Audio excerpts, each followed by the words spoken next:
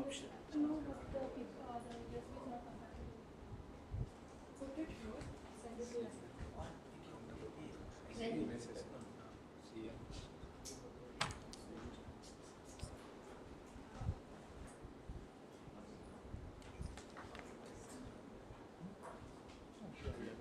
Audio?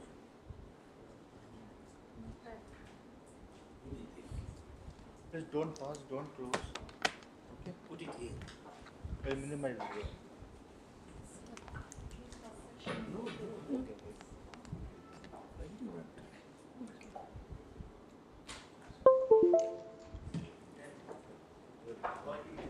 Stop there. Folder.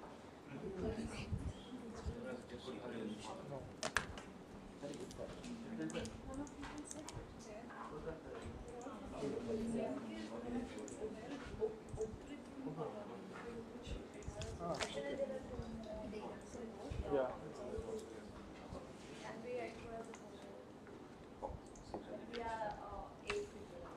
Yes.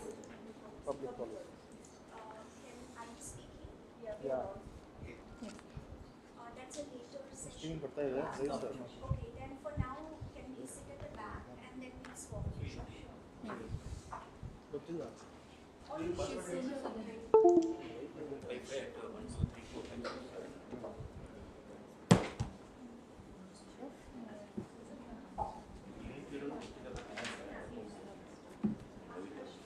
Maybe some of you can sit at the table.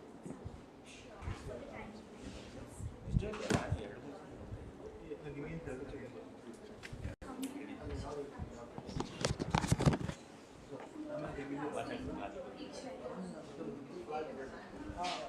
But you have to come now.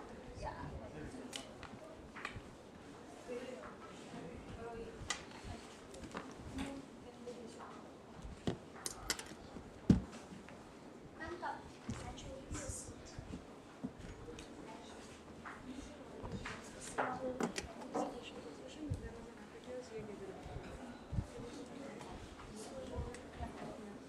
Team can join just next here. Yes. And so all these seats are for you.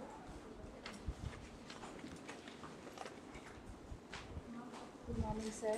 Yes, sir. Sir, you are coming for the cyber security. Yes.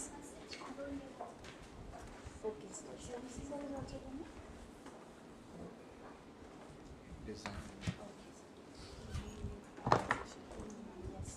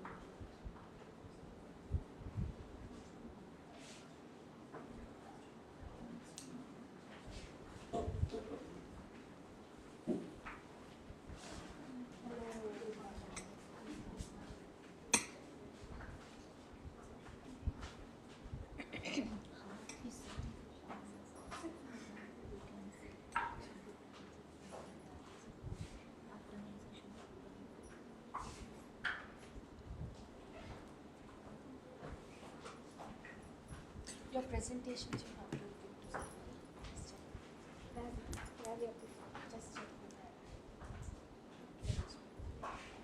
You have a presentation in right there.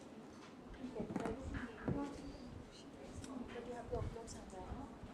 Just ask those girls, these volunteers.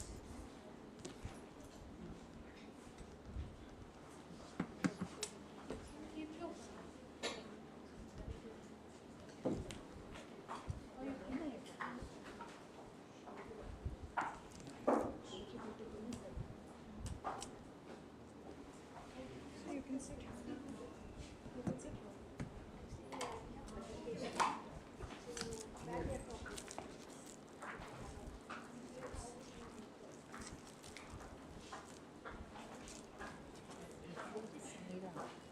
Just one hour stretch.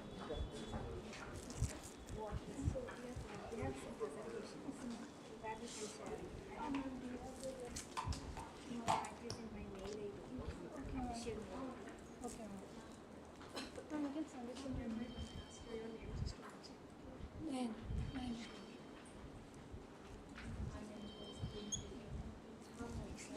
Sona ma'am and Papa. Shona.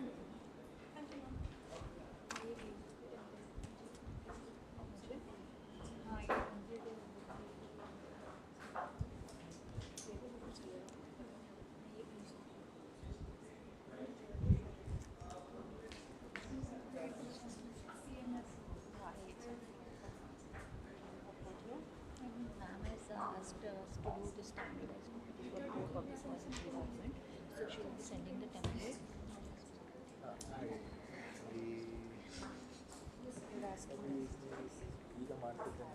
Black background नहीं रहना चाहिए.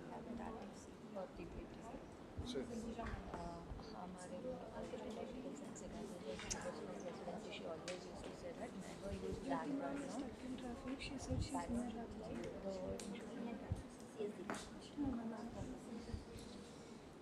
कल कोई क्यों नहीं बोल रहा था ये कल से हमको पता ही नहीं था तुम ये यूज किया but fine no problem we have time till afternoon so standardise करना है हाँ भेज रहा है भेज रही हूँ No. Yeah, we will have this. Nanna No, Nanna ಇದರಿಂದ ಕರೆಕ್ಟ್ ಮಾಡಿದ್ದೀನಿ Yes. There you, as soon as you enter there, paper right. ಇದೆ ನನ್ನ ಪಾಸ್ವರ್ಡ್ ಗೊತ್ತಿದೆಯಾ ಬೋರ್ಡ್ ರೂಮ್ ಅಲ್ವಾ Wi-Fi at the rate 1 2 3 4 5 6 7 Wi-Fi at the rate 1 2 3 4 5 6 I'm just waiting for the law team to join now. The VC also. He's coming in. Yes.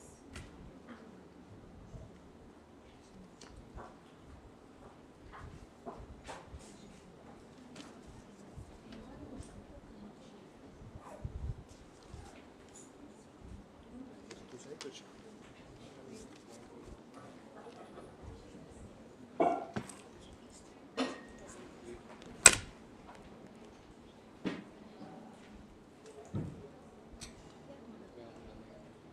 Template का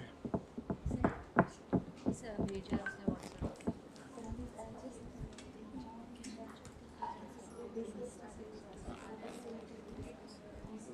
Yes, they are both coming. अरे सच्ची किसने बताया connect किया है Alex asking where is? No, I just spoke to her. Oh, okay. There she is. I'm joining. RNC Yeah, it's on. it's RNC board Yes. Ma'am, Sydney ma'am. ठीक है Yeah, it is.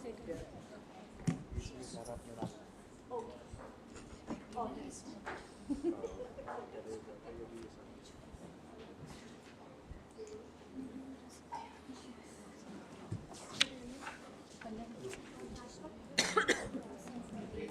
Padma also. Note down whatever the discussion was. Sit on it.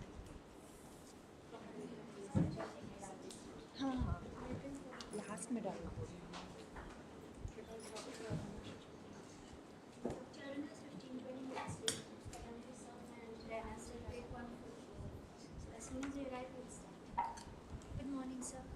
Sandeja from CNSS. So what's the sound of it? Nine. लागल बा दो करते हैं भाई वरना अपन दिन भर ऐसे बैठे हाँ? Sir Start for 5 minutes. Yes, 7.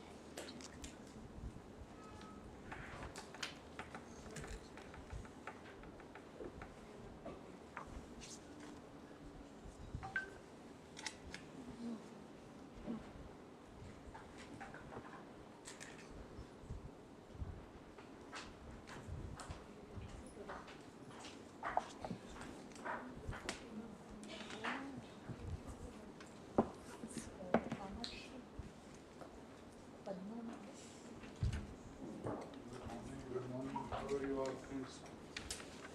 Hi, good morning. How are you all? Many great things happening, huh?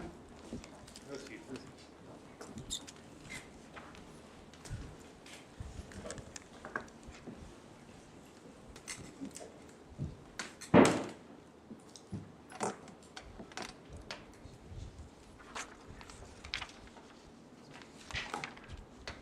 I appreciate the efforts of Computer Science Department getting integrated with it. On 18th October, we are doing a workshop also. On 18th. 18th. Very good. Cybersecurity for industry. Very good.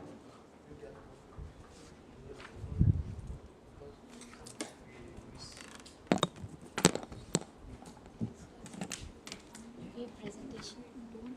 Yes.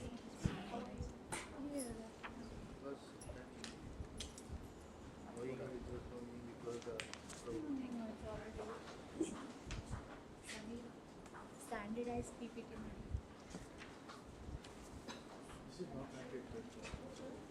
Yeah.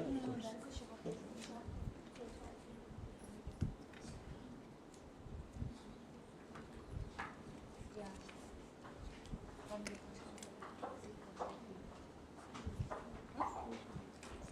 He is doing putting his screens and जो लोग present हैं Prasad, how are you? Good morning. ಮಾಡ್ತಾ ಇದ್ದಾರೆ ಅನ್ಸುತ್ತೆ ಮಾಡ್ತಾ ಇದ್ದೀರಾ Hello. Hello. Hello. Hey, you are here. How are you? Good.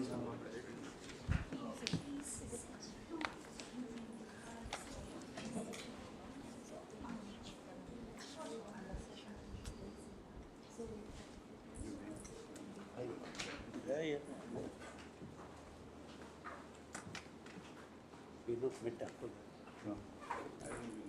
Yeah.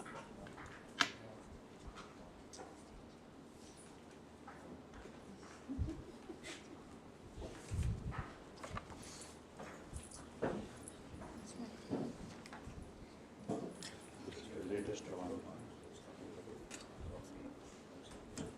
तो हिंदी में वो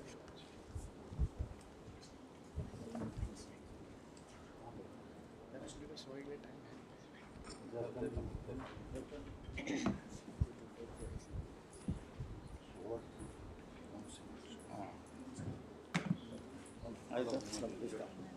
Hello, good morning, sir. How are you? Have a visitors. Dr. is not coming. Even he is ongoing president of Cyber Defense Foundation. He is coming to this, Sri Krishna ITS, Economic Affairs, Cyber Affairs. Rajan, you know, Professor Soundar Rajan, she is from NIS. You not met him? Dr. Rajan. Good morning. So I am extend you very hearty thanks for sparing the time. Yeah, yeah. Wi-Fi at the rate of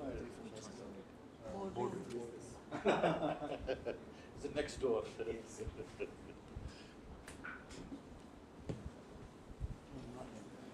AV ಅಲ್ಲ normal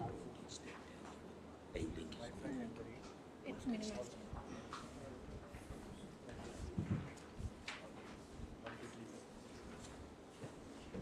All speakers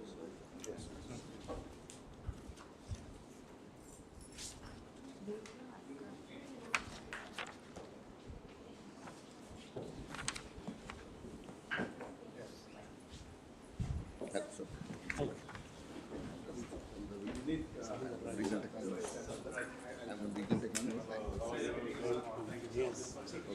Welcoming you to our university. Thank you, sir. Thank you, sir.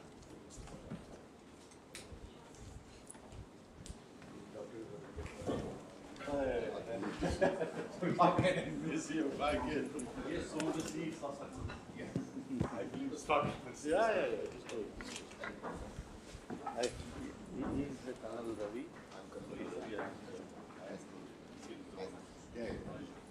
Very much Dr. Rajan, you know. Hey. Morning, sir. Small seat becomes a big tree. I'm sure that we have to nurture it.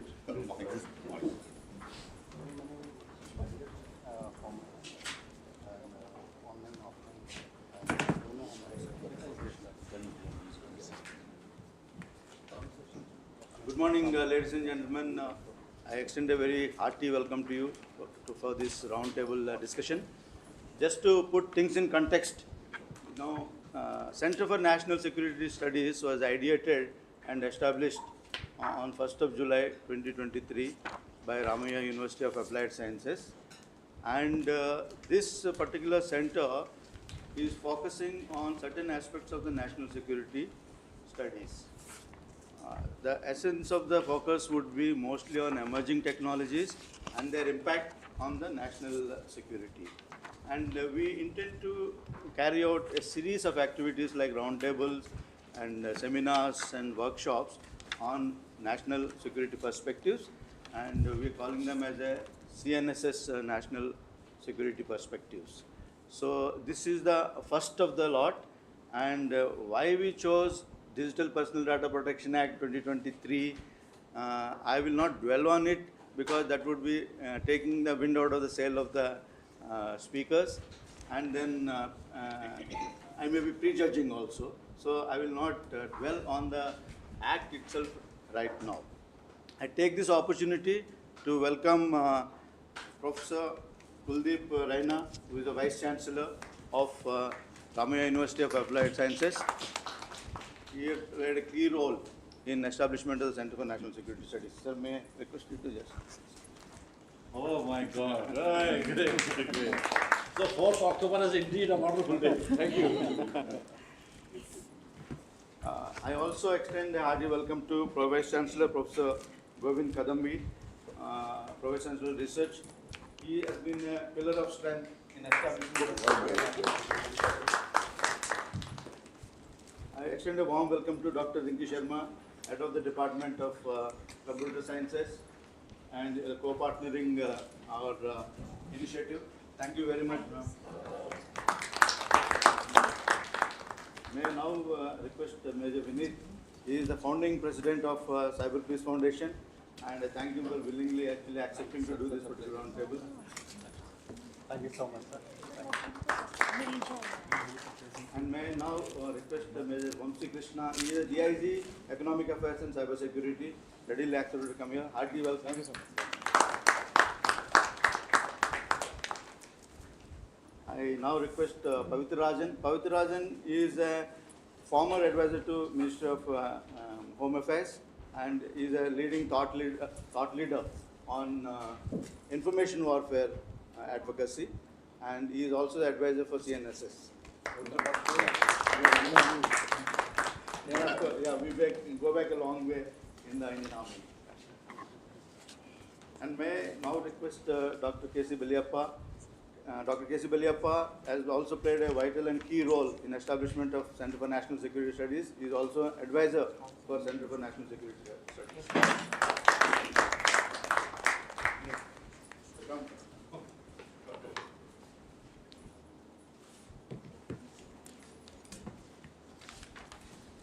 I also invite Professor Soundarajan, the head of the Department of Strategic Studies from NIS. He is our neighbor, and we had a couple of meetings earlier. I indeed thank you for attending this event, and welcome, sir.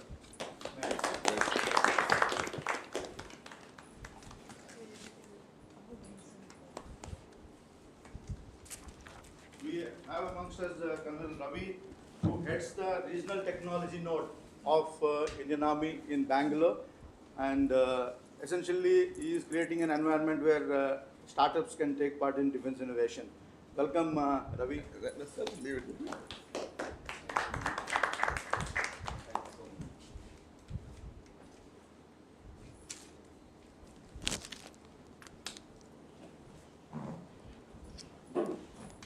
We'll formally launch the proceedings now. I'll request the Vice Chancellor to deliver his opening remarks.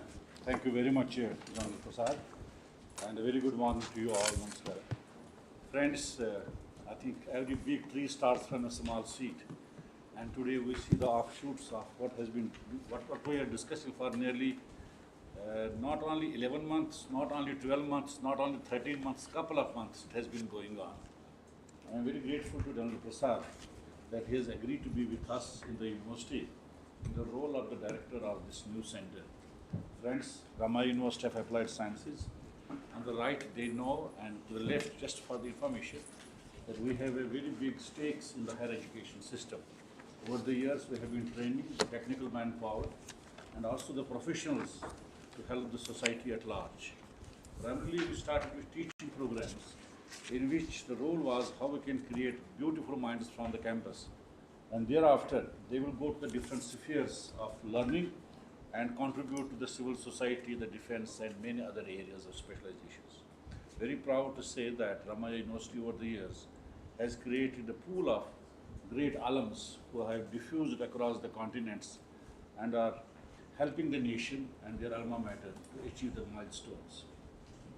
This new center is an offshoot of the thought process that was with the management, the founders, for many, many years, that how we can create a kind of an ecosystem in the universities where our students will get benefited from what is happening outside the academic spheres.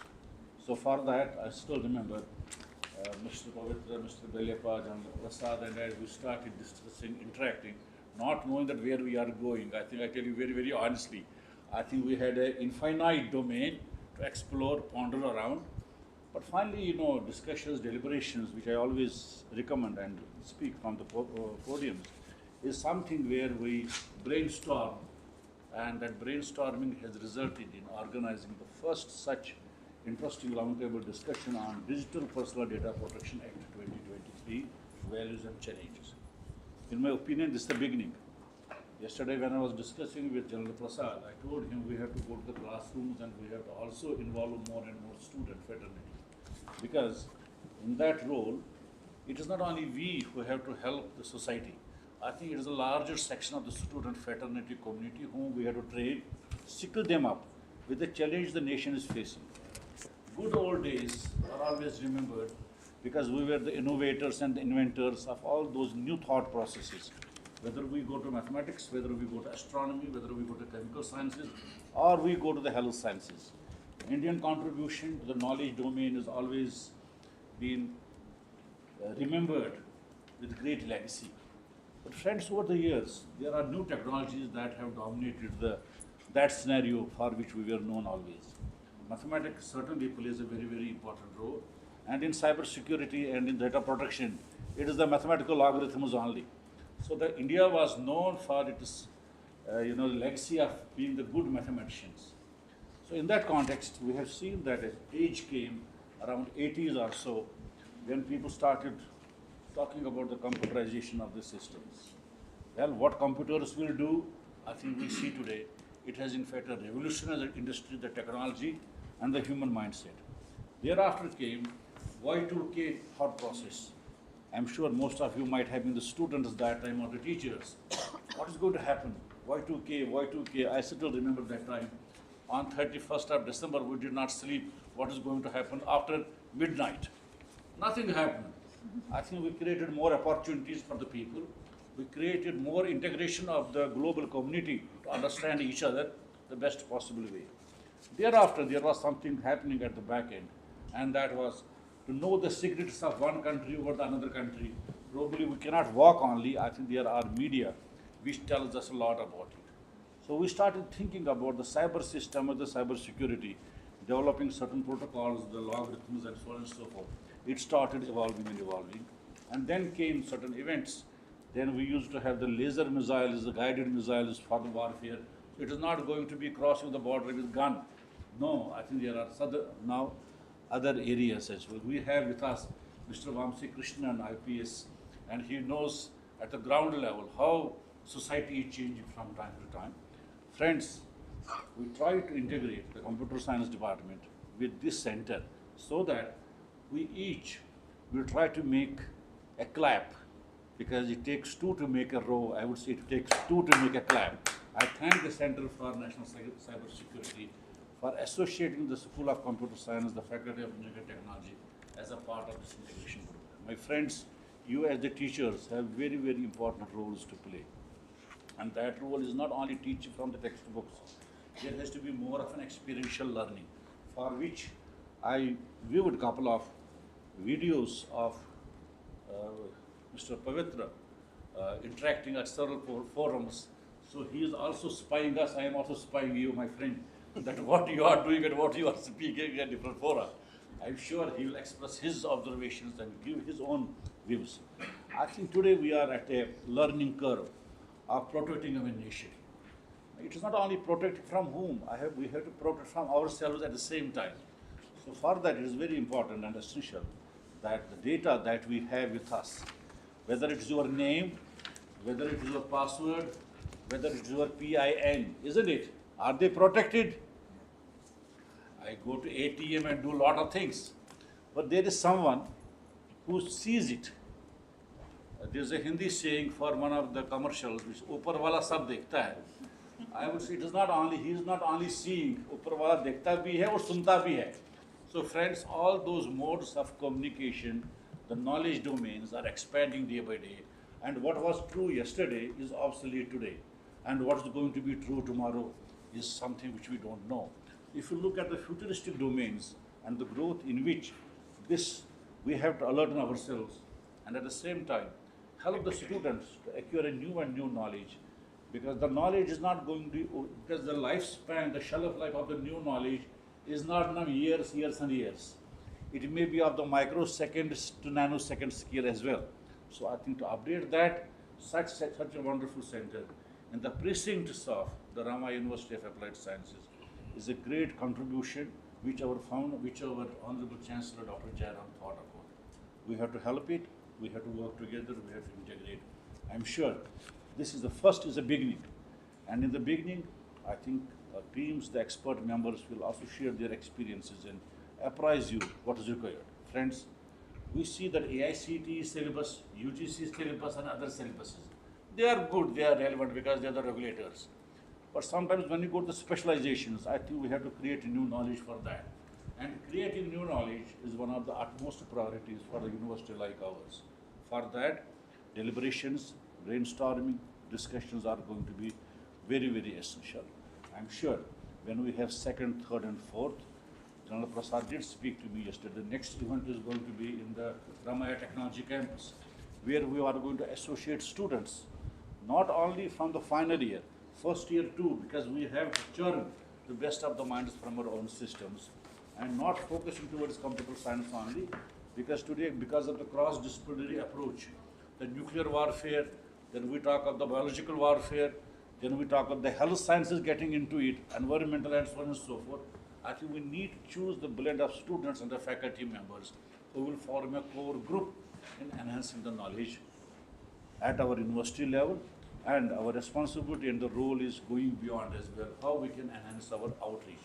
With these words, I am very grateful to the center that they asked me to be here at this inauguration function, and I spoke what I wish that we should take it forward from this level, from ground zero to the next level and next level. Our contributions are going to be very, very significant. I wish CNSS a great success in their endeavors to achieve the objectives which have been laid after our discussions as a part of the MOU, as a part of this.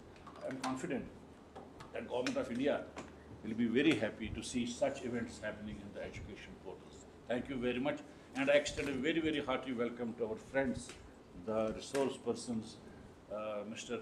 Vamsi, Mr. Vineet, my friend, Mr. Pavitra, Mr. Belepa, Mr. Sundarajan, and Mr. Ravi. you agree to be a part of this discussion and discussion. Thank you very much. Thank you very much, sir. Friends, we have a couple of other colleagues who have been here.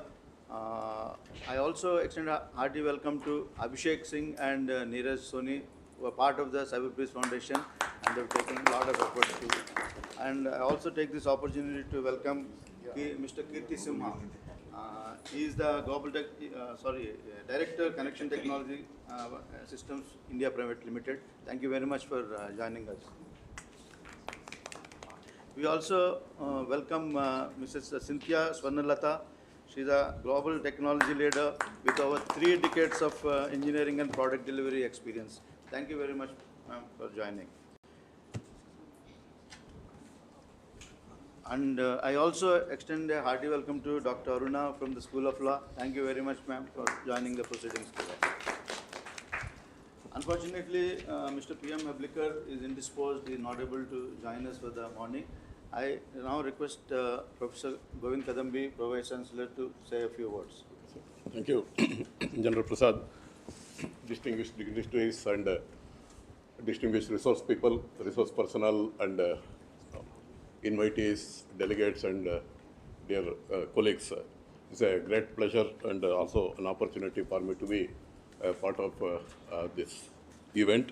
Of course, the topic is of lot of relevance to all of us, as I am not really, a knowledgeable person in this area of this cyber security or let us say data protection.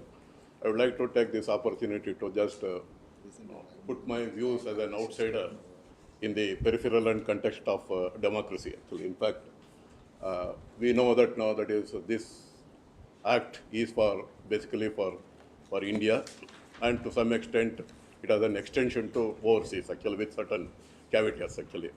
As Abraham Lincoln told, democracy is by the people, for the people, and to the people. And the success of democracy hinges on 2 things. One is individual responsibility and collective responsibilities, okay? Irrespective of whatever may be the initiatives, okay?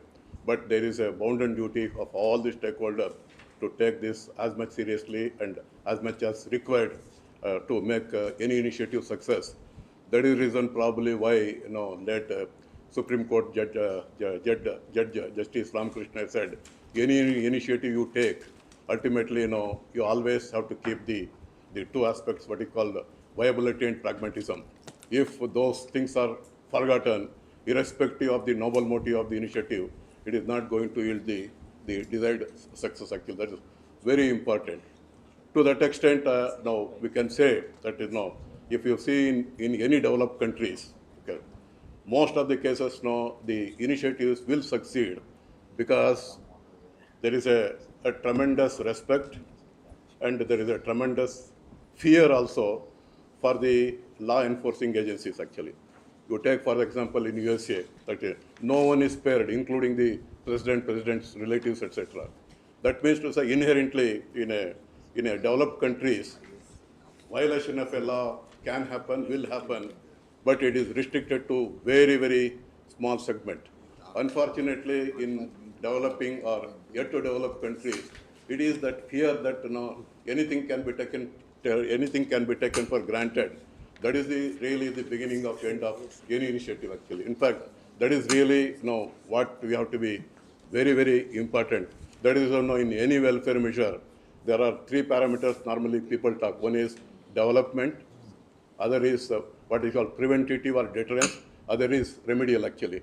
So if the initiatives don't give importance to all the 3 components, irrespective of the noble motives, it is going to fail. I am sure in this today's discussion, when you are talking about these provisions of the law, the intent of the law, and the implementation issues, I am sure now that is the experts will definitely take into account the viability and the pragmatism to take it to the desired end.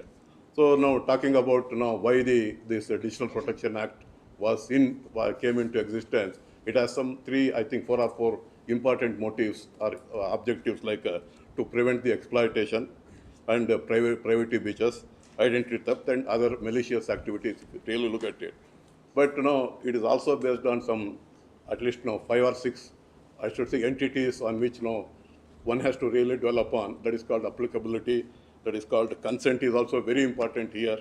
Rights for data principal, duties of data principal, as well as data fiduciaries. In fact, when you go through this, it's very important that that the importance is very much given to the consent, and that consent should be free, specific, informed, unconditional, unambiguous, with a clear affirmative action. But this consent also comes with a responsibility on the person who provides the information. That is also equally important, because if intentionally some misleading information is given, even the data principal also is susceptible for a prosecution or like that. That means there is a sense of what I call as the individual responsibility. At the same time, there is also a sense for collective responsibility on the form of the government actually. So again, in a democracy, anything that you have, I know that because of the Supreme Court judgment of 2017, Justice Putswamy versus Union of India, Supreme Court did come out to saying that privacy of information is also a fundamental right. That moment that is, we talk about fundamental right, again that is in India, we are also having a directive principle. So no right is absolute actually. In fact, when it comes to sovereignty and the security actually, that is, nothing can be taken as an absolute. In a sense, every right is relative to the extent that it cannot compromise the existence and survival of the state actually, country. To that extent, that these provisions have been made. And good thing is, look at, this act also provides called a Data Protection Board of India. I heard that it is a civil court in nature, and the beauty is actually that is no court can interfere in it, except the government of India itself can seek information. To that extent, that is, yes, it gives you the what you call, as Supreme Court said, privacy of data is a fundamental right. But again, if this fundamental right is tending to be misused for any other purposes, definitely government can interfere. To that extent, there is a difference. To that extent, I can say we have to consider couple of things in the process of deterrence. Sometimes we think if you have that perfect deterrence, we tend to think it is becoming autocratic. So when that provision or when that feeling of we cannot be that deterrent, then it becomes dilution. So there should be a trade-off between I should say deterrence and dilution. Again, that is in a democratic country, in a democracy, always there will be opposition. Okay. So in the process of principle, which is supposed to be active, there is a tendency to go to activism. Okay. So when this activism takes lot of prominence, correct now, then definitely there is a fear of dilution of any act that also like to be there. Other one is, we have to be careful because it is a collective responsibility, and also there is an individual responsibility. We have to be very careful about overreach and over-ambitious. Okay, over-ambitious is a good intention, but in the process to reach that, it becomes, overreach. And in a sense, why we have to take all these things is, in a civilized society, there should not be, and there is no provision for personal destruction. But unfortunately, we live in a non-ideal condition actually, and there will always be shortcuts for some unscrupulous organization and people that leads to what we call as a personal destruction. I am sure the provision of this data protection is to see that even if one attempts for personal destruction, it is not that easy. I am sure now that these are the issues which will be taken, and I am sure correct now that is the listed items like applicability, that implementation, the consent, and I should say the responsibilities of data principal, the duties of data principal. I am sure if this board of this Data Protection Board of India, and if the individual citizens, if they take care of our duties, normal duties, and if you don't indulge into what you call shortcuts, definitely it will be a success. Probably that is the reason why corrupt-free mind is very important in democracy, and that's why probably Dr. Kalam told if we want a nation to be corruption free, and if we want to be a nation of, I should say, good mind, the three things which are of societal relevance are needed. One is father and mother and the teacher. I'm sure father and mother because that they teach the character, and the teacher because they are also an extended family. Probably that is the reason why we can say Swami Vivekananda advocated what type of education we need. We need the education where character is built, the intellect is expanded, strength of mind is expanded, and at the same time where one can stand on the feet actually. If these ideals are imbibed in the society, it is not an easy thing, it is only an incremental and a perennial process. Probably if the character is developed, I think any of these such laws can be taken care and they will yield the desired results. Again, I take this opportunity to thank Major General Prasad for having given me an opportunity to share my views. I hope by the end of the day, a lot more practical and pragmatic issues will be discussed. Thank you. Thank you very much, sir. May I now request Dr. Rinki Sharma, Head of the Department of Computer Sciences and Engineering, to give opening remarks. Thank you, sir. Respected dignitaries, invitees, experts from Cyberpeace Foundation, my dear colleagues. Sir, first of all, thank you for involving the Department of Computer Science and Engineering in this discussion, because we do teach network security, information security and protection, the technical aspects to our students. And these kind of discussions do help us, widen our perspective of what actually is happening in practical. Now, talking about the Digital Personal Data Protection Act, what it says is that every citizen has a right to to consent that how their digital information can be used or may not be used. We many times when we go for shopping or anything, right, or online also on different online portals and all, we share our information. Now, how is that being used? Where is it stored? How protected or safe those databases are where this information is stored? That is one thing. Apart from that, how the online platforms are using our data. Many times when we access our website, we have seen that there is cookies wherein they do take our information. Now, of course, there is a provision that we can say that whether they can use or there's an advanced setting where they cannot use it. So how does all that work, and where that is the technical aspect. Another aspect is that a citizen has been given a consent that whether their data can be used or not, but up to what boundaries. Because during the emergency, the Act clearly says that government has complete right to use your data. Now again, how protected that data is, where does the boundary of citizen stops and where does the involvement of government starts? That is another one thing that we have to know and we have to discuss. This bill has been debated and then cleared in the parliament, but for us civilians, we need to understand with all the involvement of all the experts that what exactly are the aspects of this Digital Personal Data Protection Act. Because the government says that if you think that the data has been used wrongly, you can always go to the Telecom Dispute Tribunal and then you can apply there that my data has been used wrongly. In what cases can we go there? In what cases we can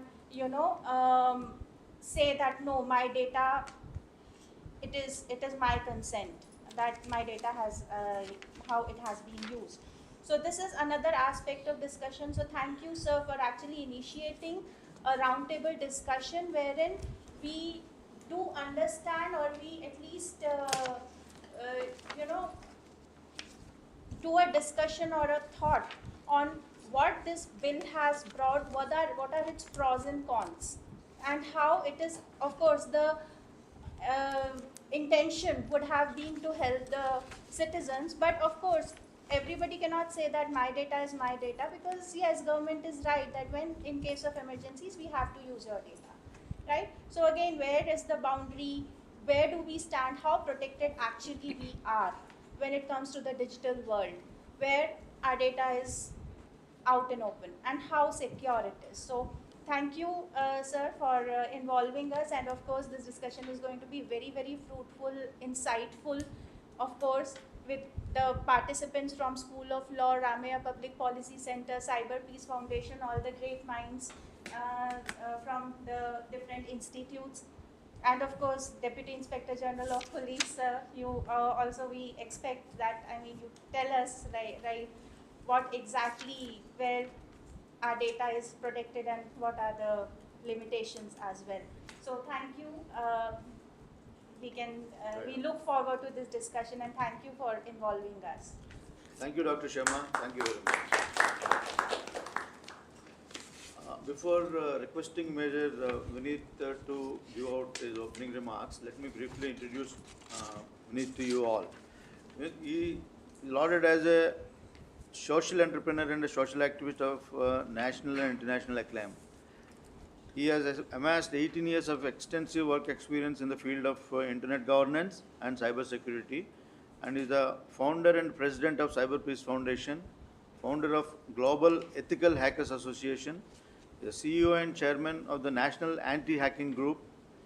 He is an alumnus of Cranfield University, United Kingdom, where he is specialized in cyber defense and information assurance, and has studied leadership at Cambridge University, UK. Major Vineet has been instrumental in shaping the cyber security efforts against cybercrimes, not only in India, but throughout the world. He is a member of the various forums such as Cyber Security Task Force of NASSCOM, DSCI, established by the Honorable Prime Minister of India in 2008, part of the Government of India's delegation to foreign countries, and member of the Advisory Council of Public Interest Registry, USA. Advisor and member of the expert group to government agencies, UN agencies, non-government agencies, public and private universities.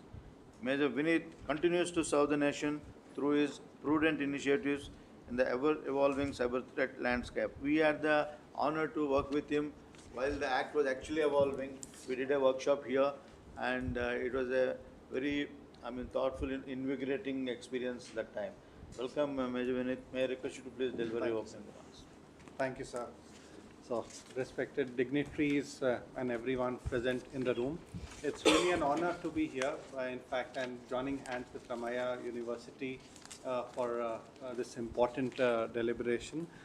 In fact, as General Prasad just mentioned, we had series of discussion for the journey with cyber peace and data privacy. It started with a program called as My Data, My Privacy, where we had a series of programs under that banner.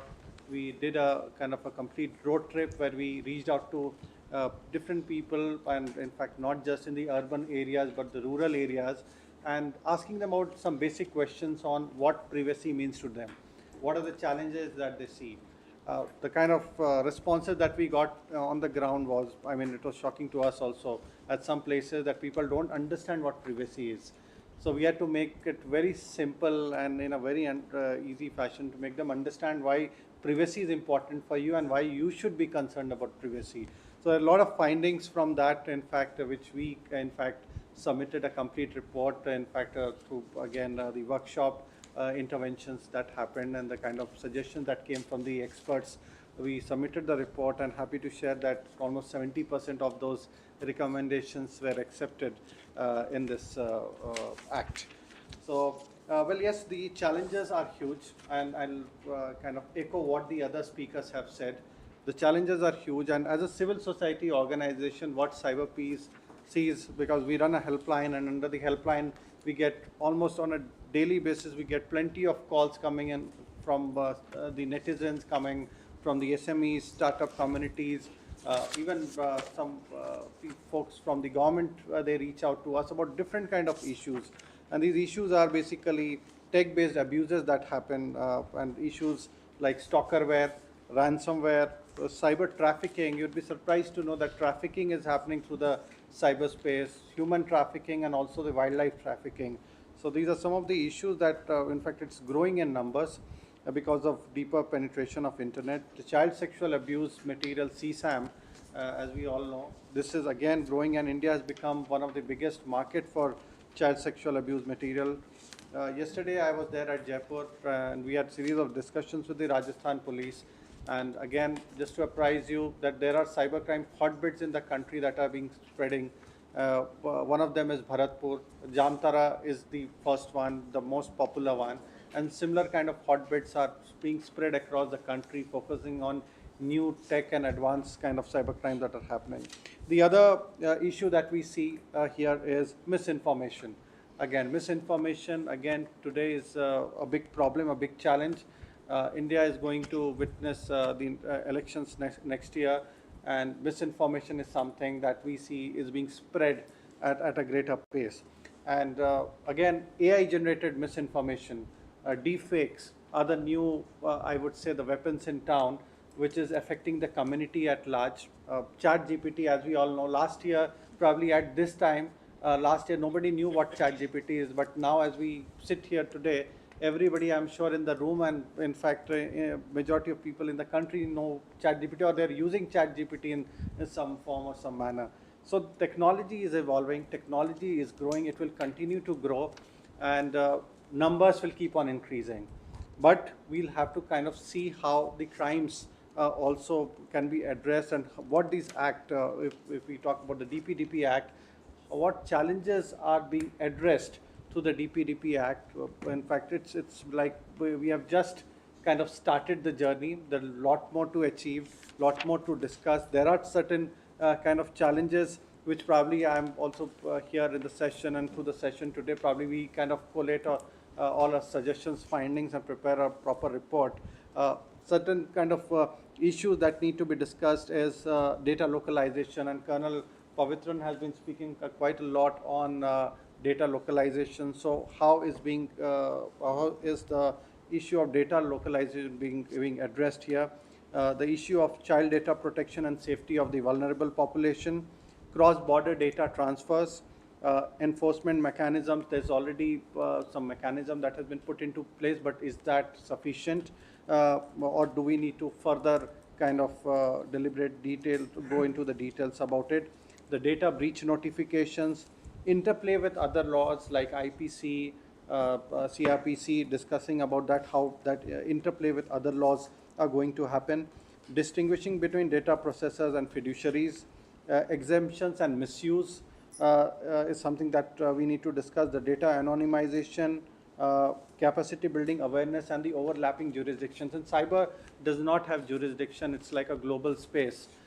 So what jurisdiction would matter? And similarly, international laws that are in place, like the MLAT process, the LR process, the DMCA, the Digital Millennium Copyright Act, there are certain acts passed by the other countries. How this gelling would happen is something probably maybe in the discussions would look forward to answer many more answers. I have some data probably, and would like to share with you on basically how the technology is growing, and this I just picked up from a report by Irene, and it shows IPv4, we are having 11.34 million IPv4 connections in India.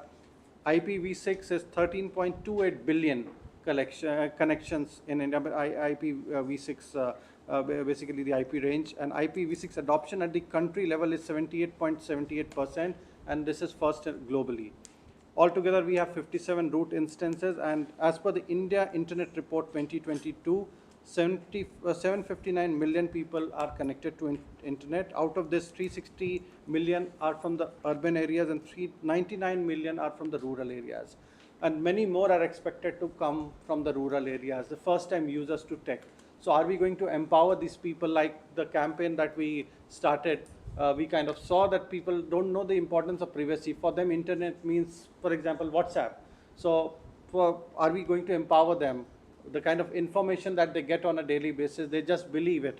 So imagine the issue of misinformation, how it can spread in the community, how it can manipulate mind, and then the information warfare and the other issues that are there. So probably this is a good start point. We have been kind of pushing it, and after so many years, we have the act in place.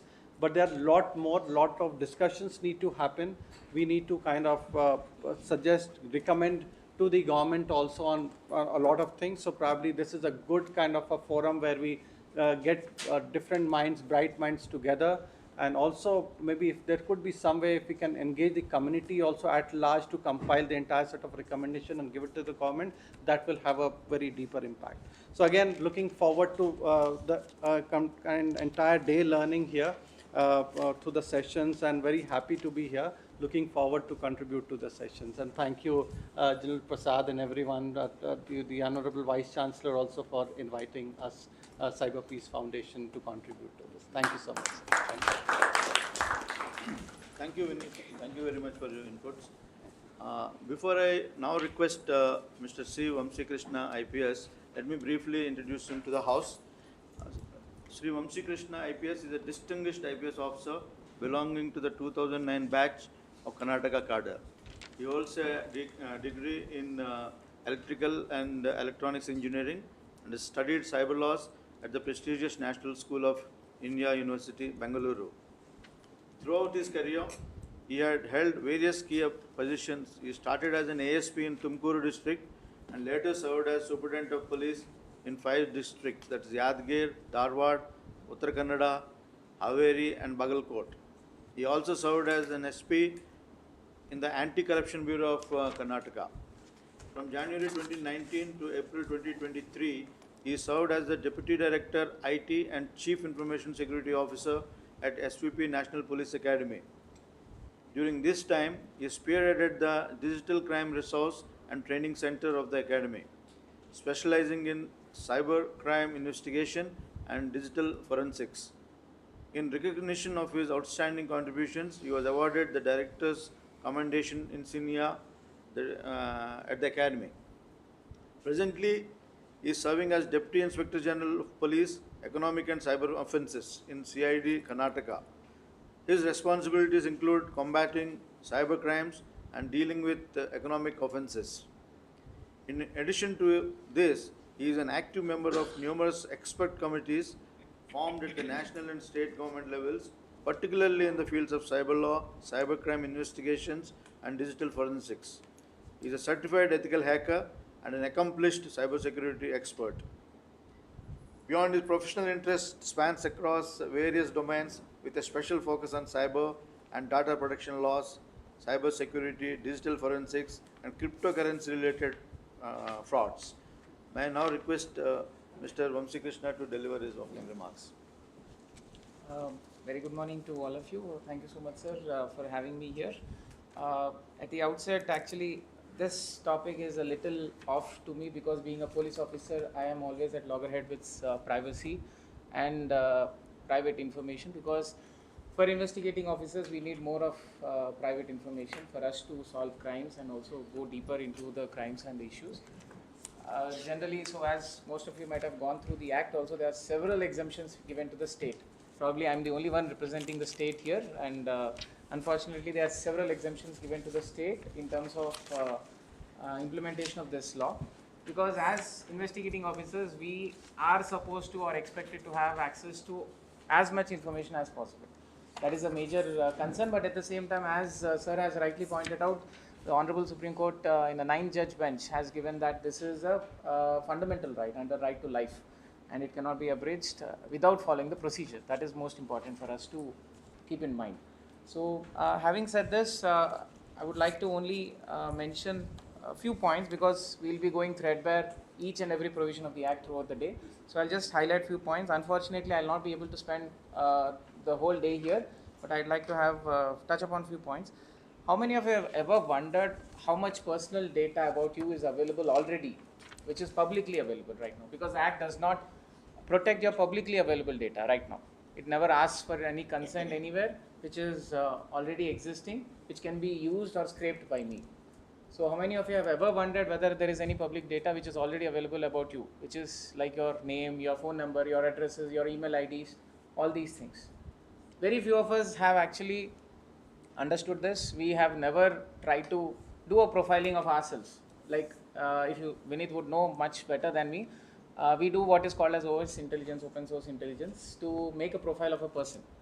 For that, we scrape what is available openly in the internet without going deeper. So we try to make a whole profile. And I can promise you, I can make profile of each one of you sitting here through various social media platforms, through various resources which are openly available, which are already openly available. So we are talking about data which is about giving consent to protect ourselves, giving consent to protect my personal data, but lots of data is already there.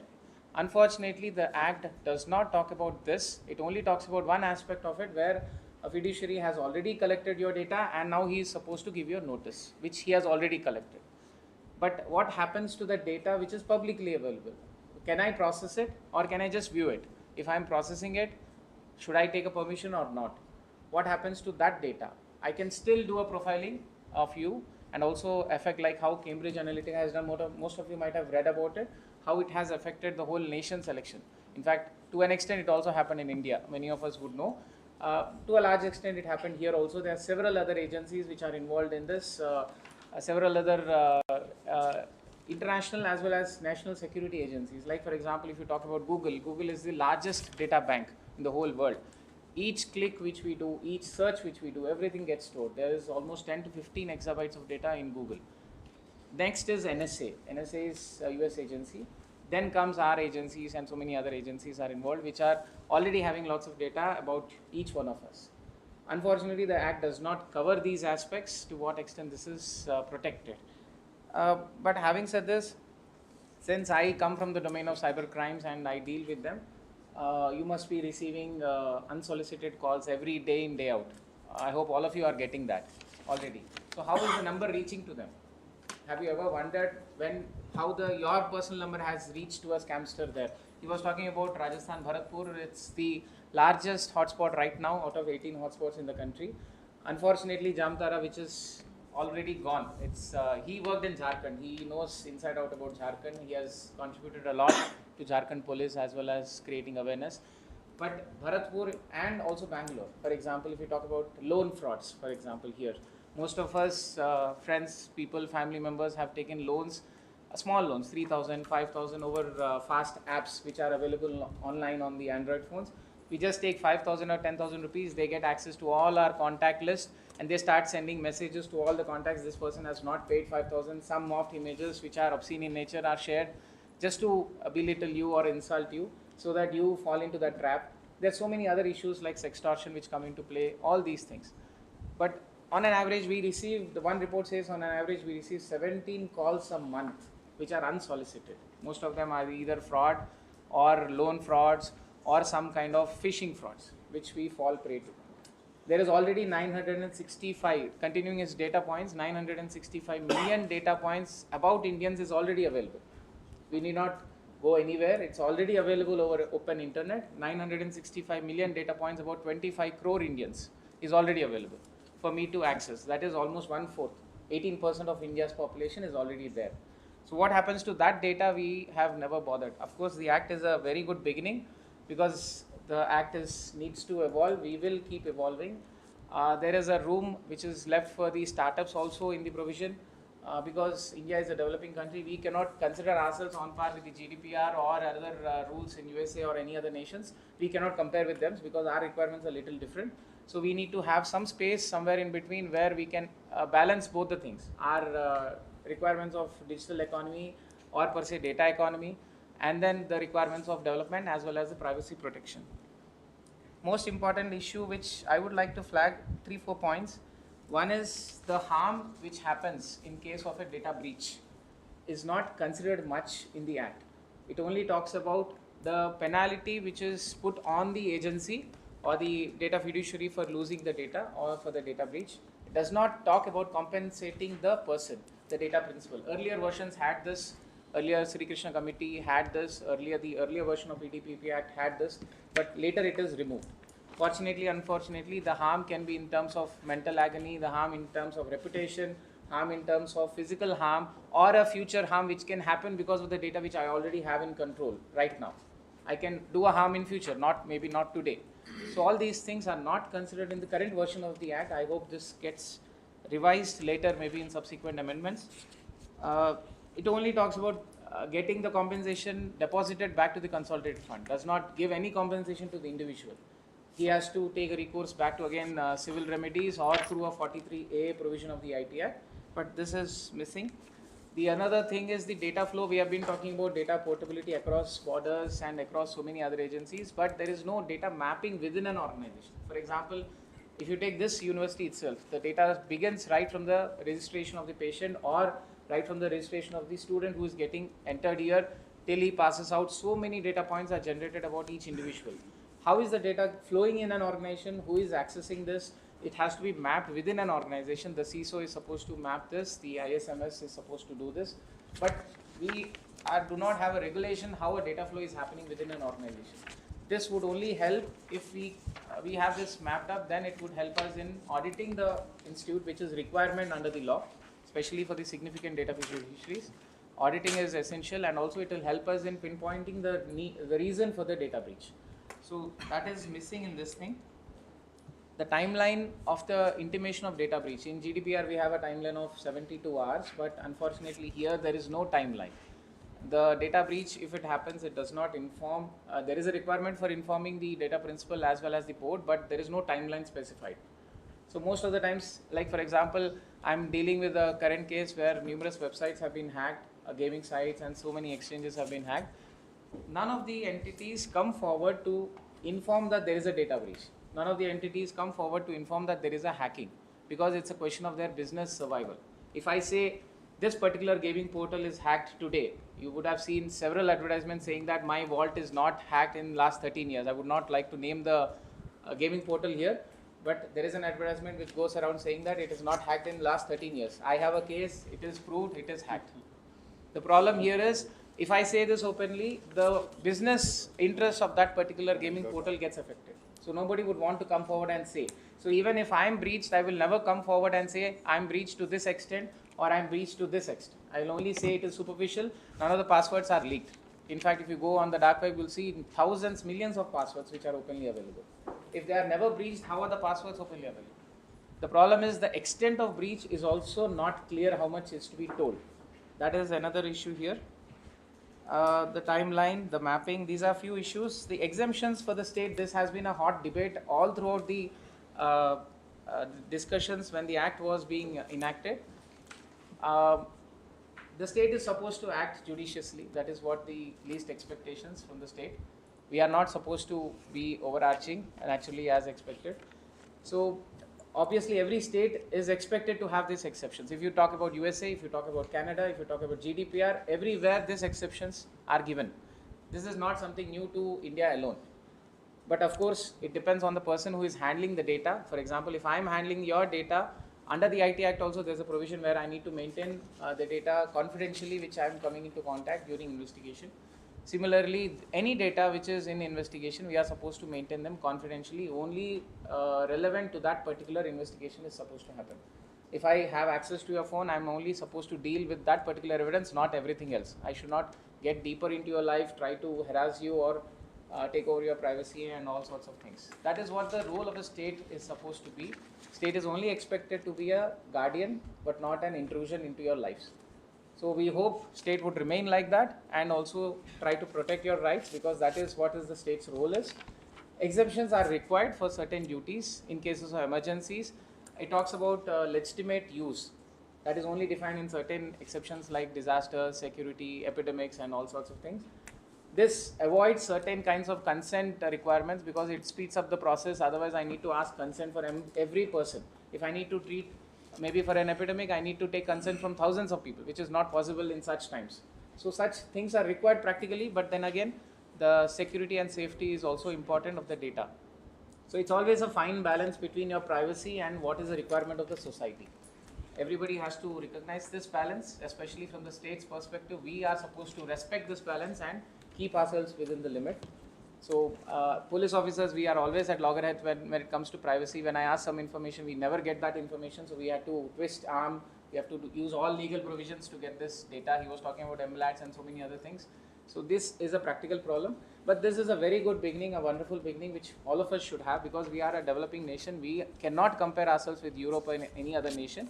It cannot be ideal. It cannot be perfect right now. It will evolve. It will take its own time. But there are many limitations which need to be corrected in due course of time. And I hope I am not quoted because out of context. That is very important. it becomes very dangerous if we are quoted out of context when we go out. So since it's a closed door discussion, I was open and would like to discuss all these things. And thank you so much, sir, for having me, and thank you, sir, for inviting me here. And I hope you have a fruitful discussion and a great learning throughout the day. Thank you so much. Thank you, Mr. Vamsi. Incidentally, Mrs. Vamsi Krishna is also in Ramaya University of Applied Sciences in Department of Dental Medicine. It's a coincidence. Okay, thank you very much, Mr. Vamsi Krishna. Before I call upon Pavitra Rajan, I'll give him a very brief introduction about Pavi. I request General Prasad sir. to excuse me, please. I have some other commitment at 11 o'clock, right? I'll be going, but would certainly listen to your YouTube. Okay, sir. Thank you very much. Thank you. Thank you very much. Please take care. I took this Raj Patra along with me so that I read at home and it's Nice. pleasure indeed. Thank you very much for being with Thank you, us. sir. Thank you very much. Pleasure meeting you. Please take care and enjoy the day. Don't get stressed by cyber laws because they are as flexible as the space is. Thank you. Okay, I was just talking about Colonel Pavitran. Pavitran and myself, we go back a long time in the services. And Pavitra Rajan is, of course, a military veteran and a tech entrepreneur and an academic. He is a former advisor at the Ministry of Home Affairs and an adjunct faculty at the Cyber Security Research Center, Punjab Engineering College, and advisor for Cyber Peace Foundation. He serves on the board of 2 private limited companies, and of course, writes, is an author of Engaging China, Indian Interests in the Information Age, and regularly writes for various publications. May I request Colonel Pavitran to give the context of the DPDP Act from national security perspective. Thank you, sir. So can I have that slide up? Yeah.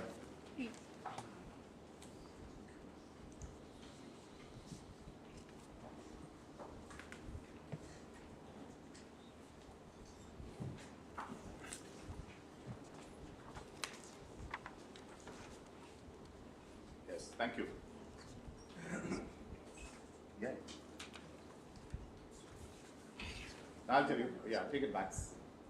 Take it back to the heading. So, locating data privacy in the national security paradigm. Finally, we are what we are because there is a nation standing behind us. We've got laws which protect us. We've got a military which guards our borders. We've got police forces which, ensure that we are reasonably protected. We've got a judiciary which ensures that all rights are upheld. We've also got a legislature which brings us laws, and when laws are not found suitable, they change those laws and they update it. So, next slide, please. Yeah. So, I'm sure people would have all read about privacy, but just to give you a context, that is the definition of privacy as far as the Britannica dictionary, the English word privacy. Okay, a state of being alone. But how is a state of being alone related to national security, and how does it become a fundamental right? Why is it so important that the Supreme Court finally in a 9-bench had to give it as a fundamental right? Because remember, usually it is the legislature which takes the lead, or the government which takes the lead in defining a fundamental right. But in India it has not happened, and there are reasons why it has not happened.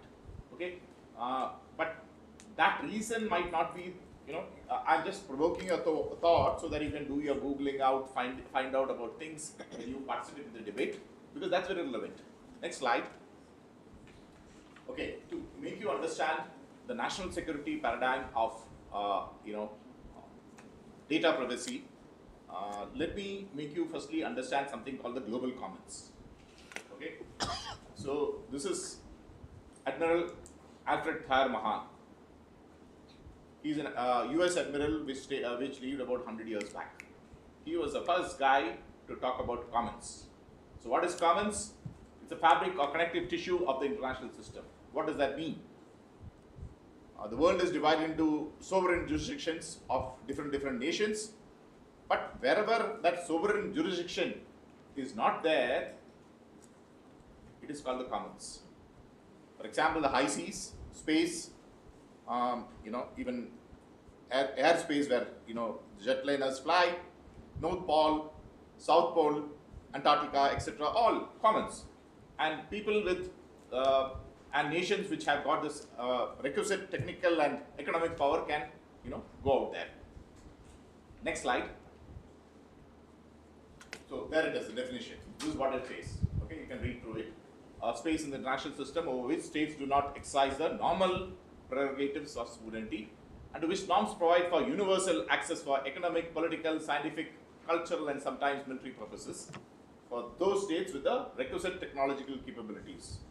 That last, requisite technological capabilities, are very important. Next slide. Okay, so there it comes. An MIT professor, he said, command of the commons is the key enabler of US global power position. Okay, it allows the United States to exploit more fully other sources of power. What does that mean? How does command of the commons make the US the most powerful nation on the planet? How do they restrict and bend the rest of the nations to their will to ensure a global order is upheld? Next slide. To make you understand, I have just shown you this particular slide. Maritime. Okay, I think there was one more slide before this. Go back. Okay, next slide. I think it or something it has. Okay, next slide. Yeah. Okay, this slide. I think in my hurry I was doing. I have all these slides, so I just. But okay. So to make you understand, let me try and show you the strategic choke points of the globe. So in the 18th, 19th, and 20th century was, sea power was supreme for command of the commons. So what is the sea power? What did Admiral Alfred Thayer Mahan do? He basically analyzed how does Britain rule the globe? How did it rule the globe? It is not that any British gentleman analyzed the map the way it is currently today and said, okay, these are the choke points and we need to, dominate it.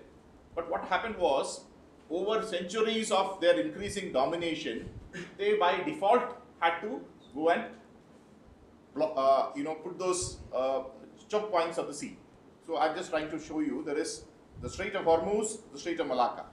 These are straits where the trade has to narrow into a choke point, and that is the place where ships can, otherwise the oceans are vast. So that is the place, if you can control trade. Okay? Go back one slide to make you understand this in slightly more context. I've just shown you the Strait of Malacca, and that is the maritime trade routes of China. Okay? You will see almost more than 90% of Chinese trade is through the Malacca Strait. And out there sits Malaysia, Singapore, etc. And they say the US Navy is the strongest Navy in the world. Okay? So Admiral Thayer Mahan, 100 years back, looked at the map, okay, before independent India existed, and he said this China, when modern technology dissipates into them, will be a huge threat to Western supremacy, and it needs to be tackled. So what did it do? Through careful military and diplomatic strategy, they created the first island chain of defense. That means they ensured Taiwan, Japan, South Korea. Those are considered the the first island chains. They will always have to be with the United States to control China.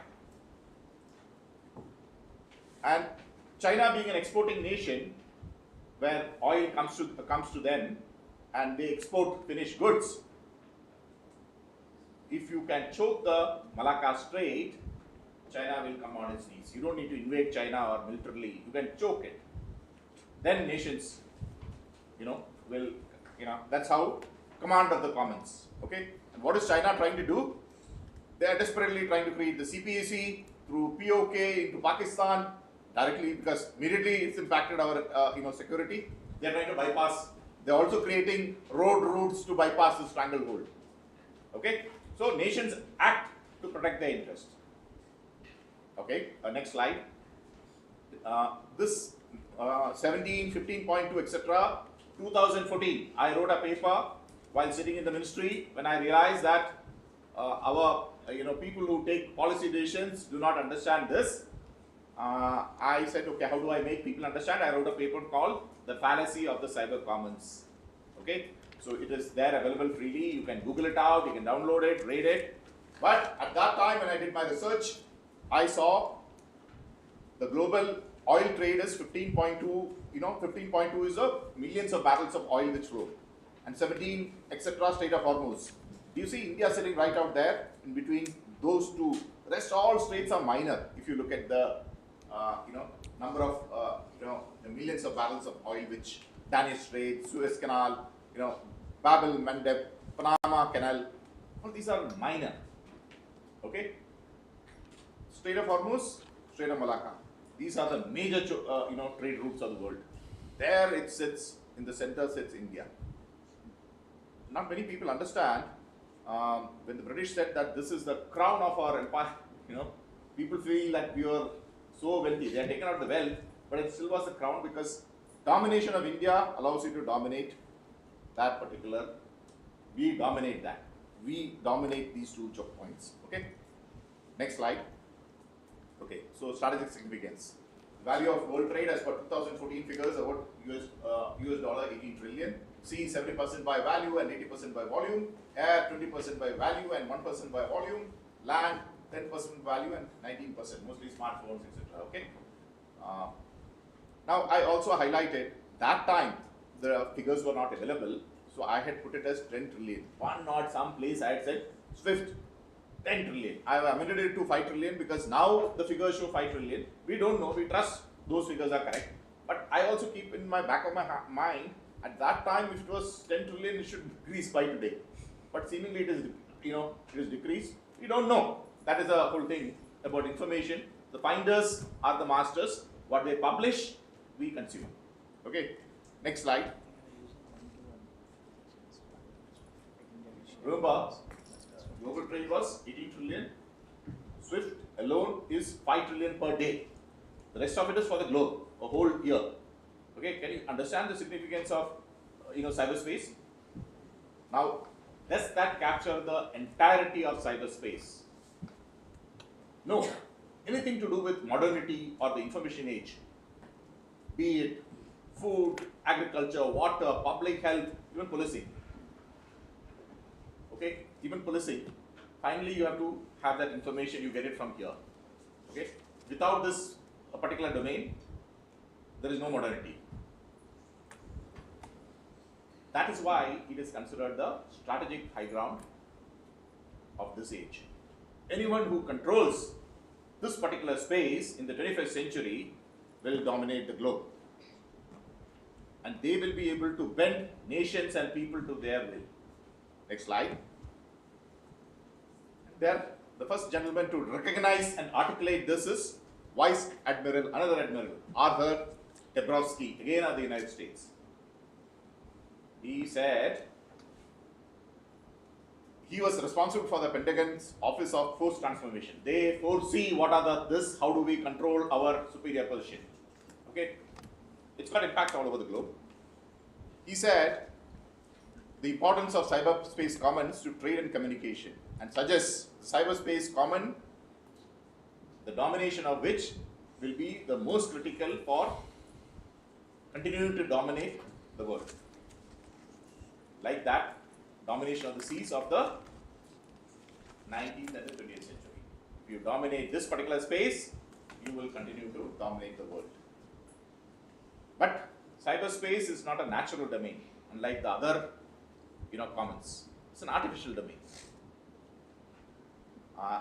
And it's got a certain, different, it's evolving, continuously evolving. Okay? But if you look at cyberspace, this was created by DARPA. In fact, there is a fantastic book, two books in fact, The Imaginers of War and Surveillance Valley. Okay, these are two books which I recommend that you people in your own spare time should read. Both are fascinating. You will realize that cyberspace was not made for the common human, goodness of humankind. It was created to control populations. Increasingly, I realized when I use the term population control, it's got a different connotation in India. We think it's family planning. No, it is to control the masses. Okay? If you control the information flows, you will be able to control the masses. If you control the masses, you will control their political system. Next slide. How does that happen today? So I call our man Snowden the prophet of the modern times. Maybe 1,000 years hence, he might be hailed as a god, he might be hailed as a prophet, he might, people might start up a religion on his name. Because I divide this particular time to pre-Snowden, post-Snowden. Pre-Snowden, there were people like me who used to come and try and tell people that this is not happening correctly. But in India, this was the fastest growing economy. NASCOM was dominating, they were rolling, people were, I used to tell them that security was a problem. Then came Snowden. Snowden took out all that data which he took out. Only a minuscule part of it is, is being published. Rest of it is not being published because the truth is dangerous. Although we do have a national slogan said, Satyam eva jayate, but for that you need to know the truth. The truth is dangerous. Globally, everyone guards it. Very, very, because the second the truth is known, then you get power. Okay? That is how it, so what does that show? It shows a Cisco router where an American NSA organization, it is supposed to be shipped. They have intercepted that particular shipment. They are opening it up, changing the software and the hardware, and then it gets shipped. Next slide. Another slide from Snowden. How all the tech companies, which year they all joined the NSA's program, they were taking money and they were sharing all data directly with the NSA. American NSA, not our NSA. Okay? In spite of this, at that time, I was with the Punjab Engineering College, so I used to have professors all who had done their PhD in cybersecurity. They used to, before Snowden, they were condescending, they were polite, because I was serving army officer, they had to be polite. They used to try and make, they used to listen to me, and they used to say, second Snowden came out, the first, this is how did you know? So I said, multidisciplinary. If you look at 15 disciplines, and since I was an intelligence officer, I knew if they had to control the globe, they had to do this. It's basic, simple. Next slide. So, one of the first people I would say, because at that time I thought I was doing a great discovery, I wrote in one this saying this is data colonialism. Okay? And 1 month later, Yuval Noah Harari also came on WF and said, data colonialism. I even sent the tweet to him saying, hey, I told this before to you. He didn't respond. But anyway, what he says, when you have enough data, you don't need to send soldiers in order to control a country. Okay? Data giants in San Francisco, Shanghai could compile the entire medical and personal history of politicians and officials in distant countries and use it to influence them or manipulate public opinion about them. He said that. So, that is why we have to examine our laws which are now getting, formulated. If data is so powerful and if they can already control, the data is all out, and if they can already control all our light, was that law created to protect us? Is it protecting our privacy? Is it looking after our national security? Next slide. Sun Tzu, okay, he's considered the sage of war, a very wise man, Chinese guy. He said the supreme art of war is to subdue the enemy without fighting. If you have the data, you don't need to fight. Peace will prevail. But will that peace to be our advantage? I don't think so. Next slide. I'm open to questions. If you have any. Otherwise, we participate in the discussion. I've got a lot of other points. But the power of privacy. If my opponent has all the data about me, or let me put it in another way, I have got all the data about you. I know you 360. Okay, right from the time of your birth. Your most internal thoughts, I can plot what you will be, what you will do also 2 months later, because I more or less know you. You know nothing about me. Absolute, I am God. you are worse than an animal. Okay, that is why privacy is important. Are we doing that? Bangalore has got all the answers because the vast majority of the population, the economy is dependent upon people who work for big tech. So, will I look at my future, my children, my nation, or will I look at my rosy roti and my car today? You will then realize how did the British take over India. They might have had a small little thing that this is not going the right way, but immediate priorities are always supreme. Thank you. If there are no questions. Thank you very much, Pavi. Thank you for delivering in your own inimitable style as always. And if you have questions, of course, we can carry to the next sessions definitely. I may now request Professor Soundararajan from NIS to give his opening remarks. Thank you. Thank you for giving me this opportunity. After listening to the thundering talk by Pavitran, I don't know, I might sound like a mouse, but the subjects that I want to discuss is very similar to what he said.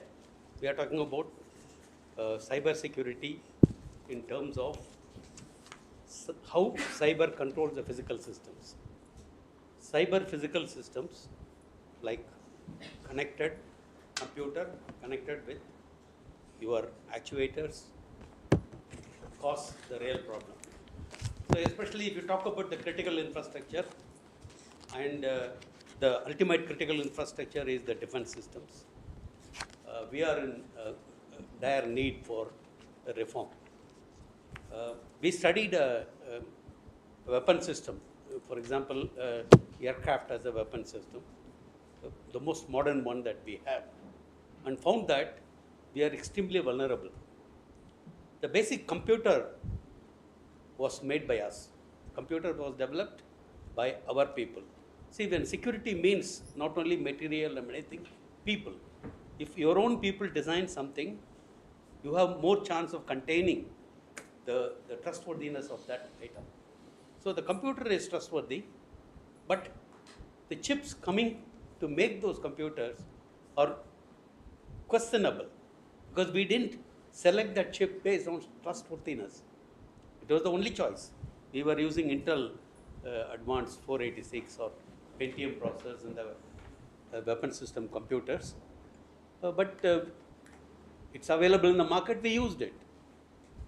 The fact that we are using it for a weapon system is, if it is not known to the manufacturer or intermediary in the supply chain, there is no problem.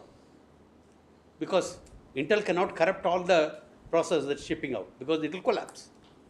But if it is known, and how does it get known? I'm a government organization. I want to advertise to buy a Pentium chip. I have to open it up. Nowadays, the portal is there, e-portal. Anybody, any agent sitting across the border, anywhere, sitting inside this college also, can access all the information that what is this laboratory.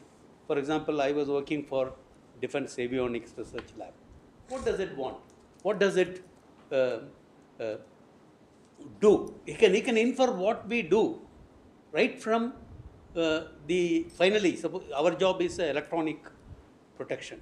Means we protect the spectrum from being used by others, and we want to use the spectrum.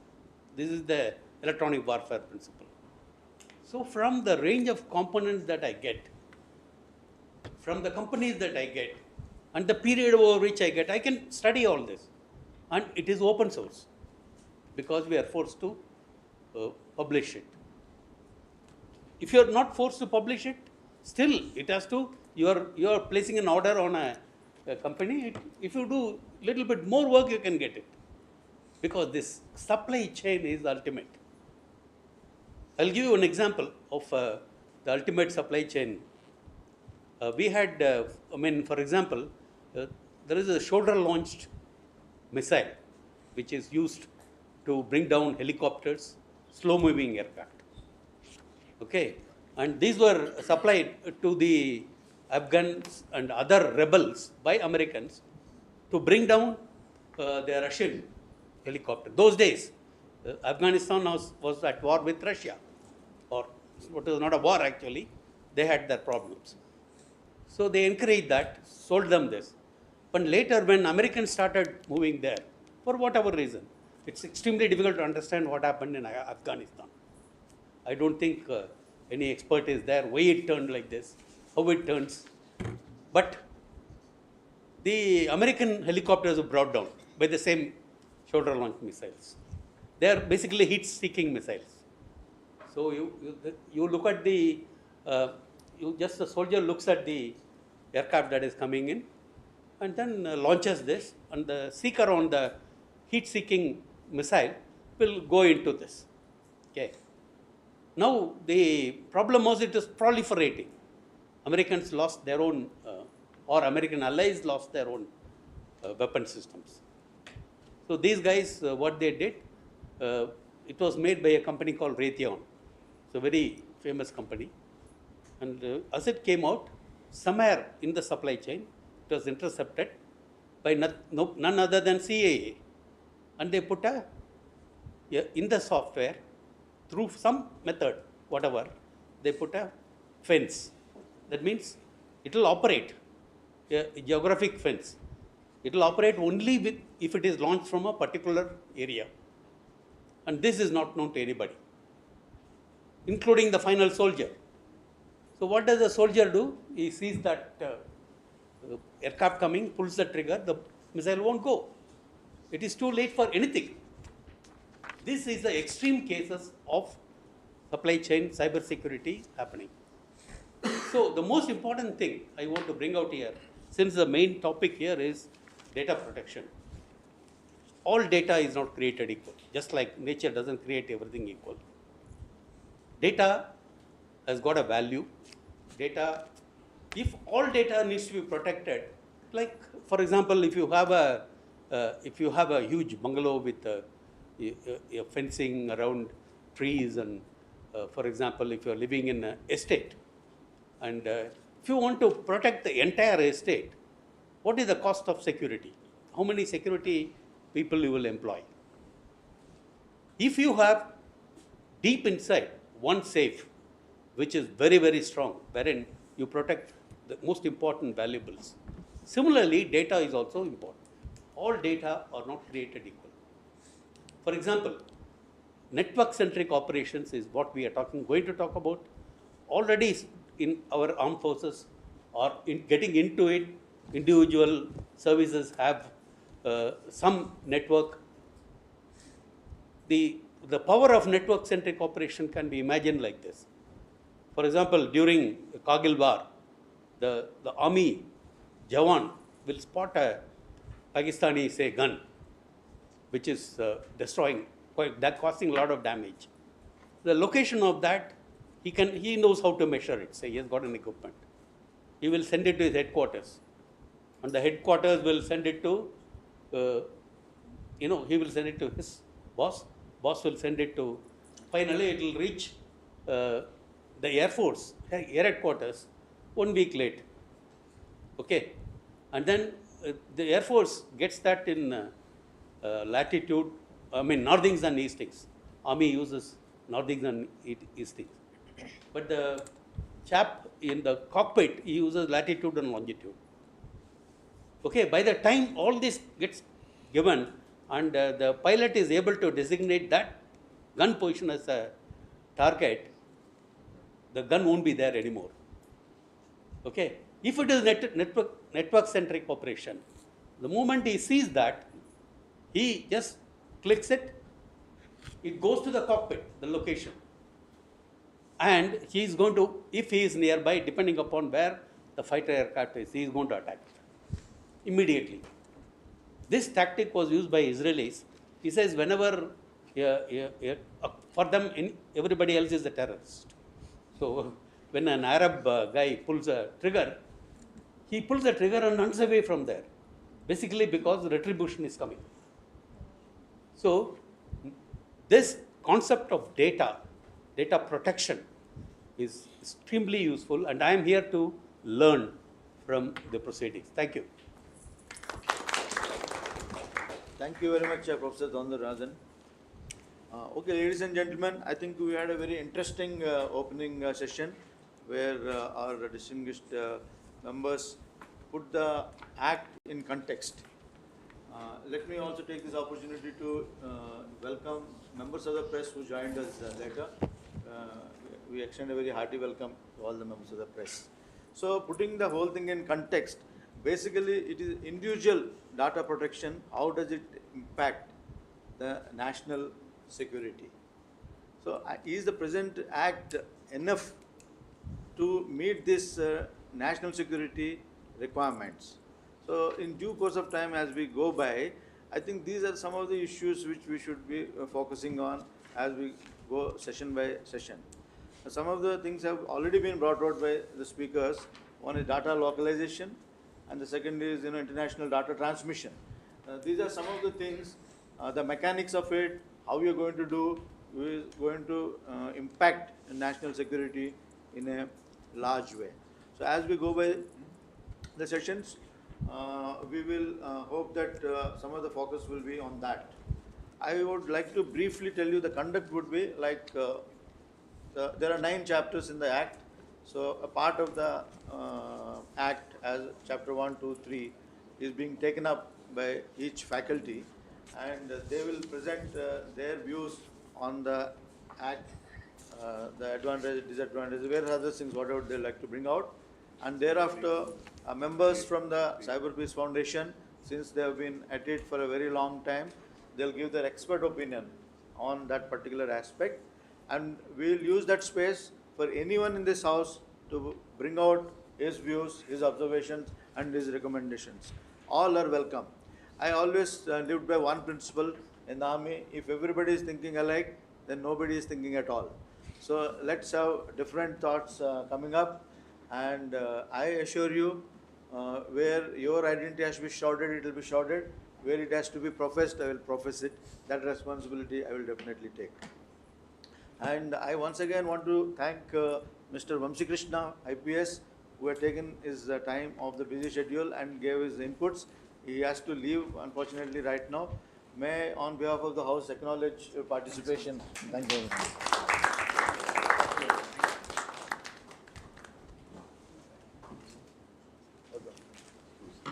And request all of you to please join for a cup of tea, and we will reassemble here after 15 minutes. Thank you.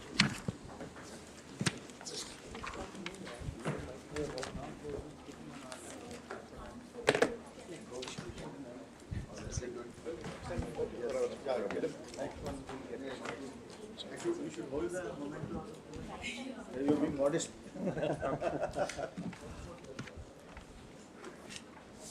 Thank you.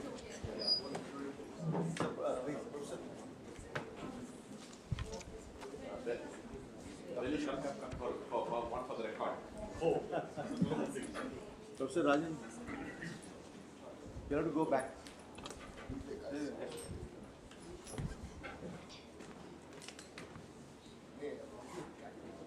You can take a panorama and later on fix it. Thank you.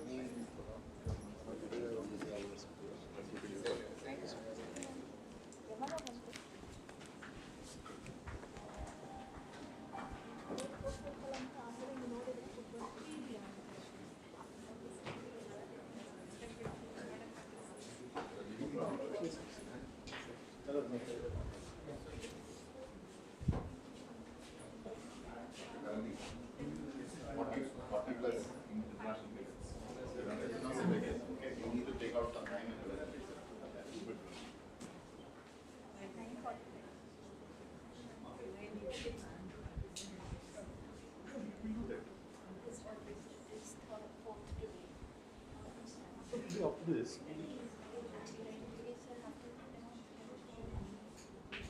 this will come again, no? Maybe on trading of the income.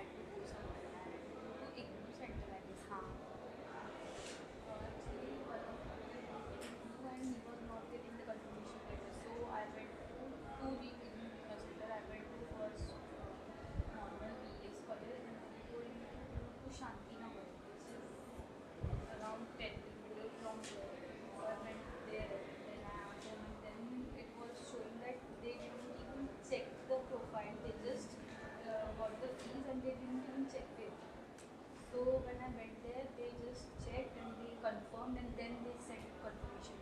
It's with them from July.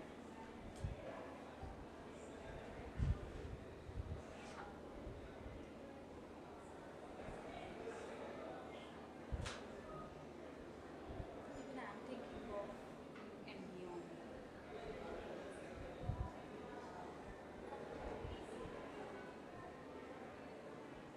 like Symbiosis School of Distance. I had applied for it, but I didn't pay the fees on. This was mandatory. Then I was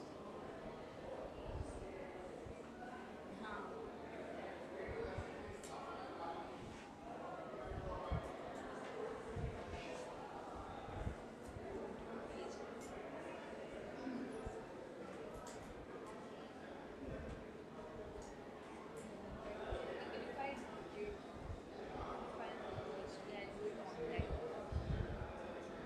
from PH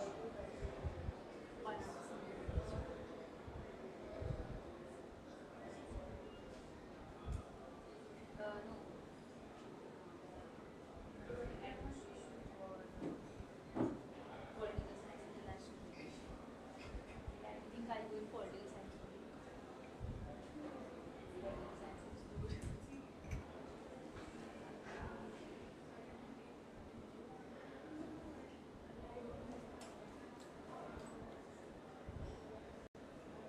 It was very hard and fast decisions. I was like, cricketer. First of all, when I came, I saw only I was like, I was like, what is the yesterday that one girl was she is planning in our class.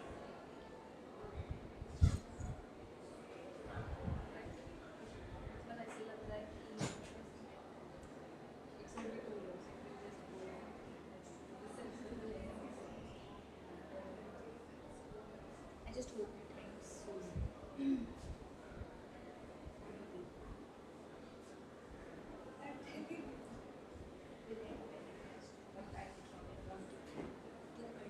Very soon. What I do.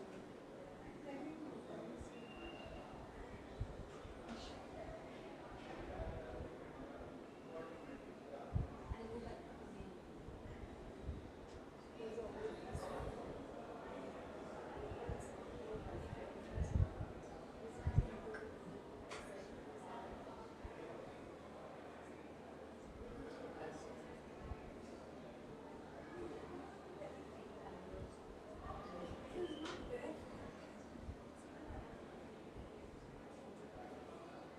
I'm not even feeling like going out. I mean, Pune, I used to be like out all the time. Even at night, I used to be out only. I had one flat at one BHK and I was living with two of my friends. One was my classmate, one was accountant. We were staying together and we were like,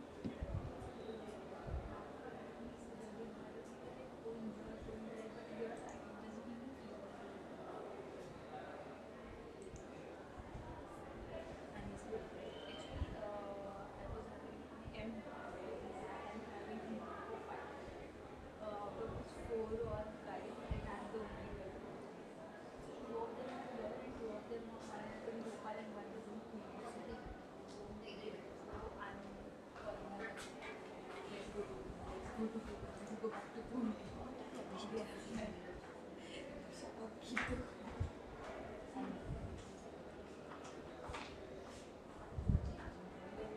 I'm not comfortable with seeing them comfortable in their places. Why are you comfortable? We should not be comfortable anywhere around.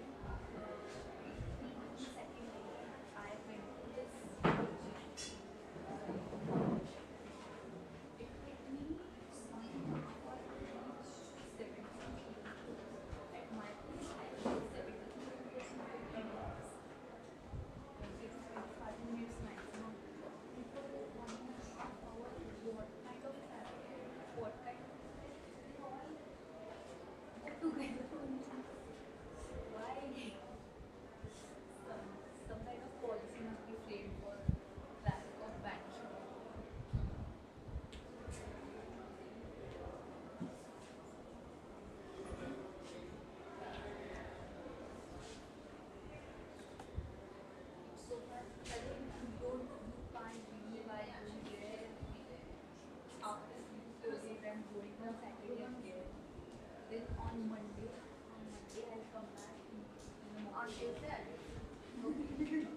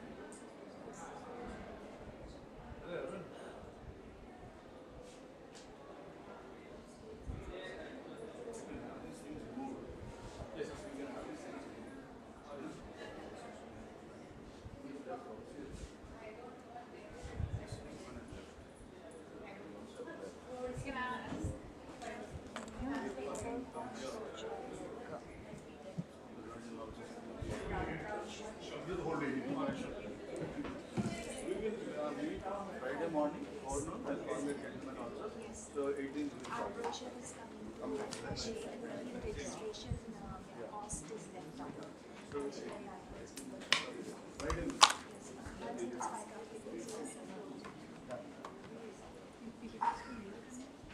So did you also read out there?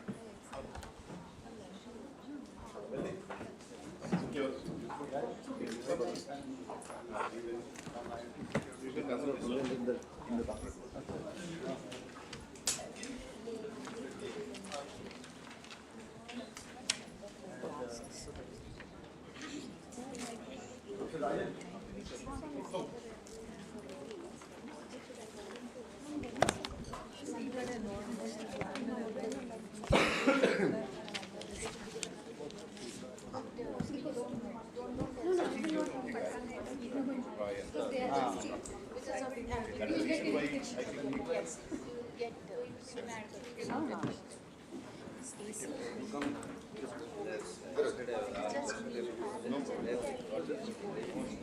I want them to reduce means make it more warm. They should not reduce the temperature.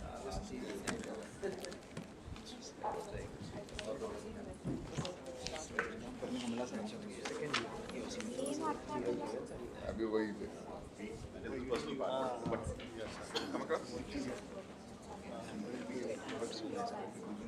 Please settle down, ladies and gentlemen. Thank you. Once again, a very good morning to you. I extend a hearty welcome to you for the next session, which is going to be headed by Dr. Aruna from the School of Law, Ramaya University, and her team. Over to you, Dr. Aruna. Very good morning to one and all. I'll just be walking you through the object of the Act, and my team will walk you through the first 3 chapters. Why the object is just to give you a small overview of how the law is made and how, as a citizen, I would want this law to take shape. So I'll just read the object to you. The object says that this Act, an act to provide for the processing of digital personal data in a manner that recognizes both the right of individuals to protect their personal data and the need to process such personal data for lawful purposes and for matters connected therewith or incidental thereto. Now, what is personal data, how it should be protected, all that has been outlined. But a little bit of a background into why we are even speaking about this. Right in 1967, there was a case of Karak Singh. What happened was, Karak Singh was a dacoit. He was arrested. He went through the jail term. He was found guilty and he went through the jail term. And after that, generally we think, okay, they all lived happily ever after, right? But that's not what happened. Once he came back to the society, every day there was a surveillance. They would go and check on him as to what was happening. So they would want to know where he's going, which function he's attending, who he is speaking to. Of course, this was more from a preventive perspective. But the question was, can the state do this? So that is one of the primary cases of privacy in India. And we've moved on. Of course, we did discuss about Justice Puttaswamy's case in the year 2017, which is, of course, a landmark case where we said that, yes, right to privacy should be a fundamental right. But besides this, we also have other rights under Article 21, which are now directed towards right to be forgotten. How much of data which is available, how many times can you keep surfing through that? How many times do you want to refresh the memory of people? So right to be forgotten is again something which is very vital, which I find is missing in this Data Protection Act, which should of course be deliberated upon quite deeply. And when we were speaking, Mr. Vamshi Krishna also said, right to be left alone. And also Sir said about the same thing. So what do you mean by right to be left alone? The very fact that the state is having all our data and that there is some process for them to go ahead and take it. But at some point in time, as a private individual, can I tell them, right, I just need to be let alone. Please do not handle my data anymore. So are those questions being dealt with under this Data Protection Act that again, I'm just waiting for the deliberation.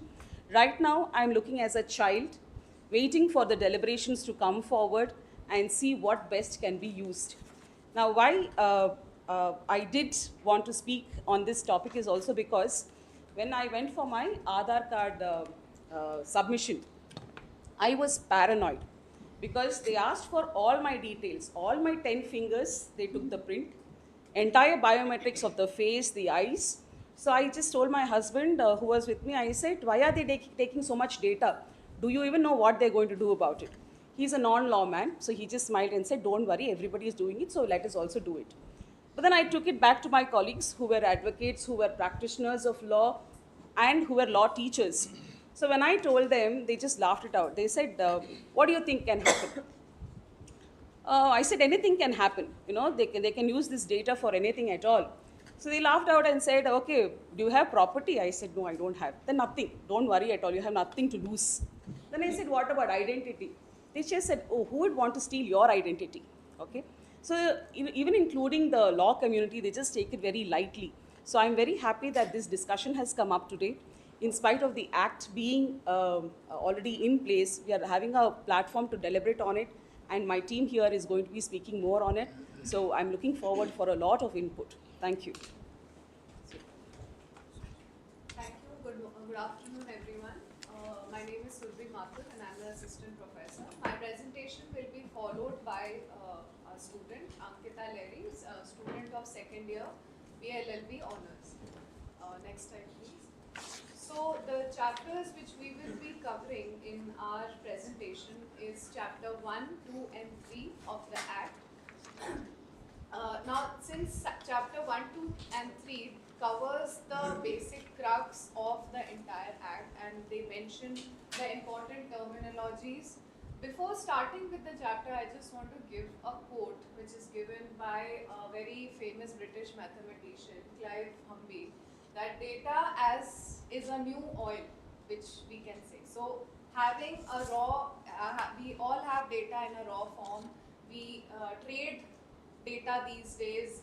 A lot of leakage of personal data, digital data has been happening these days. So because of that, it has no less value than oil, right? So when we talk about the newly enacted law, which is DPDP Act, it is aimed at safeguarding the individual's personal data. So more emphasis has been given on the data, on the personal data which can be used, through which you can identify a person. So as ma'am said, it includes Aadhaar details as well, your fingerprints, biometrics, even the Google locations. All of this is data. Also, when we talk about global understanding, I would say that we are a little late in formation of this act because in the jurisdictions like European Union, Singapore and USA, they have certain laws which are being set up as GDPR and PDPR, which have been a model law for a lot of nations. Other than that, this act is very much important because through a source, which is a survey of IBM cost of data breach report, we have found that from the year 2020 to 2023, there has been a significant increase in the data breaches to 28%. Also, if we remember the unfortunate COVID-19 era, we all remember that the sole dependency of everyone was through internet. And whether it is official, informal, any kind of communication was through the internet.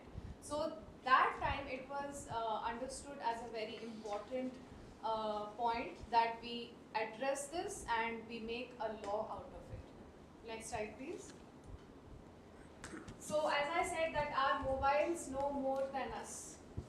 We all know that whenever we talk about any topic, there are high chances that if you open your social media, you will find an ad related to it. Just a little bit of the scheme of the act. It was enacted in, as we all have the act, a copy of act with us. It was enacted on 11th of August 2023. And the present act is the fourth version of the law which we are presenting right now and which was presented and enacted in 2023. There have been multiple drafts from 2018 and the last bill which was in 2022, there have been around 80 observations by the committee, and after a lot of deliberations they came up with a law which we finally can call as DPDP Act 2023. Also, the Act covers most of the punitive consequences, which is they mention what the law is, what you should be what you should refrain yourself from. But if there is a breach from your side, then it will lead to higher penalties.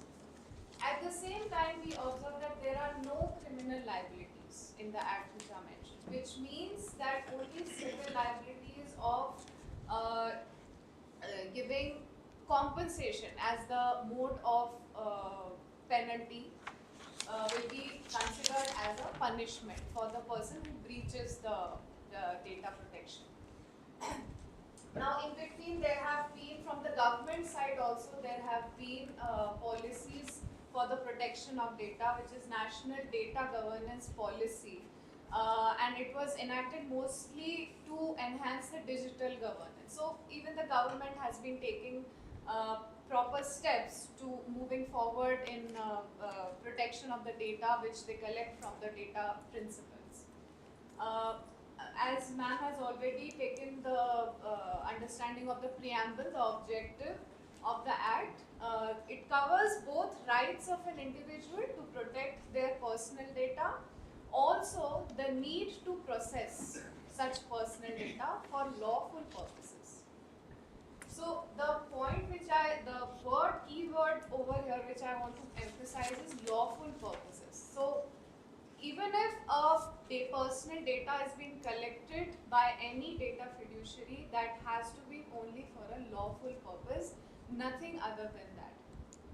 We'll see how they can use the personal data in a later slides. Can you please change the slide? Thank you. When we start with chapter 1, obviously there are around 28 definitions. I cannot cover all the 24 definitions, but I'm looking at few important definitions which have not been taken by any other law and are very exclusive to this Act. They have tried to define the meaning of data. So they are saying that it's representation of information, facts, concepts, opinions or instructions in a manner suitable for communication. Now this data can be in any form. It can be, but most importantly for the perspective of DPDP Act, it has to be in digital form. So any data collected online or any offline data which has been digitized. So these two types of data can be called as, can be included in the perspective of data in the meaning of this Act. Now we've been hearing these two people, data fiduciary and data principal. Who these people are? Data fiduciary are anybody who takes your data with your consent. So in the entire act, they have emphasized a lot on the point of consent. The consent of the data principal, which is none other than you and I, who are giving our data, our personal information, it has to be with the consent. Also, you have to inform the data principal that for what purpose the data is being taken. Next slide. Data processor. So, data processor is nothing but a person who will who is entitled to store the data in a particular cloud. Now there is a very common misunderstanding that through this DPDP Act there will be a common cloud of information which will be kept at a national level. It's not so. Different data fiduciaries, they can be inside India as well, they can be outside India as well. So they all of them are entitled to take your data. Also, the DPDP Act will apply to cross-border data fiduciaries as well. When we talk about digital office, they are in a process of making a DPBI, the board which is a very talked about board in these days, which is Digital Protection Board of India, they will be establishing. So they are saying that digital office means an office that adopts an online mechanism wherein proceedings from receipts of intimation or complaint or reference. So all of these information where it is stored can be called as a digital office. Now, types of data, when we talk about types of data which they are addressing in this act, they have divided it as digital personal data and personal data. So any personal data in a form of digital form, that is digital personal data. But any personal data, as I have mentioned, for example, fingerprints, your biometrics, your Google mobile locations, your phone number, Aadhaar data, anything which is exclusive to you and through which an individual can be identified, that is called a personal data. And when it is digitized, it will come into the purview of DPDP Act. Please, next slide. Now, when we, there are two important chapters when we talk about chapter 1 and chapter 2. Chapter 1 is dealing with obligations or duties of data fiduciary. Data fiduciary who? The person who is taking your data. So what are the duties on their behalf which they have to comply with? So first is the ground for processing personal data.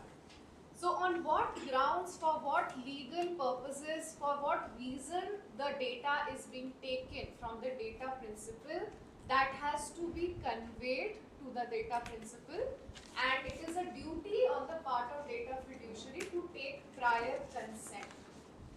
If the name of a data principal is taken, if address of data principal is taken, number is taken, any information, it has to be clarified properly that for what reason, for what purpose it has been taken. Notice, when we talk about notice, please refer DF as data fiduciary and DP as data principal. So data fiduciary should notify the principal the purpose of the data, and it has to be notified.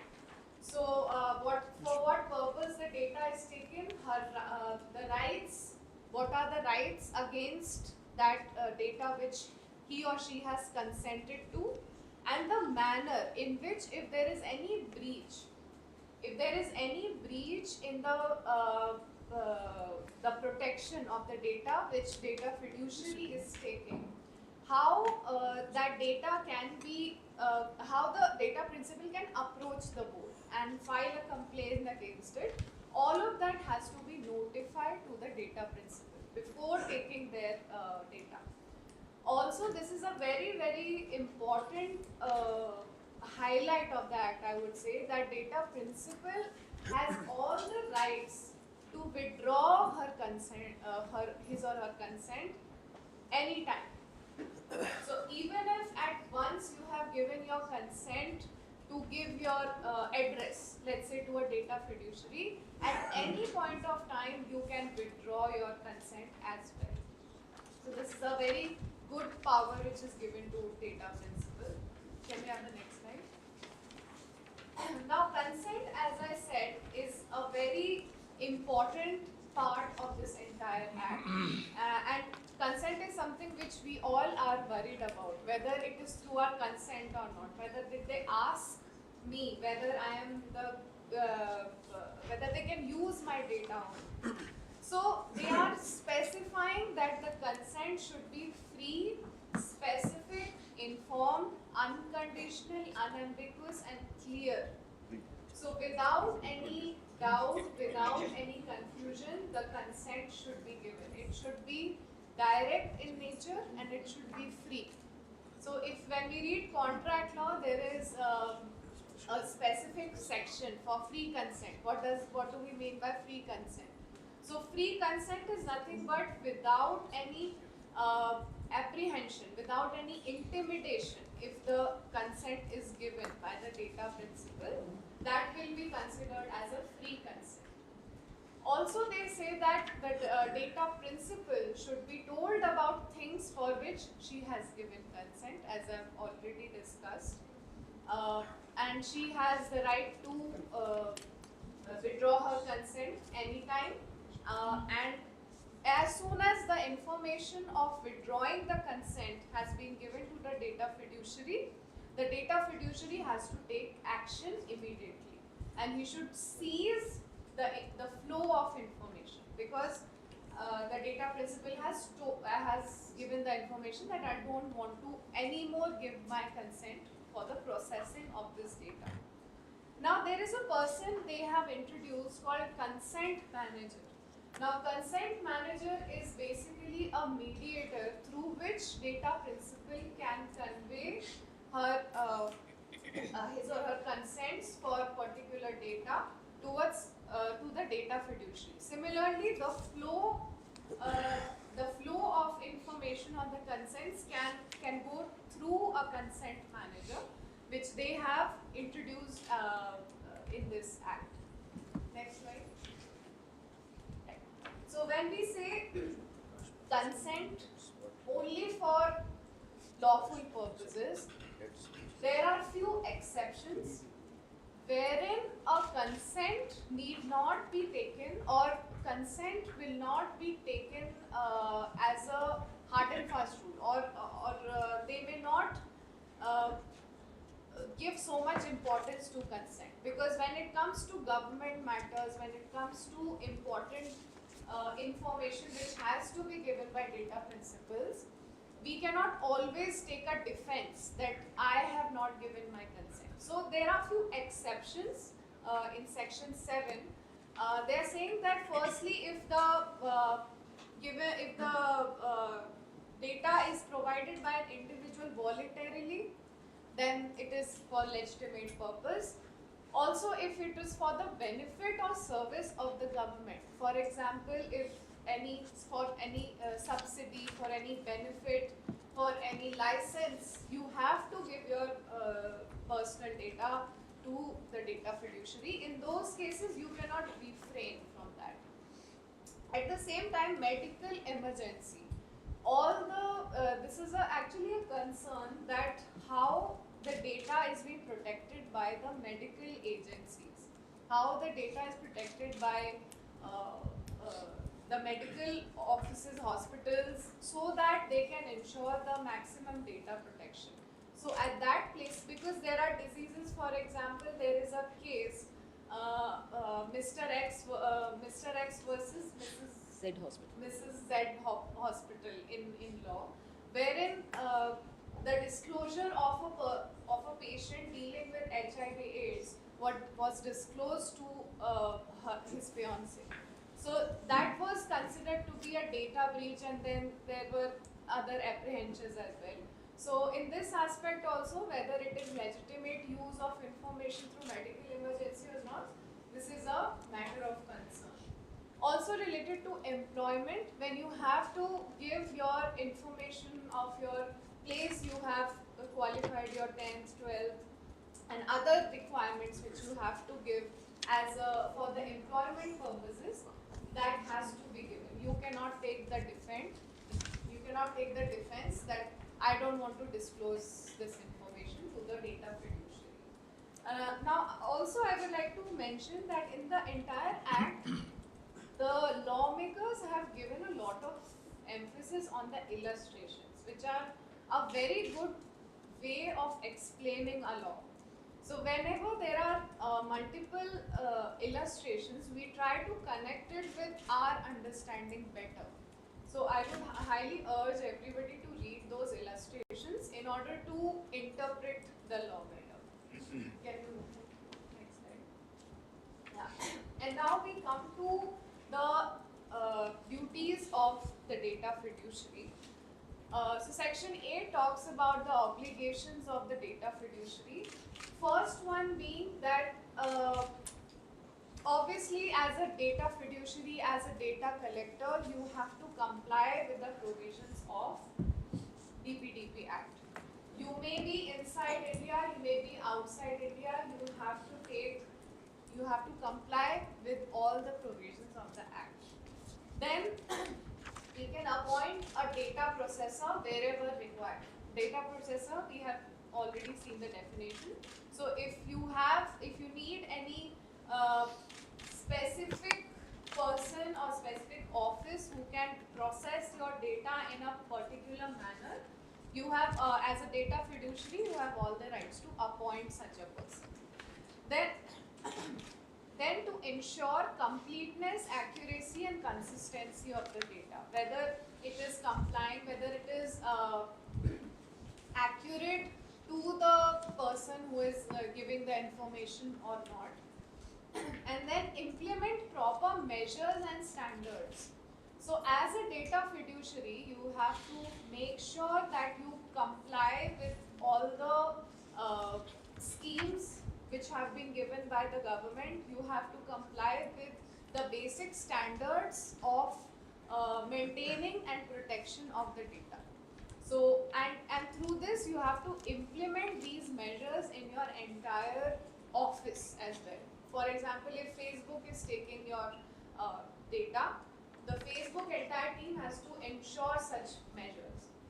Then protect personal data in possession. So whatever in possession you have that data, the entire onus of protection lies with the data fiduciary. The information, if there is any breach on the part of anybody, it can be data fiduciary, data principal or multiple data fiduciaries, the information has to be given to DPPI, which is the new board which is coming up through this act. So information should be given to that particular board. Then establishment of mechanism for grievous redressals. If there are any grievances from the part of data principals, they have established a very good, I would say, mechanism for grievance redressals. In the act, I think, which the SSS students will be covering, they have mentioned about civil liabilities. At the same time, for grievance redressal, one can go for alternate dispute resolution as well, which is a very good, upcoming and effective way of redressing any grievance. So through mediation is the one which they have given as a manner of grievance redressal, which is good enough. So with this, I would like to hand over to Ms. Ankita, and she will continue with the obligations of data principle. Next slide. Firstly, I would like to thank ma'am for giving me this opportunity to be a part of the roundtable discussion. Now I'll be walking all of you through the section 9 till section 15, which is still chapter 3. Section 9 is basically about the consent of the child or a person with disability. when the data fiduciary is accessing the personal data of a child or the personal data of a person with disability, there has to be a consent given from their legal guardian.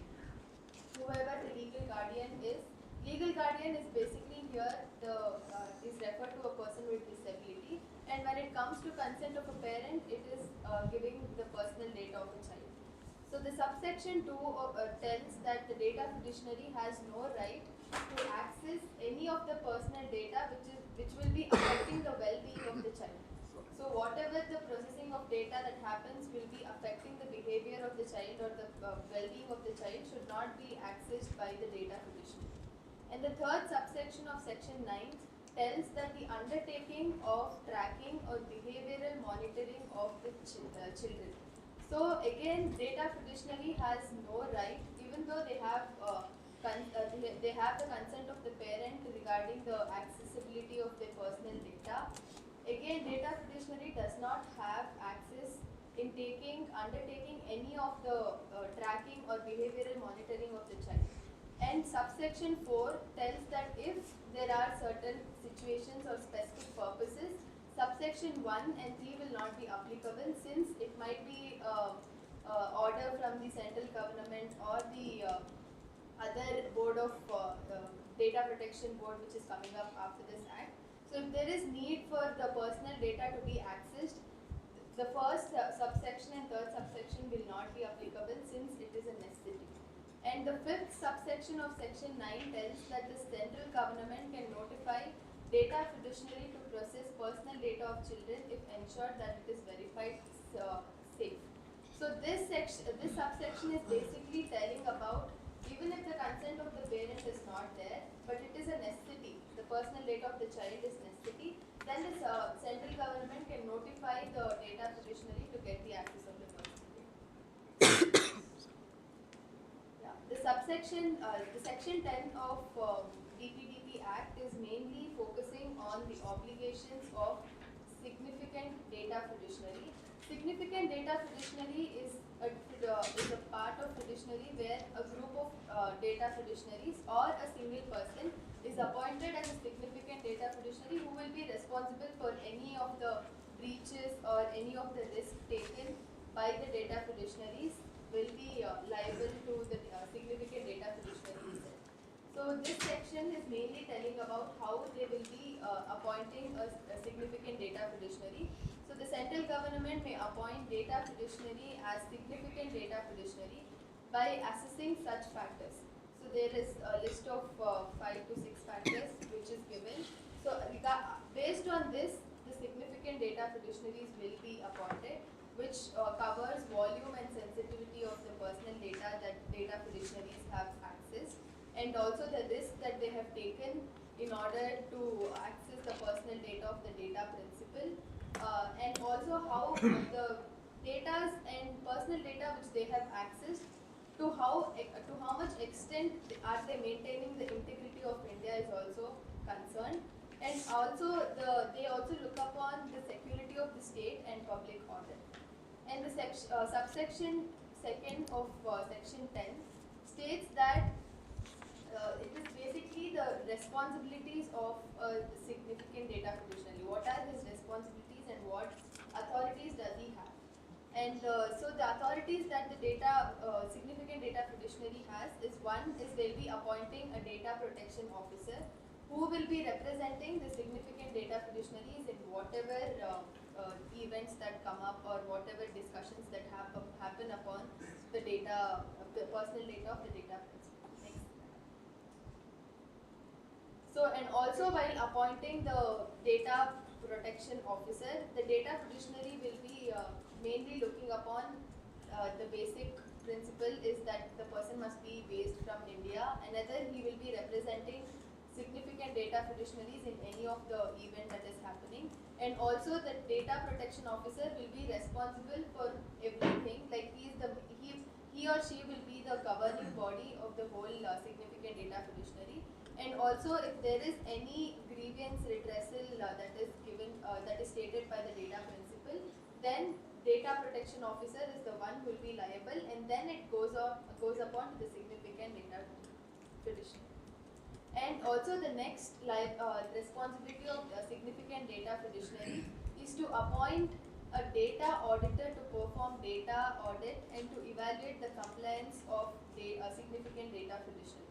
So basically this is, there is one assessment that happens yearly, one is periodic audit which happens yearly once, and another, the audit that happens is periodic data protection impact assessment, where every year they check upon how much data breaches has happened, how much the Data Protection Board of India, which will be coming up after this act, is liable to all of the responsibilities that has happened and other measures.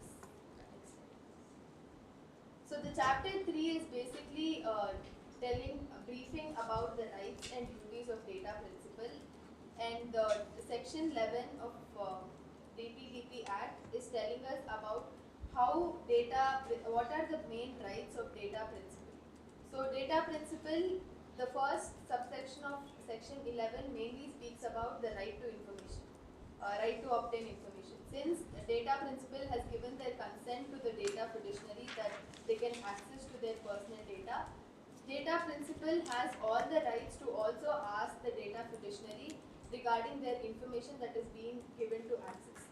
The information that they can ask is also given under the subsections of subsection 1, which is the summary of processed personal data and processing activities. What are the activities undertaken using their personal data? And identities of all the data fiduciaries. When a data principal is giving access to their personal data to a data fiduciary, it is not that only one data fiduciary is liable and only one person will be able to access. Of course, there will be a board of directors and everybody who will be able to access to their personal data. So the data principal has all rights to ask the data fiduciary that who all are the people who are able to access my personal data. And the subclause of subsection 1 does not apply when authorized by law. That is the subsection 2 of section 11, which is an exception to this section, telling that when it is authorized by law or when it is ordered by the central government that the personal data access is needed and there is no need of the data principle to know of the Right to Information Act, because sometimes there might be situations where it is stated there that prevention, detention or investigation of officers might take up. So during that time, the subsections 1 is not applicable. Next slide. Section 12 of DPDP Act again tells about the other rights that the data principal is able to get. One is the data principal has right to correct and erase their personal data. So it is ultimately left to the data principal whether they want to have the how long they want to let the data fiduciary have the access of it. As already ma'am had stated before, that it is completely left to the data principal as to how long they can give the access to the data fiduciary. So that is one right that they have, is right to correct and erase. The data fiduciary, when the data principal asks the data fiduciary to erase or update the personal data that they have given access, it is completely the duty of the data fiduciary to erase the complete data if the data principal has asked, or to correct or update their information when requested upon. And also, data fiduciary, if the data fiduciary is not corrected or updated or erase the personal data when the data principal has told them, again it comes under the future next subsequent sections, that what is the consequence of not updating or not correcting. So that will be dealt with the other faculty.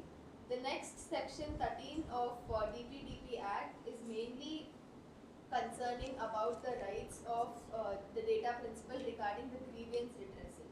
So if there is any performance not being done, or if the access of the personal data is being taken granted, data principal has fully right and authority to tell the complaint against the data fiduciary, telling that what you have accessed is not what I have told you to access. Like, I have not given you the permission to access for this, but something else is done. So again, data principal has full right to grievance and redress. So data fiduciary must respond to grievances told in subsection 1 within a period of time, and data principals shall use the opportunity of addressing the grievance before going to the board. So this is basically the hierarchy that is followed in DPDI board before going to the DPDI board. Like after they have identified that there is a mistake from the part of the data fiduciary, data principal is obliged to use this opportunity to first address to the data fiduciary and then to the data protection officer and then significant data fiduciary, and at last it comes to the Data Protection Board of India. So this is, they are specifying the hierarchy that must be followed here. And section 14 of DPDP Acts tells about the right to nominate.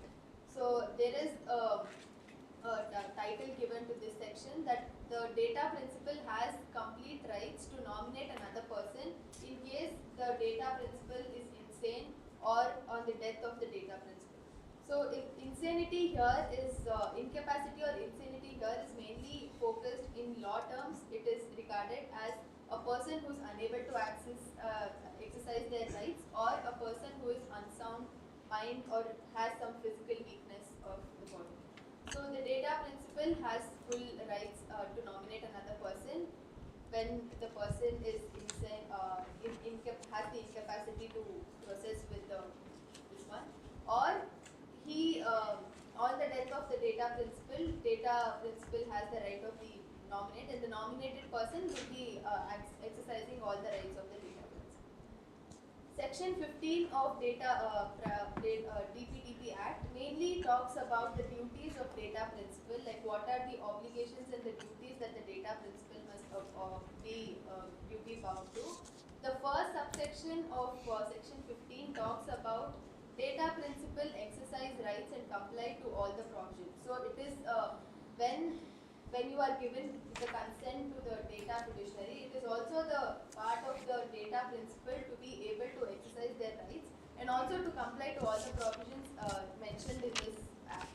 They must be aware of all the provisions mentioned in this act since they are giving their consent to the data fiduciary to access their personal data, and should not impersonate other person while giving personal data. This is some of the data breaches that today we can observe in the country or anywhere in the world, that many people impersonate themselves as somebody else and give their personal data, which must be not done, is what they are mentioning here. Next. Should not suppress any material information. Material information is specified here, telling that it might be address proof, identity proof, which is Aadhaar card in India, which is the basic thing that every citizen of India must have. So nobody should suppress any of those material information when you are giving the information to the data fiduciary. And the subsection 4 talks about must not register false complaint or grievance with the board or data fiduciary. Again, there are some cases in our law where there are false complaint given and there are false grievances told against the board or against the data fiduciary, which must not be done, is what they have specified here. Only provide verifiably authentic information is again specifying that whatever the information that you provide to the data fiduciary or significant data fiduciary must be true and must be proper and correct. Now we'll be covering the other sections from the other chapters. Just giving a brief.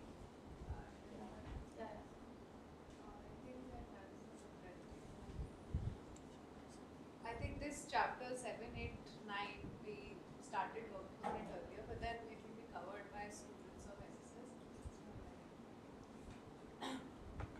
Thank you. So, if there are any questions.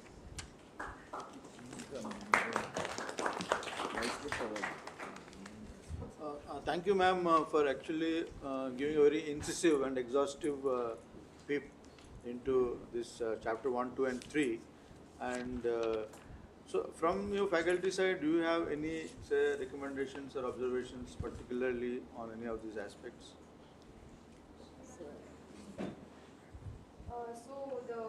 While I was going through the act, one thing that I observed is in the section 9, subsection 1, they have mentioned that it is the consent of the lawful guardian must be taken when it But again, the title here is given as processing of personal data of children, where it is nowhere mentioned that the data of the disability person will be mentioned. But here it is given as personal data. But again, if we check the Rights of Persons with Disability Act, it is mentioned there in the section 30 of the Act, telling that the person with disability also has lawful capacity, and all the people with disability are obliged to get rights in a lawful manner. So when the Act has already been stated that the person with disability also has lawful capacity, but the one thing that I had doubt, and I also approached this to ma'am, was why was this given here that the consent has to be taken from a lawful guardian rather than taken from a person? So basically, we feel that the inclusion of person with disability term can be omitted from section 9, because when they are specifically dealing or trying to deal with children, there's no need to mention person with disability, even though they have included in the definition of data principle as child and person with disability. But in this specific section, it was not required, I mean, according to us. I'll try to put it in context, because I've had a bit of exposure on this particular thing, and I was the MD ex-serviceman health scheme. So the Persons with Disability Act, it specifies about, say, 21 diseases, actually, I think 21 diseases. And there are a number of actually permanent disability diseases which are still not included, and there is a campaign actually to include them, basically because the parents can't afford that kind of expenditure for treatment. So even out of this 21, the rights of persons with disability is in terms of, the government of India or any other, say, fiduciary or anybody cannot deny any right to him from the point of view of employment, from the point of any other requirement. But in this PWD 21 diseases, there may be some persons whose mental faculties are not, they're very challenging. So that may be one of the reasons why they might have included. So actually, this is a story for the complete act. Is basically, this is a totally agnostic. They have only written something. Now somebody has to sit down and say, okay, this disability, so 1, 2, 3, 4, 5, 6 fall under this. This doesn't fall under this. So almost all the acts in this, sections in this act need that kind of a deliberation actually. So the rules have to be formed. Rules have to be formed, and that probably because of that, I think. Yeah. Any other? I have a question. So does this law come into effect henceforth, or does it also apply to data about us that may already exist? For example, all of us at some point in time have gone either to get a driving license, or you go to a bank to open an account or file a voter ID. We've given either our Aadhaar card, some of our personal details to be able to obtain that, right? Most often it is asked in the form of a hard copy where you attest and say this is what it is. Now we don't know. Once you submit it, we don't know what has happened to that information. Now, so I have two parts to this question. The first part of my question is, does this also apply to what data about each of us may already be there in the public domain, or to people who we trust to avail a certain benefit or a service of the government itself? And if so, how do we know that when a breach occurs, it is because of already existing data or something that is being collected now? That's one. The second corollary to that question is, the law says that the data principal can erase their personal data, right? The question is how, because they are still dependent on a data fiduciary to kind of say. So I may have said, I need you to erase this data. I do not have my consent to use my data going forward, right? But how does a data principal verify? Are there certain things that are laid out in the law to say, I need to know that, yes, you've taken my request and you erased my data and I know that I'm safe, right? How do we do that? Because unless I know that, I don't even know if I'm within my rights to file a grievance with the Data Protection Board. So, in law, generally, when an act is enacted, the general principle, if I summarize the question, ma'am is asking about whether the act will have a retrospective applicability activity or a prospective activity. Now, when we talk about general principles, to my knowledge, if it is not mentioned that the act will be applicable retrospectively, if it is not mentioned, it will be prospective in nature. So since in the entire act they have not mentioned anywhere that the applicability will be retrospective, it is to be understood that from 11th August onwards, it should be applicable. Now, if there's any other Anything, We should ask Cyber sir, our experts. Abhishek, any views on this? Yes, sir. Essentially, so ma'am, coming to the first point, wherein the data which is already there in the public. No, just to give veracity to whatever you are saying, I will add some weight. I'll just briefly introduce Abhishek to you all. Abhishek is a lawyer by profession and completed his BA LLB at Guru Gobind Singh Indraprastha University, New Delhi. Abhishek is the lead for policy and advocacy vertical at Cyber Peace Foundation. He has experience in diverse legal matters and proceedings at courts of different jurisdictions and powers in the country, and has always been inclined towards policy aspect of law. He is a registered advocate at Delhi Bar Council. He has worked extensively in regard to techno-legal and human rights affairs, and has published 3 major reports representing India on UNHCR. He was also the founding member of the first Cyber Law Center of Excellence at his college. Over the tenure of his law school and various work experiences, Abhishek possesses excellent legal research, analytical and publication skills at Cyber Peace Foundation. Abhishek has contributed to various projects in terms of policy creation, policy analysis, review, and content development, public speaking and awareness sessions. So Abhishek is actually coming from the Cyber Peace Foundation. He is a techno-legal expert. So yeah, please. Thank you so much for this introduction, sir. I'm very honored to be a part of this roundtable. So, ma'am, coming to the first question about I'm coming to the first question about the public data essentially. So, any data which is already in the public domain is not covered under that. So, that's the very basis of that. Since we have just covered the first 3 chapters, which actually cover the scope, applicability, and the extent of the bill, I would just like to get out some stats. Number 1, as of July 2023, the internet penetration rate in India stands at 64.5%, which is a very huge fraction of the population. Breaking it down, it is 31% in the rural background and 67% in the urban area. Now, this is the internet penetration rate. When we talk about the digital literacy rate, the digital literacy rate in India still stands at 38.7%, in which the maximum contributors are the urban areas, because the outlook and the exposure to cyber awareness is a little bit higher in the urban spectrum. Now, coming to the main aspect of the Act, number 1 thing which has to be taken into consideration is that this is the first that every right for any individual will be guaranteed only once a responsibility or a duty is fulfilled. As it is mentioned in the directive principles also, if you have the right to privacy, you also have the duty not to infringe someone else's privacy. That is a responsibility which we all share. It cannot be individualistic in the approach how we take it in. Now, coming to the point, the need of this act. The need of this act is primarily driven by the huge, massive sums of data which India is producing, right? And this is not done by any one company, one platform, or one faction.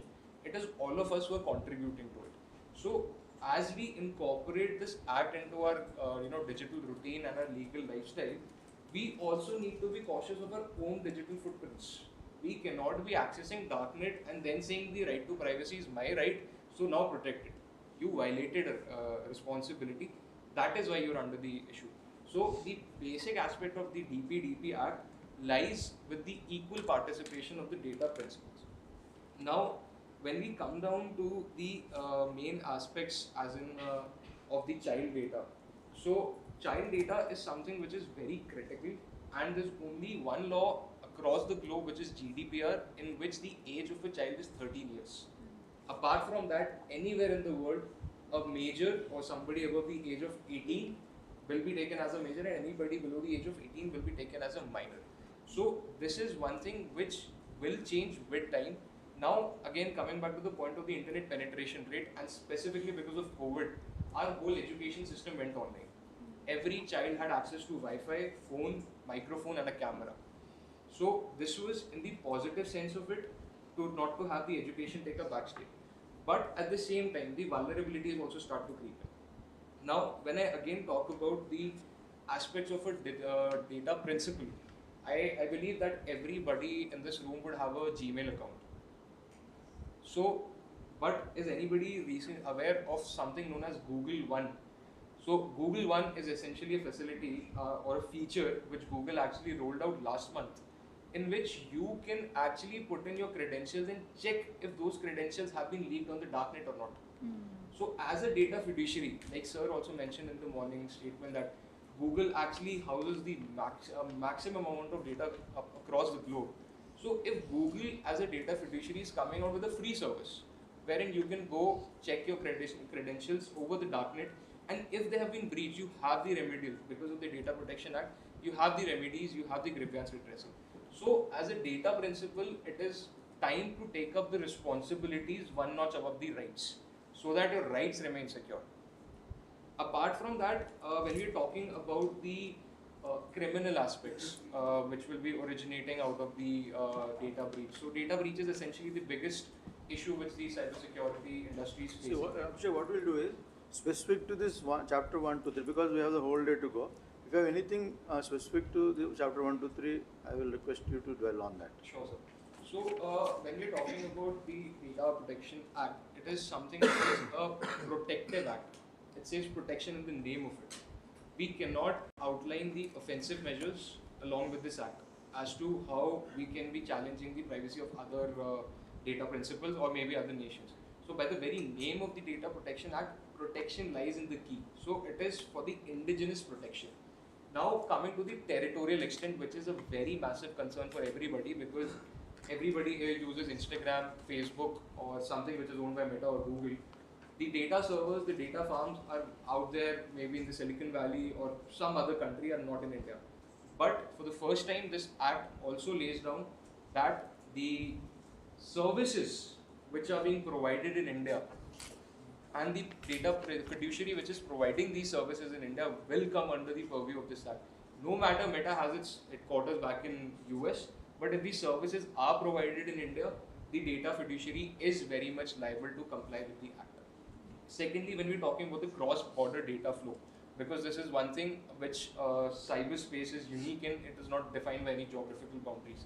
So initially, when the ministry had rolled out the bill in November last year, the bill mentioned about non-friendly nations, friendly nations. So a list of friendly nations would be released by the ministry through which the cross-border data can take place. Now, seeing to the fact that the geopolitics are changing in every 6 months, having a list of friendly nations is very difficult, because it might be a friendly nation right now, maybe not after 6 months. So the ministry and the government has actually changed this outlook, and they're now coming out with a blacklist of countries. So essentially the countries wherein there is a massive threat or even a potential threat that data breach might lead to some criminal aspects, those countries will be taken out in the name of those countries will be taken out in the list, and this will be a red list or a blacklist which has to be taken into consideration. And also, just one more important thing to have a clear perspective of this act, I would recommend everybody not to see this act in isolation, because right now we are witnessing the evolution of cyber laws in the country. The IT Act, which was released in the year 2000, and the last amendment which came out was in 2013. It's been almost 10 years. So the new Digital India Act will be released by the ministry and the government soon, which will actually govern the cyberspace. So in taking this conversation also ahead, consider the DPDP Act as one of the pillars of Digital India, and also the cyber laws to be coming in the future. But do not take it in isolation, because all the regs are read, all the laws are read in conjugation with others. So if we're looking at IPC, which has recently been revamped, and so the CRPC, DPDP will be read with those acts as well. So keeping it in isolation might challenge the interpretation as well. So if I may answer, just to reassure her, Though the act, like he said, for public data, it's not available, but we still have Section 43A of the Information Technology Act, where a body corporate can be held liable and a penalty of up to 5 crores can be applied. When we come to the later chapter, we also understand that once this act comes into force, that will also be repealed, as in it will be ineffective. But for any concerns before this, we always have that section. I have one question. The ISRO is going to release a lot of data, imagery, along with the vegetation data, radiometric data, so many. It's got a lot of sensors on board the satellites. So if you are a farmer, the satellites, without your consent, have taken image of your fields, what is being produced, and if somebody is going to freely get it, number one, freely, number two, even pay for it and take it from somebody. If he is, for example, bank which gives a loan to this to the farmer for next year's growth, whatever it is. Now I want to know this data, the data about the field and the ability of the field to produce something. Who is the DP? I just want to understand. So essentially, if you're looking at the field and the harvest which is coming out of the field, it does not directly replicate on the farmer. It might replicate onto a village, but it cannot be pinpointed to a farmer directly. If the images are taken from a satellite or we're looking at the harvest, because harvests are all seasonal and it grows in patches, like the paddy and the wheat harvest, it comes out in patches. So you see Haryana and Punjab mostly cultivating the relevant crop as for the month. So this act is directly talking about any data which directly replicates you. So that can be a photograph, that can be a signature, that can be your Aadhaar card, your biometrics, but anything which is directly replicating it to you. So if I keep that thing here, automatically everybody in the room understands it belongs to you. So that is the analogy of the personal data which is being governed under the act. So because this deals with personal data, we also have an act called as the Official Secrets Act, which is 1923 Act. So over there, there are specifications wherein you cannot click pictures of defense and all those things. So if you're looking at it from the sovereignty perspective, we can still fall under the 1923 Act. But since this is only personal data, so the limitation is very, very specific. In fact, we had a 2011 rules with regard to sensitive personal data as well. So this will be overlapping all those, and any personal data where it can pinpoint at you, that will be protected under this act. So one thing is, we are only in this house, we are just trying to find out, interpret, because a lot left to imagination, and rules have to be formed, and things like that, and it's a very valid thing. Today it is without a farmer's name. Already lot of state governments are doing the land records digitized, and they may be putting my name also on that and all. It will definitely become a personal act. So probably as things go by, we can't just sit. It is dynamic, it has to. But that is a concern, definitely. And notwithstanding what Dr. Aruna had said, Section 43 caters for it. I think it may be a good recommendation by this House to say that past data and other things should be brought under this Act. That is a recommendation of this particular House. I think it can go as that. Actually, I was just coming to that point about the retrospective effect of the Act. So if you come to the provision 5, section 5, subsection 2, it essentially talks about any data which has been collected before the commencement of this Act. Data fiduciary with the reasonable practicality will give the notice that this data has been collected from you earlier and has been used for this XYZ process, and then will take your consent again. Sorry to interrupt. So for example, central government is going to give me a notice saying that they have collected my biometrics for Aadhaar and it's been used for this. I would be very interested in seeing that. No. What my Aadhaar has been used for by the central government. They got into a soup there. Well, let us see. So essentially, when the services or the institutions by the central government comes into picture, it is actually away from the purview of the Act, because that is for the greater good. Right. It is Who for the says? greater good of It the is people. not passed under Security Act, it is passed under, Finance Act. Aadhaar didn't come under Security Act. So they cannot escape there. Sir, but still, you are availing these services like booking your flight tickets and railway I have not. tickets. So no, this is where the problem comes, because the looseness of the act, it's almost a whitewash act. The reason is it's not present at all, and it is just being pushed through only to push an act. There is no way this can be implemented in any total. It's useless for security, for national sovereignty. The reason I am going to come when when my turn comes in. So there's a problem here. The thing is, we are trying to beat around the bush and trying to see why the act is going to work. The act has real problems, and maybe it's better if you actually see that through, because for national security and real personal security, this act doesn't do anything. Okay, we'll carry that thought definitely forward. Just to clarify, are you saying that the current act it mandates a data fiduciary who may have collected my information to notify me and re-seek consent? Yes.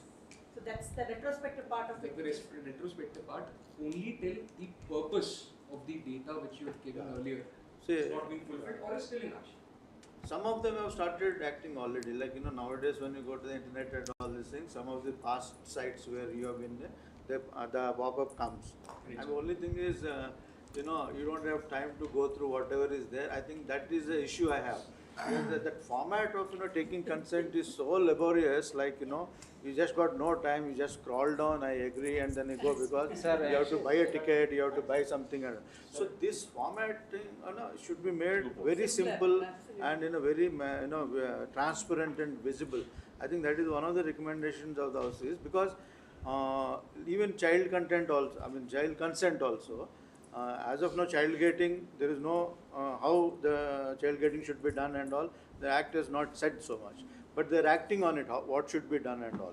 So I think it will be very interesting, Dr. Aruna, if from your department, we can give a recommendation of how the child gating can be done, how the parent consent should be taken. Because now, I know my son, he would have taken my phone number of times and to play a game, and consent. But consent, if it asks for some Aadhaar number, some other number, again it's a question whether I should give Aadhaar number or not. But that procedures have not been, this is a broad act, and everything needs to be now, you have to put meat into it now to actually, kind of implement it. So this is one of the recommendations, we can take child gating, how it can be done. And even consent, like we said, because it is too complicated, we just can't go through. And Can I add one please. sentence? This online consent has been, when there are lawyers in this room who are much more knowledgeable, it's a big thing for the last 10 years in international law, because when we say yes in the Google or any form, see, the formats has been in big discussion all over, and there is no consensus on this, how to make it, legible to the person, because ultimately we all scroll down, put yes. Whether that makes us liable or the fiduciary to be liable.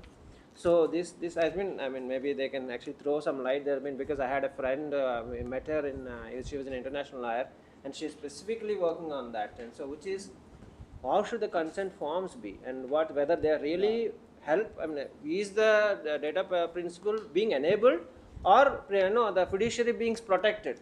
It's actually both ways, it doesn't work. Actually, the way the consent forms is right now, we are sticking yes. We need to work on it, because even like European Act, which is supposed to be gold standard, they also got the same kind of a consent form, and they themselves are actually working out what should be, like, user friendly or data principle friendly. So we'll carry that. Also, sir, anything else? Yes, one major point is we also need to think about the rural context. How would context be taken, like in case of child? This is something that we are also discussing, Abhishek. If you remember our conversation, like we have a lot of cyber ambassadors who are children, and some of them come from rural areas. But in that case, how do we take consent from a parent who is not literate, who doesn't know how to give a consent, and what could be those means of taking a consent from those chai wala, rickshaw walas and all that. So that is something that has to be thought of and kind of come up with in the form of a rule. I would like to add on this, sir. See, I think you said that you took you carried out a survey, and people did not understand the concept of privacy. So I'd like to add on here, when I did my research, I found out privacy is something which is fairly new. It started off when the internet, they designed and they foresaw there is going to be interconnected computers, and the West foresaw that there's going to be reduced sovereignty. So if you see the literature, it's very clear they educated their populations. They took a policy decision that privacy should be part of the educational structure, and they educated the people. They also created a lot of paper where for other countries they said it is cultural. So here let me tell you, culture is a fallout of policy. Okay, so they took a policy decision and changed their culture. Today they are culturally aware. But for the rest of the third world, they say it's a cultural issue. And I've seen a lot of our people saying, sir, we don't have a privacy culture. So this should be recorded and it should be said. Firstly, historically, there is nothing called privacy. Very clear the literature is, it was a policy decision which created the culture. So education. We should recommend it. Second is a matter of jurisdiction. Now, the European Act, self-styled gold standard, now that it's become part of the literature because all big tech start talking about that it is gold standard. They have been repeatedly, filing and saying data should not flow out because we immediately, if you fall out of your jurisdiction, how do you enforce your, act? Cases have been repeatedly filed out. The European High Court is held up. Every time the European legislature but individual countries are ensuring data is localized. No one is accepting this. Although they talk about but individual European countries have localized their data. I participated in a discussion at the start of it about 10 years back. There was this Singapore scholar who had come. We asked them, do you have a law for data localization? He said no. So everyone was. So second question was, do you allow your data to flow freely? He said no to that also. Okay. In a place like Singapore where people are aware, they can do that. Small place. As per rules, there is no law, but they localize. We are the only people I feel that we are again the milking cow for the whole world. So we need to document these two. How will our courts enforce our fundamental right if the data is existing in another country? There's no way we can do that. We need to recommend this. We need to capture that. And I saw in my context also, how do you protect where it is a surveillance globe, where everything is backdoored and taken away? How do you enforce it?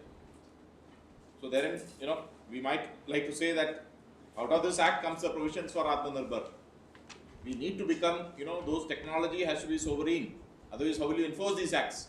We're just putting ourselves, when we already know the evidence says something else.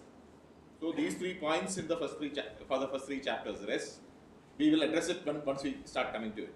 So, sir, with your permission, sir. 2 concerns actually, rather than questions. This act is about digital data. It has left out the physical data which exists already, the hard copy or anything. So does that, and this data has been shared earlier, the physical data. So does leaving out the physical data make this act complete? That is one concern. Technically the word is analog data.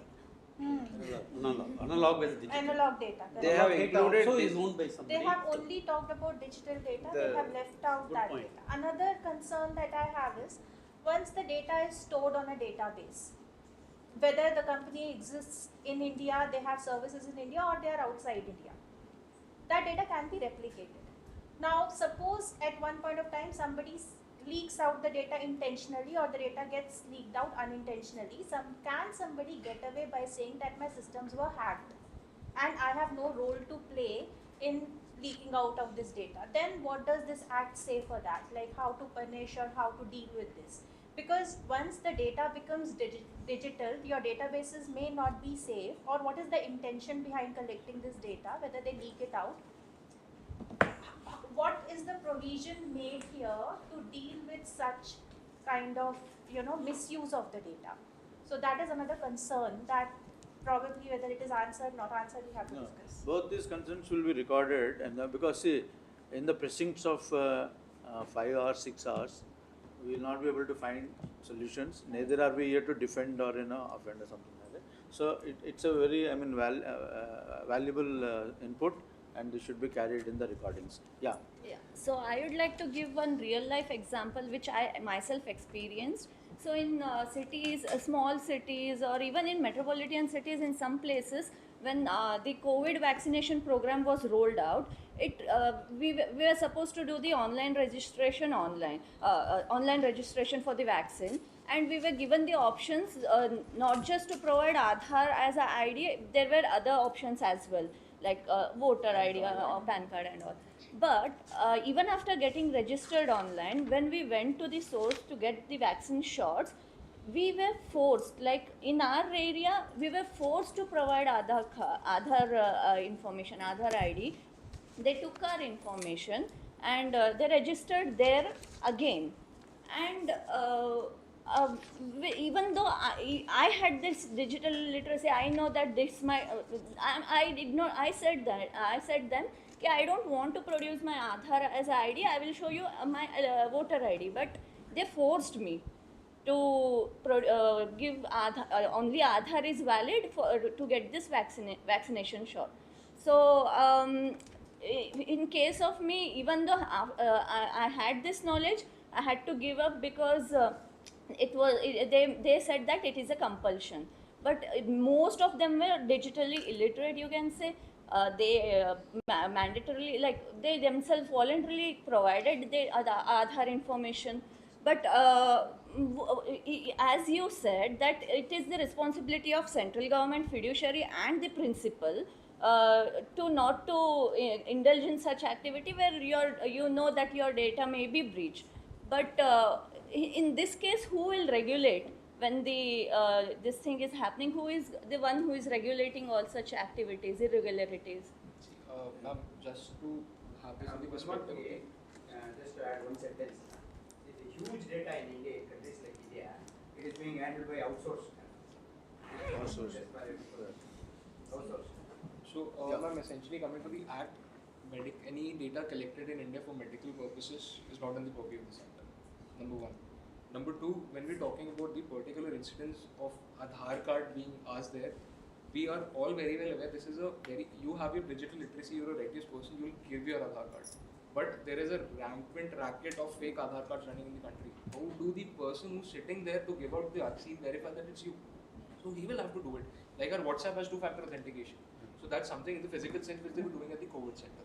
So these policies and these protocols are actually also towards the preventive and the precautionary measures of already floating around cybercrimes. But I want to know why the medical purpose, information regarding medical purpose is not covered into this, but this data can be sold to insurance company and it will be like a loss for a person, individual. Medical services is something in which the purpose never ends. It is something which will keep going on. COVID came in. Okay. I mean, see, it's a genuine. Even I am supposed to be digitally, but when I go for a phone, I give a masked Aadhaar. That chap makes life miserable for me. He will not give it, and I can complain against him and all, but I'll get my mobile only after 10 days or something like that. So I said, hell, so you give it. But these are some of the things which we need to be addressed. Make it easy. Government may not be knowing, but the chap is saying. Okay, last one input for the session from. We'll carry on, ma'am. Sir, I have a lot of input, but for this session, this session limited, I have a consent with personal data that you are not even aware is your personal data. For example, everyone in this room has a mobile phone, and every mobile phone has a MAC ID. Do you know your MAC ID? Okay, your MAC ID is personal data, and people snoop your MAC ID. Every device on the network snoops your MAC ID. And if someone asks you a concern, your consent for your MAC ID, you won't even know what it is. This is, I agree with the gentleman there. On the surface, it is trying to do something, but the real problem lies somewhere else. The perpetrators are big tech, and the big tech have been left off the hook by this act. It's just a view, but we will discuss that. Neeraj, last input for this session. We'll call upon you to give more, definitely. Good afternoon, everyone. In addition to the discussion, I just want to highlight and emphasize on few provisions of the Act which needs to be looked out. Like we have discussed that the personal data which is being made available, publicly available by my choice or under a legal obligation, then the DPDP Act will not applicable. But here is a catch that for example, my Instagram profile, my pictures, videos are uploaded on my social media accounts.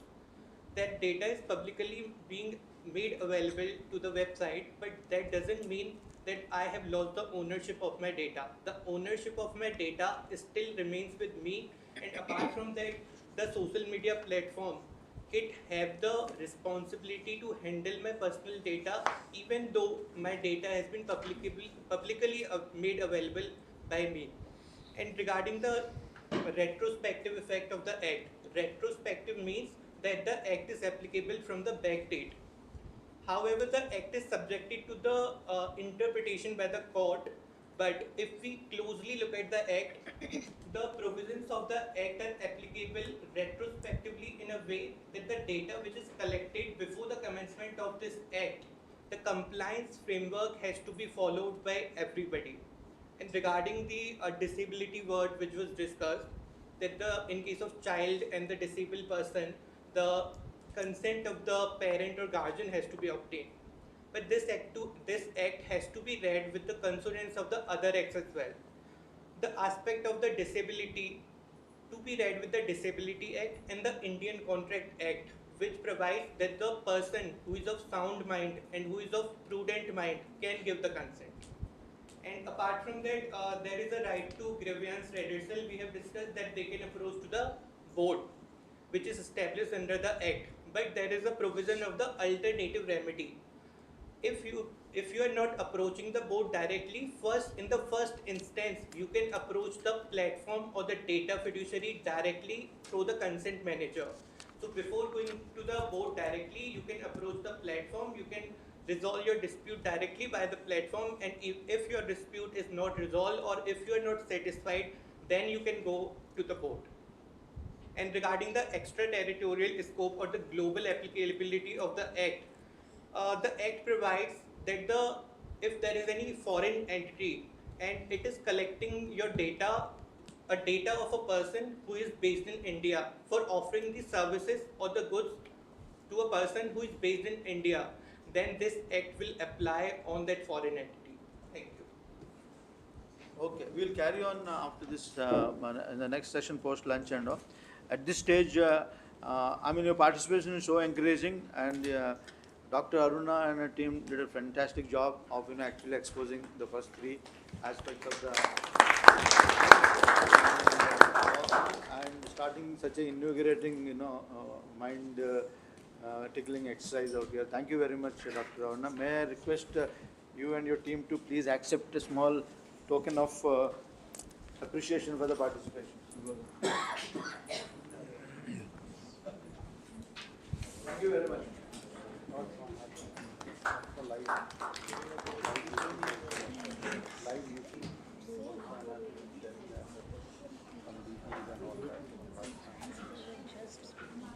Listen. Thank you very much.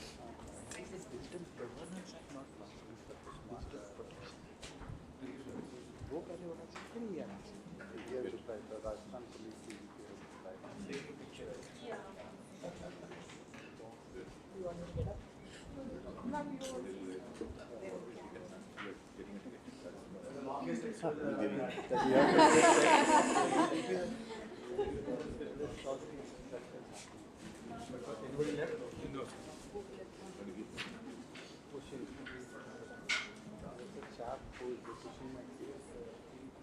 I request all the ladies and gentlemen to please join us for lunch, and post lunch will again reconvene out here.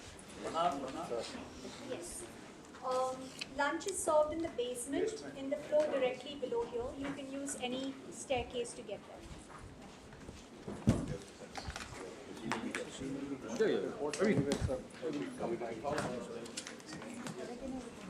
Yeah.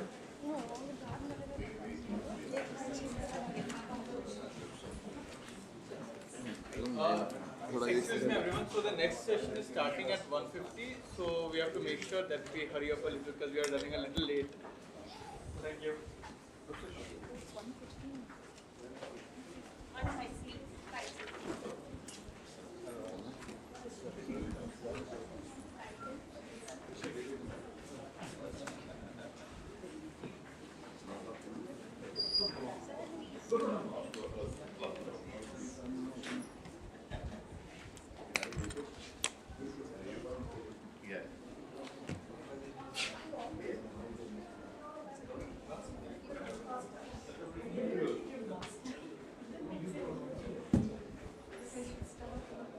Sir, do you want to keep it in my office?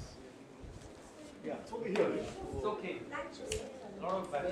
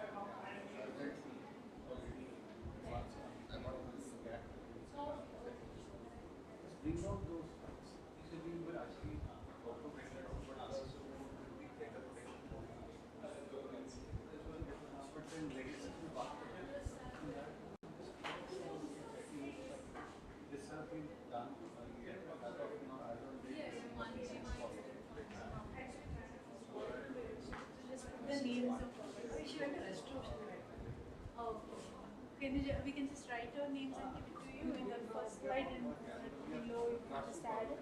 Yeah, one sec. This is. This one. They wanted to alter. Oh, this one. With some example, let us say Oh, challenge issues. So इसलिए when I was speaking, I just opened it up, cross border data. Here we will the names. Yes. Click to add. You can only say add. Just add it. First Naina ma'am.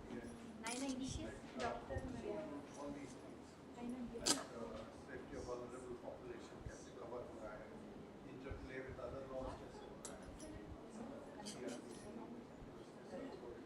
Continuous monitoring. Data anonymization identification. So for example, so have that thing. BR. Let it fall in line with Your name and order is not required. Anything is okay. But according to 4, 5, 6 and that put whichever. Hello. Something of that sort of exercise. So next, to be MRS. Ma'am, doctor not married. ಇಲ್ಲ ಇದಕ್ಕೆ ನಾನು ಬರ್ತಾ ಇದ್ದೀನಿ.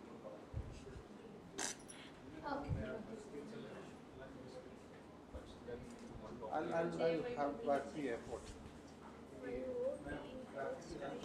AP caps. It's already 1 o'clock. Which In the below also for all the slides you can put this one names insert footer.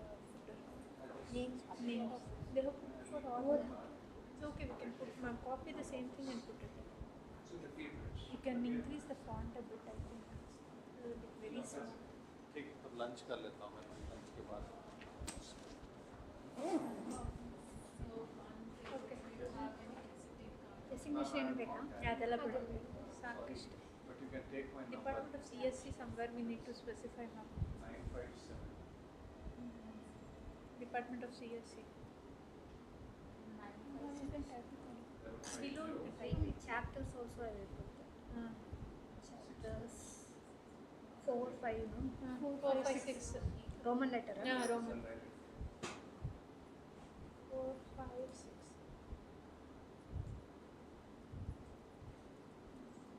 Then below Dr. Jyoti, if we can put down Department of CSC. Click proper Dr. Jyoti, if we can put enter.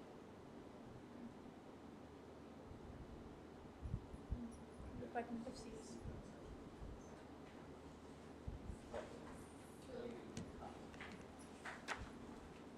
So let's come back then. अभी आने lunch करके फिर इसको.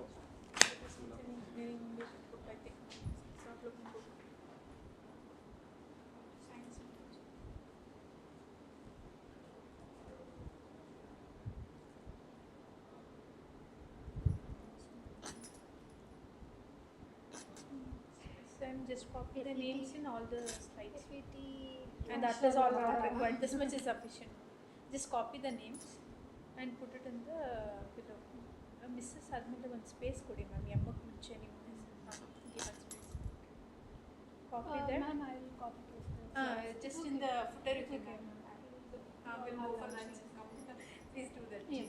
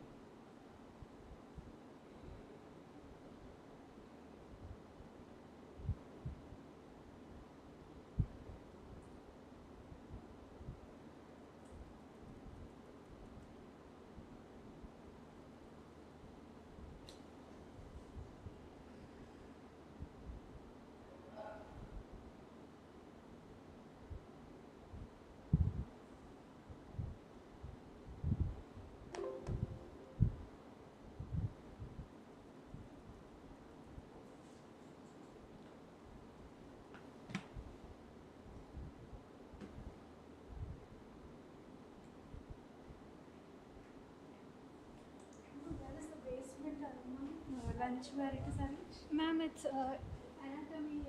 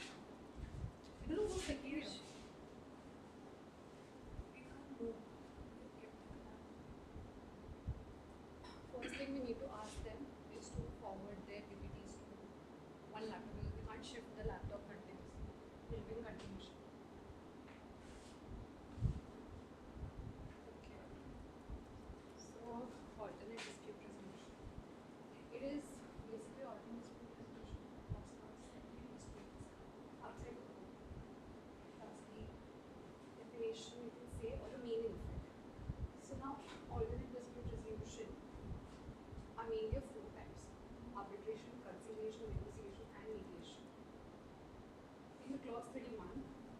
The board refers to the mediation as a alternate PDR, alternate dispute resolution, where it says that both the parties have to agree upon a mutual mediator and mutual mediator. क्या explain करेंगे? The board is of the opinion. If the board thinks that a complaint or an issue can be solved through mediation, will tell the parties involved to settle the case through mediation, provided the mediator has to be agreed upon by both parties. Okay?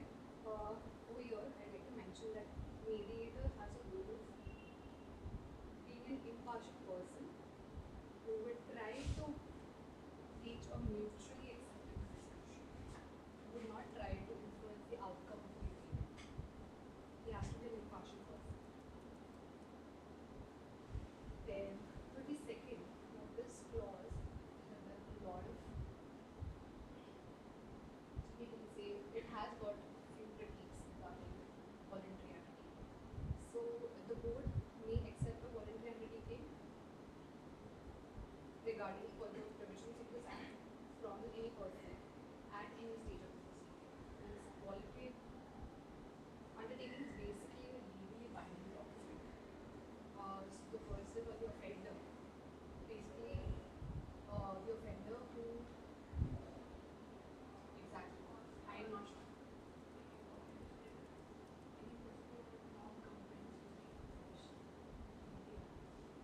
any person who is say non-compliance of a provision. Okay, fine. So the person can file a voluntary undertaking.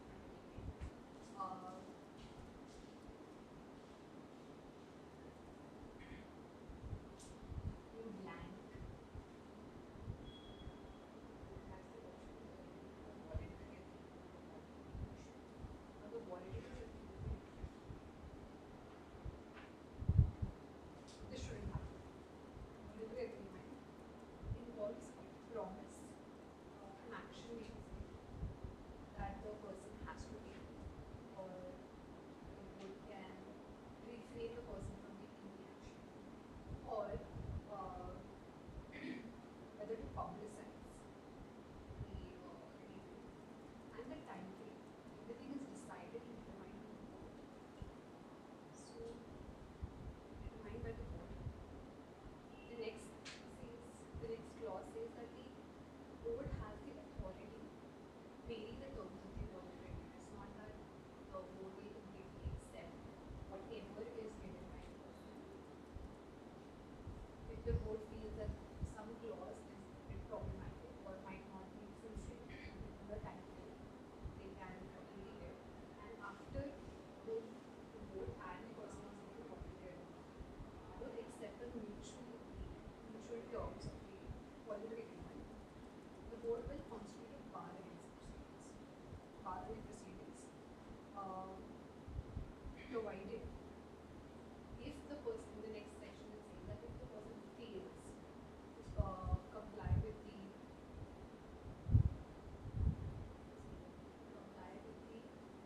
terms of the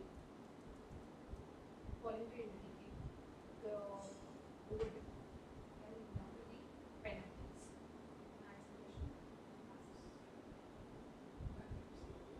You stop being I'm not able to see now. This is only now. I don't know how I will speak about 15 minutes. To be very honest.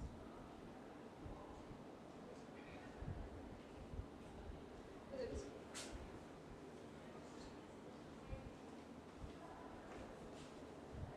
if you don't mind, can I talk to you? Yeah, please. So there is this, just wanted an opinion of yours. There is this voluntary undertaking in the Act. What do you think of it? Whether it is Voluntary undertaking in the Act. in the Act regarding any person can file a voluntary undertaking. And the terms has to be agreed by the board and the person who files it. And the person has to adhere to that.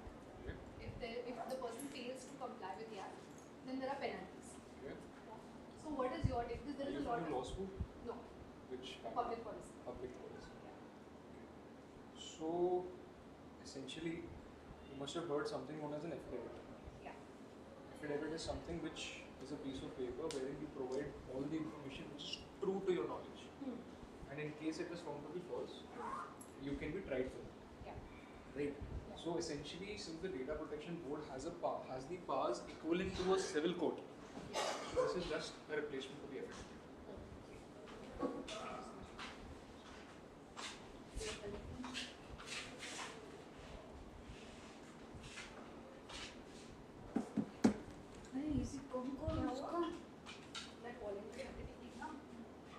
Bro, हम लोग ऐसा हो रहा है कि हम लोग क्या बोलेंगे? We don't have much to speak. People who here are keeping their own points. We will also keep our point. Will we?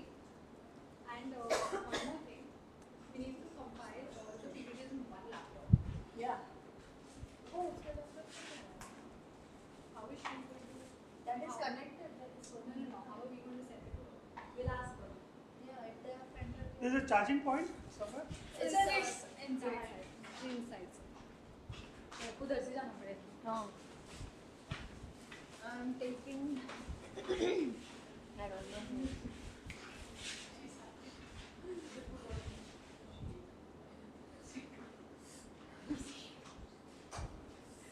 Now I'm happy because I.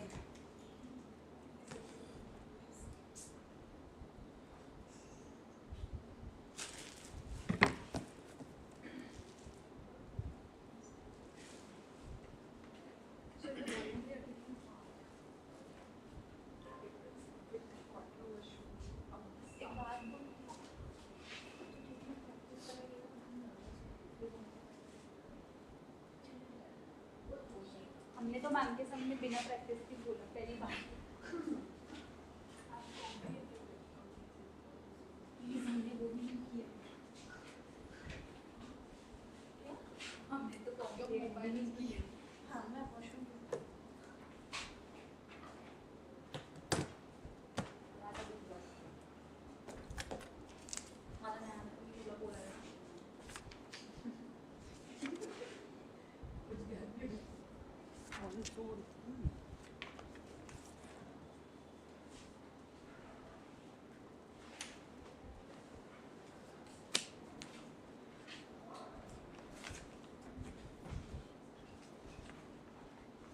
The laptop is so cute. I also want one.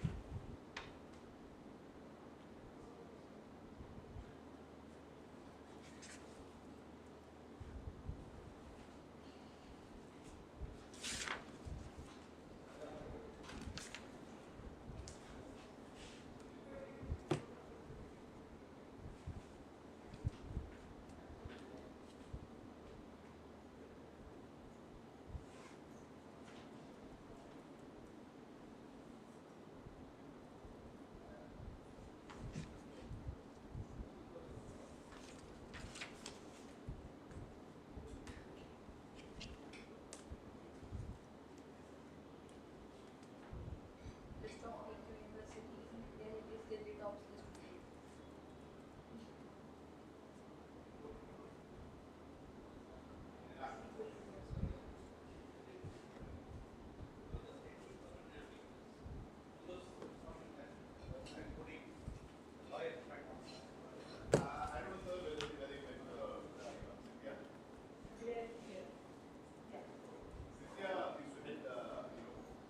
I think they are calling.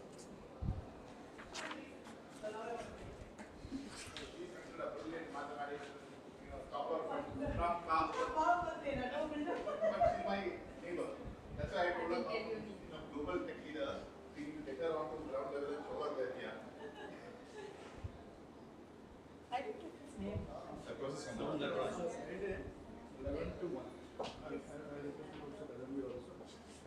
We lost a lot of our. Yes, sir. So we will close it.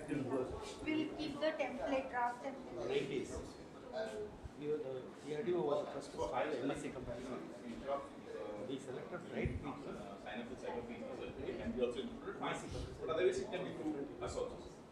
Because second Most of the brilliant guys were working in it. that other channel. Your wives will work with us. They will make money.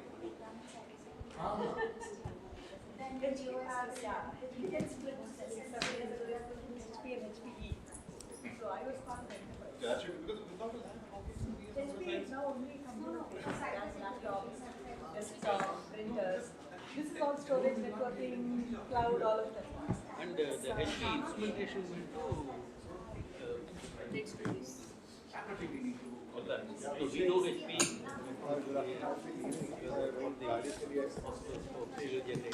Analyzer. We grow. No.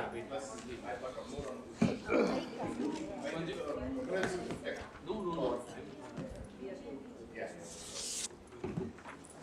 I wasn't here. After You tell, you get your, that small little thing and then go. So he's going to leave after some more time. So when people get seated, sir, you get. Oh man, we need to No, I'm virtually present, sir. Now your session. I told them you to take a.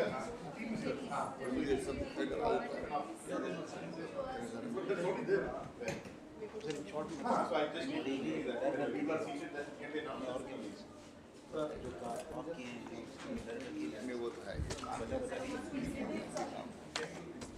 गया था officer दूसरा गया नहीं हूँ मैं छोटा beauty कैसा है बाकी सब छोड़ that is a viral viral मेरे से हो गया वायरल मेरा को वायरल हो गया 2 दिन से मैं घूम रहा हूँ उस बुखार से घूम रहा हूँ मैं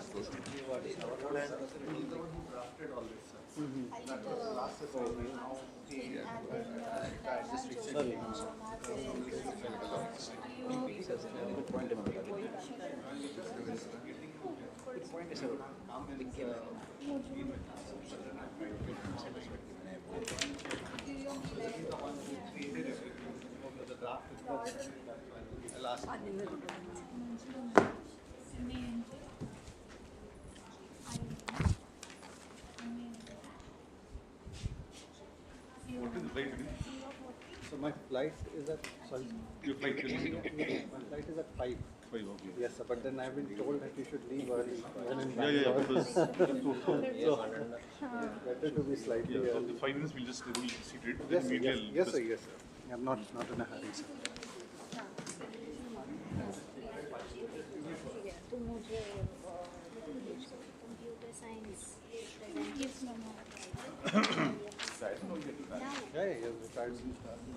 Send your presentation to me on WhatsApp. I will forward to her.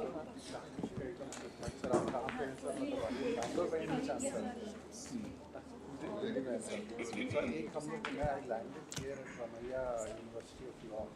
So there's a discussion happening on data protection. तो we are taking our help and we plan to compile a report. So आपका sir थोड़ा सा time चाहिए. Maybe it may be a small intervention from you, but then for 5 minutes.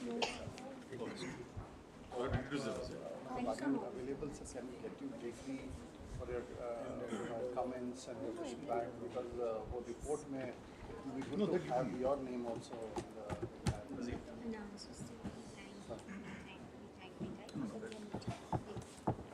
Yes, sir. VC say so.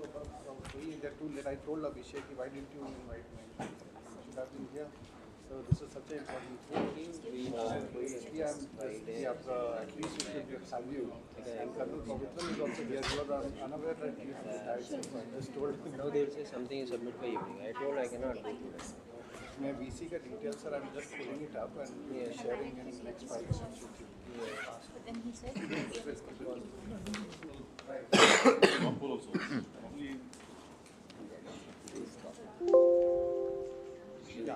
Please settle down, gentlemen. Ladies and gentlemen, please settle down. Naina ma'am, your PPT is there.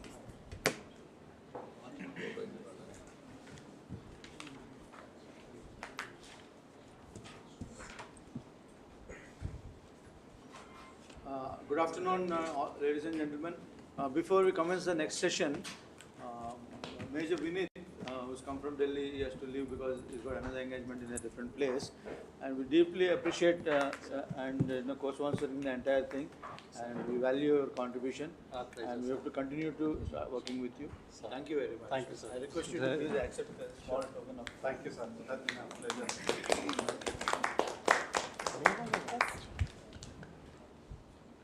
Please take the photo. They're taking it from there. We also need to. Just quickly capture it. Yeah.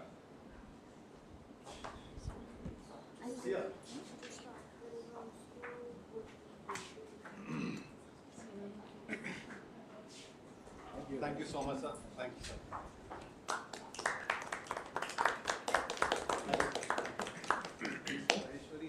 Yeah. Joining virtually. Just explain to him also, Mr. Maheshwari. I don't know, he's the one who drafted Explained everything. already. He explained this. Sir. It's already been explained. I might be in the data protection board also now. Check it out. Most right. You mentioned anyway, you recognize. Yeah.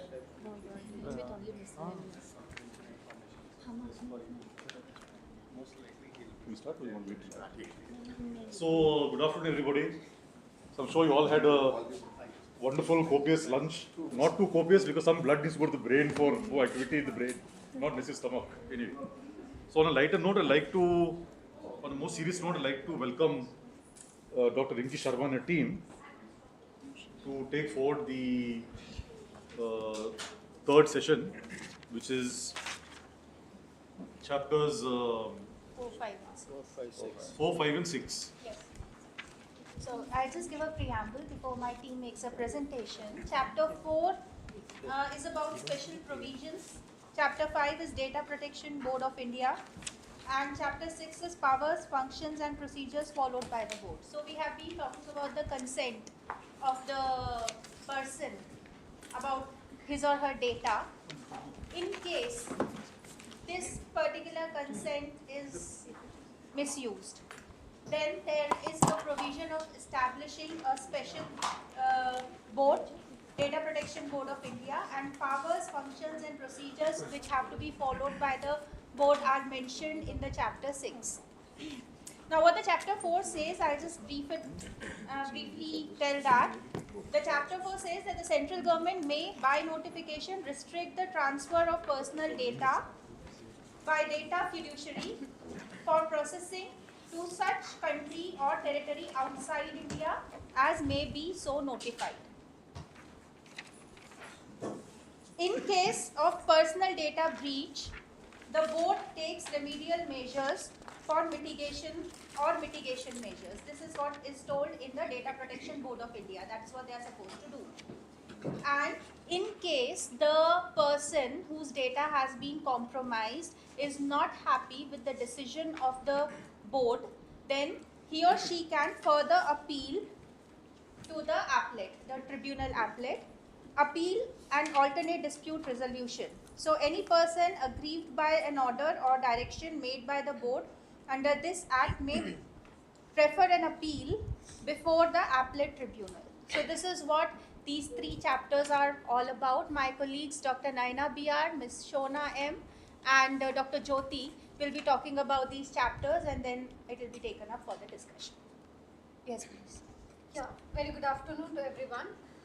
So as we have already heard about chapter 1, 2, 3, so I would just say that this chapter 4 is linking to those.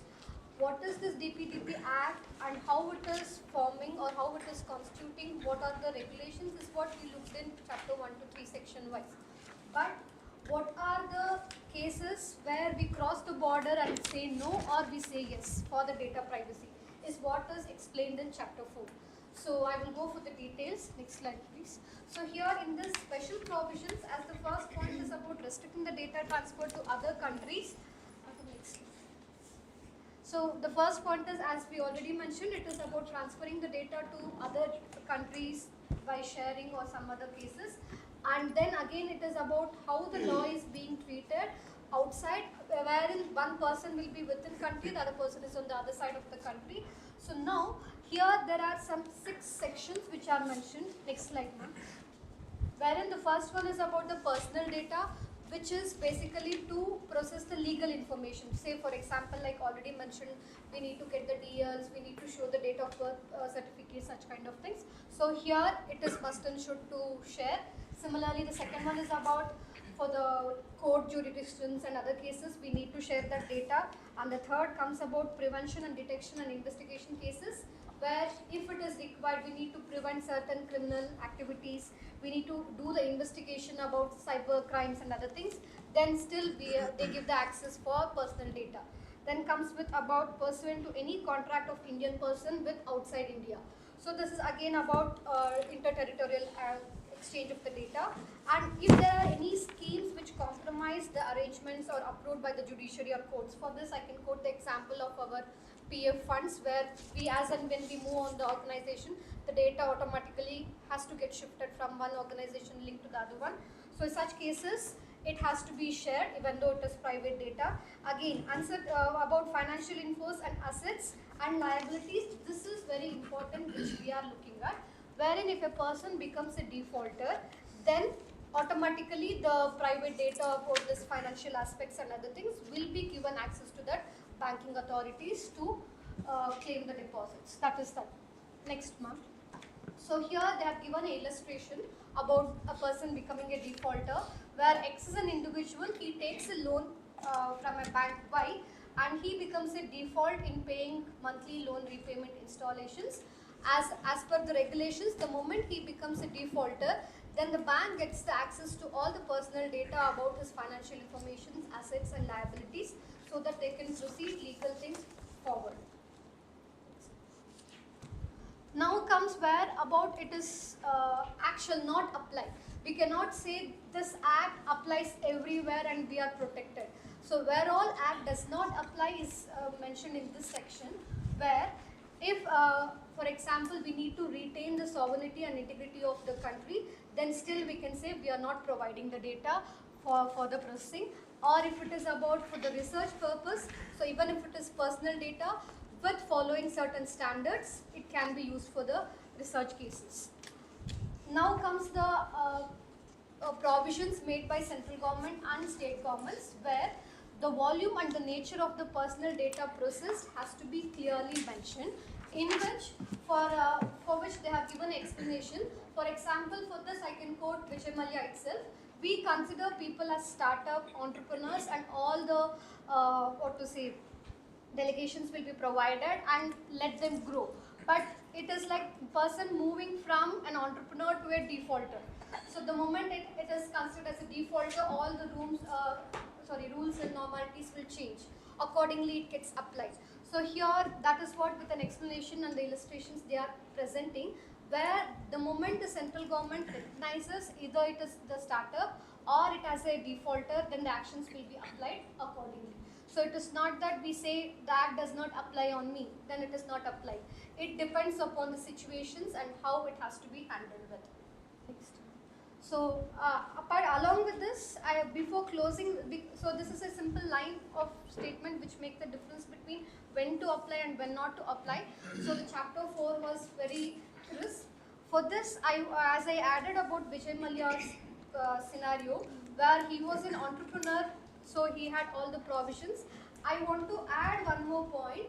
This data flow is not at present interlinked among all the banks and other cases. So it is the person who presents what is the outstanding loan of his. That is one thing we need to look at. So because we as engineers, we are thinking in different angle, not as you all as law people. So our point of view is if the data is networked. So if I again mention about Vijay Mallya, if it is networked among all the banks, then he will not get further loans. Then we wouldn't have been in this situation and he escaping from the country or whatever it is. So that is one thing regarding the Kingfisher one, what I wanted to mention.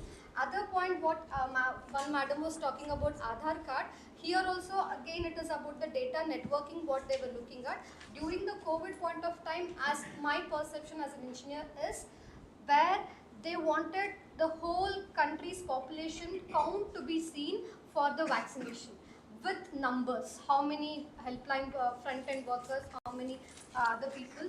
For that, one point identity was Aadhaar card at that point of time, so it gave the clear statistics for the data analytics. Apart from that, I don't feel there was any other need to make Aadhaar card as mandate. So apart from chapter 4, these two were my views which I thought I would share. So now I will request Sona ma'am to proceed with chapter 5. Good afternoon, everybody. I'm Shona. Thank you, Naina ma'am, for the crisp explanation of the chapter 4. So now I'm chapter 5 is Data Protection Board of India. So it's nothing but it is the it is the body which will educatory body which is set up by the government of India for giving that to dispute the which is to dispute how the data is breached and what are the penalties to be given. So next slide, please. So this is so in this board we have it is established by the central government, and in this board we will be having the chairperson and the members. So it is the body which educates the dispute between the person whose data is breached and between the platform which is responsible to breach the obligations under this act. And this board headquarters will be determined by the central government. So next slide. So the qualification of appointing this chairperson and this other members, it will be determined by the central government. And the qualification they should be expertise in the consumer protection, in the data governance, technology, digital economy, and especially they should be expert in the field of law. So next slide. So the salary and the allowance which is to be paid for those chairperson and the members, it will be determined by the according to the prescribed rules, and the term is 2 years terms, and it's 2 years terms, and additionally after the 2 years time period, again they can be reappointed in the subsequent terms. So next slide. So these members of this board, that is the chairperson and the members which is taken for this board, so they can be disqualified in these cases. The first one is when the board is not satisfied with that appointed persons, with that members, so they can be disqualified. And when the person is convicted some offence which involves some immorality or dishonesty, and then when he has become physically or mentally incapable of performing the task or duties, and when he has been accused in accepting the bribes, so in that case those persons can be disqualified. And then so additionally this so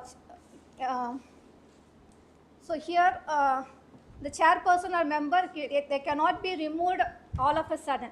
So first they will be given an opportunity, and the board member, they will be hearing the points from those members, and they will be getting the reasons for that mistakes what they have done. So next slide. So this resignation of the members. So here before giving the resignation, 3 months notice has to be given.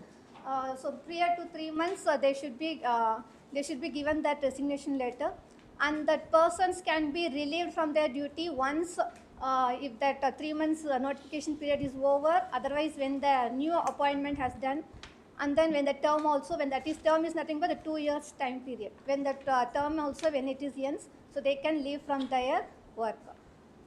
And if any vacancy arises, then again a new appointment procedure, new interview procedure, it will be newly some other persons can be appointed according to the act.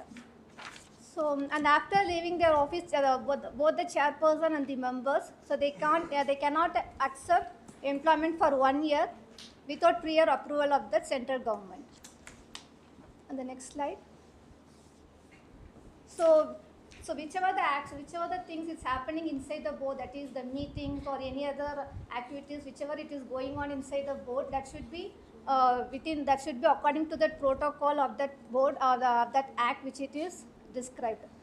And so that validity of any action or decision which is taken by the board, it will not be affected by, so these three cases, when the vacancy or defects in the board's composition, and the defects in the appointment of the chairperson or other members, and any irregularities in the board's procedures. So when the chairperson, when he is unable to perform the duties, the next senior person will be taking the in charge of that chairperson. So next one. So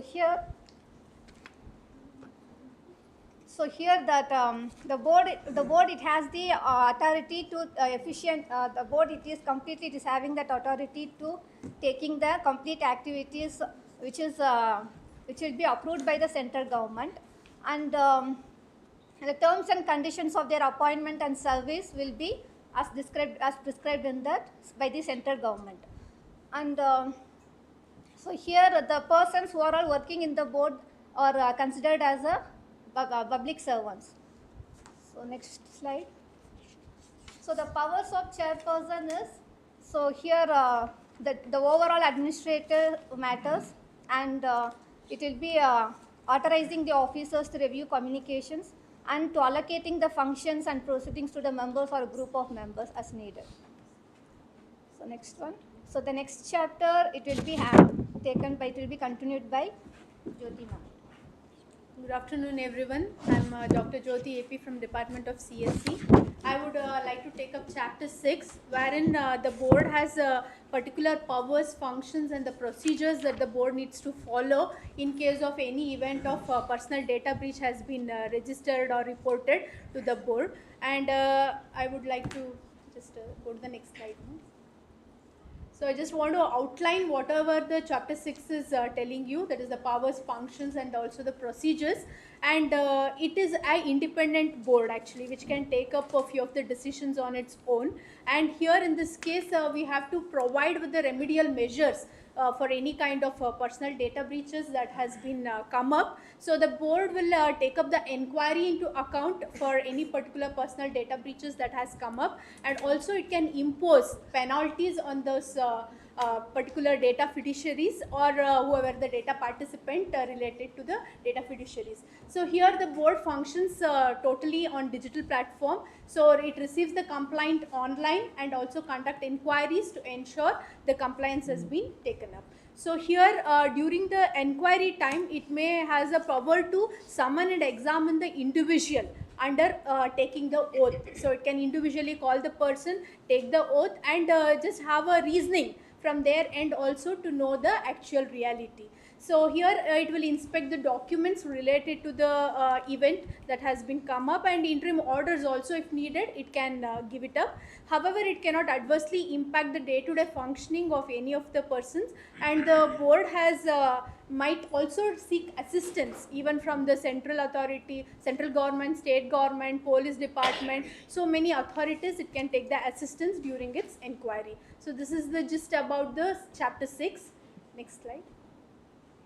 So the coming to the powers and functions of the board, which is articulated in the Article 27 or Section 27 of this policy. So here the Act says that the board shall exercise and perform the following powers and functions.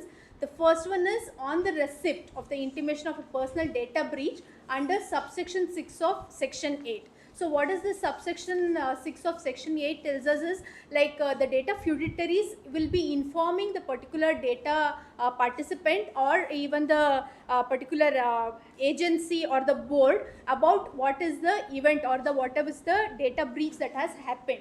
So that is coming under subsection 6 of Section 8, and it can direct any urgent remedial or mitigation measures in the event of any personal data breach. And an inquiry can be taken up related to the personal data breach and impose a penalty which will be discussed more in Section 33 of Chapter 8, I suppose. So second one is like on a complaint made by the data principal himself. So what are the basic things the data principal will take up is, the first thing is breach on observance with the data fiduciary, because he would have given the consent to the data fiduciary to use his data. So that's why here in the the observance by the data fiduciary can be an obligation. So in that case also it can be taken up. And other things is like he finds that he is not able to exercise his rights in a proper way. So under that case also it has a provision under the act to come up with this thing. And also we can have a reference from the central government or the state government or any particular court which can come up with the inquiry for breach of the data. So that is one thing in this particular thing. Next slide. So next, on a complaint made by the data principal in respect of a breach in observance by a consent manager. So who is this consent manager? Is the one who is directly involved with the board. So he would have registered himself in the board actually, and he is the one-to-one contact for the particular data fiduciary or to the data principal to take up a case of personal data breach. So if there is a problem or there is some obligations with respect to the consent manager, then there needs to be an inquiry done and also impose the penalties as provided in the act. And on the receipt of the intimation of the breach of any condition of registration of the consent manager. So there can be a breach due to the registration of the consent manager itself with the board. So that also can be taken up here, and suitable penalty and inquiry has to be taken up against the consent manager. And on a reference made by the central government in respect of the breach in the observance of the provisions that are made under subsection 2 of section 37 by an intermediary. So here what does this section tell about is, a intermediary will actually receive the information from the outside that there has been some particular issues. So he would be issued the notice from the central government or any special officer who has been authorized to take up this itself from the central government itself. And there are chances that he can be put into a monetary penalty, or there are chances that he can be taken out of the public access of the particular data he is trying to breach out. So those are the things or the powers of the functions which are articulated in section 27 in chapter 6. Next.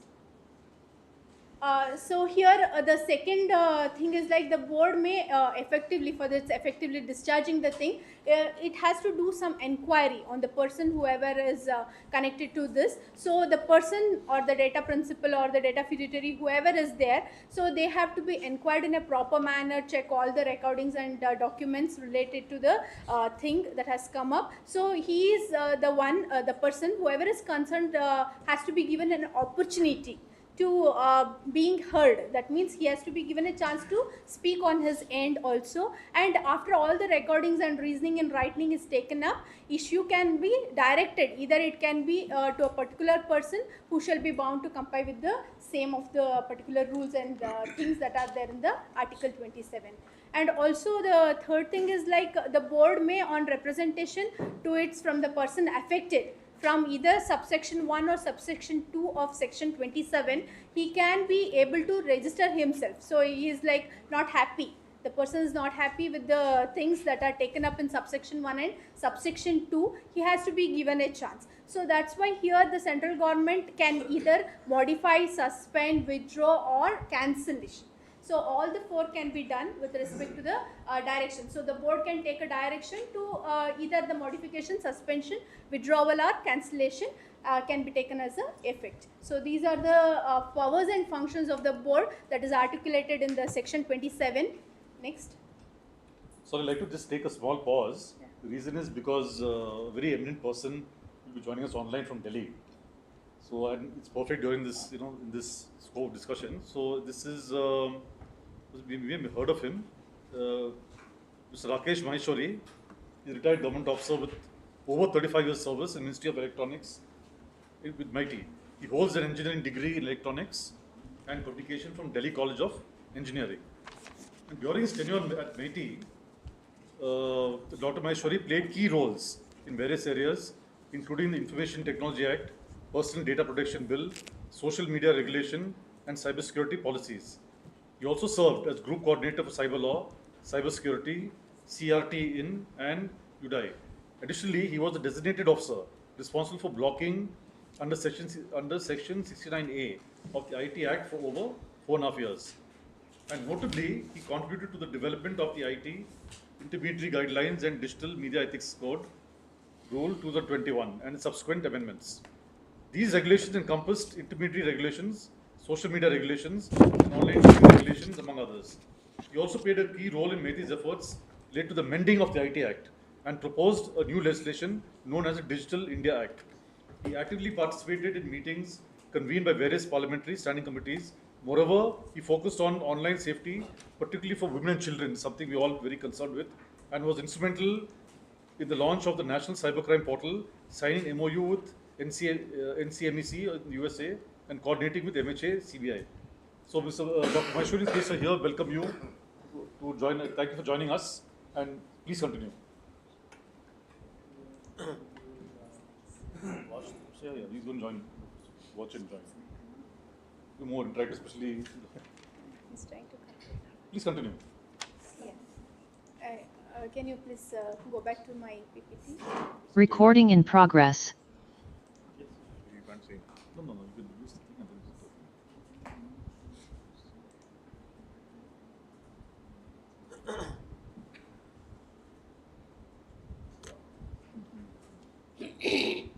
then Are we audible? Yeah, you are. Yeah.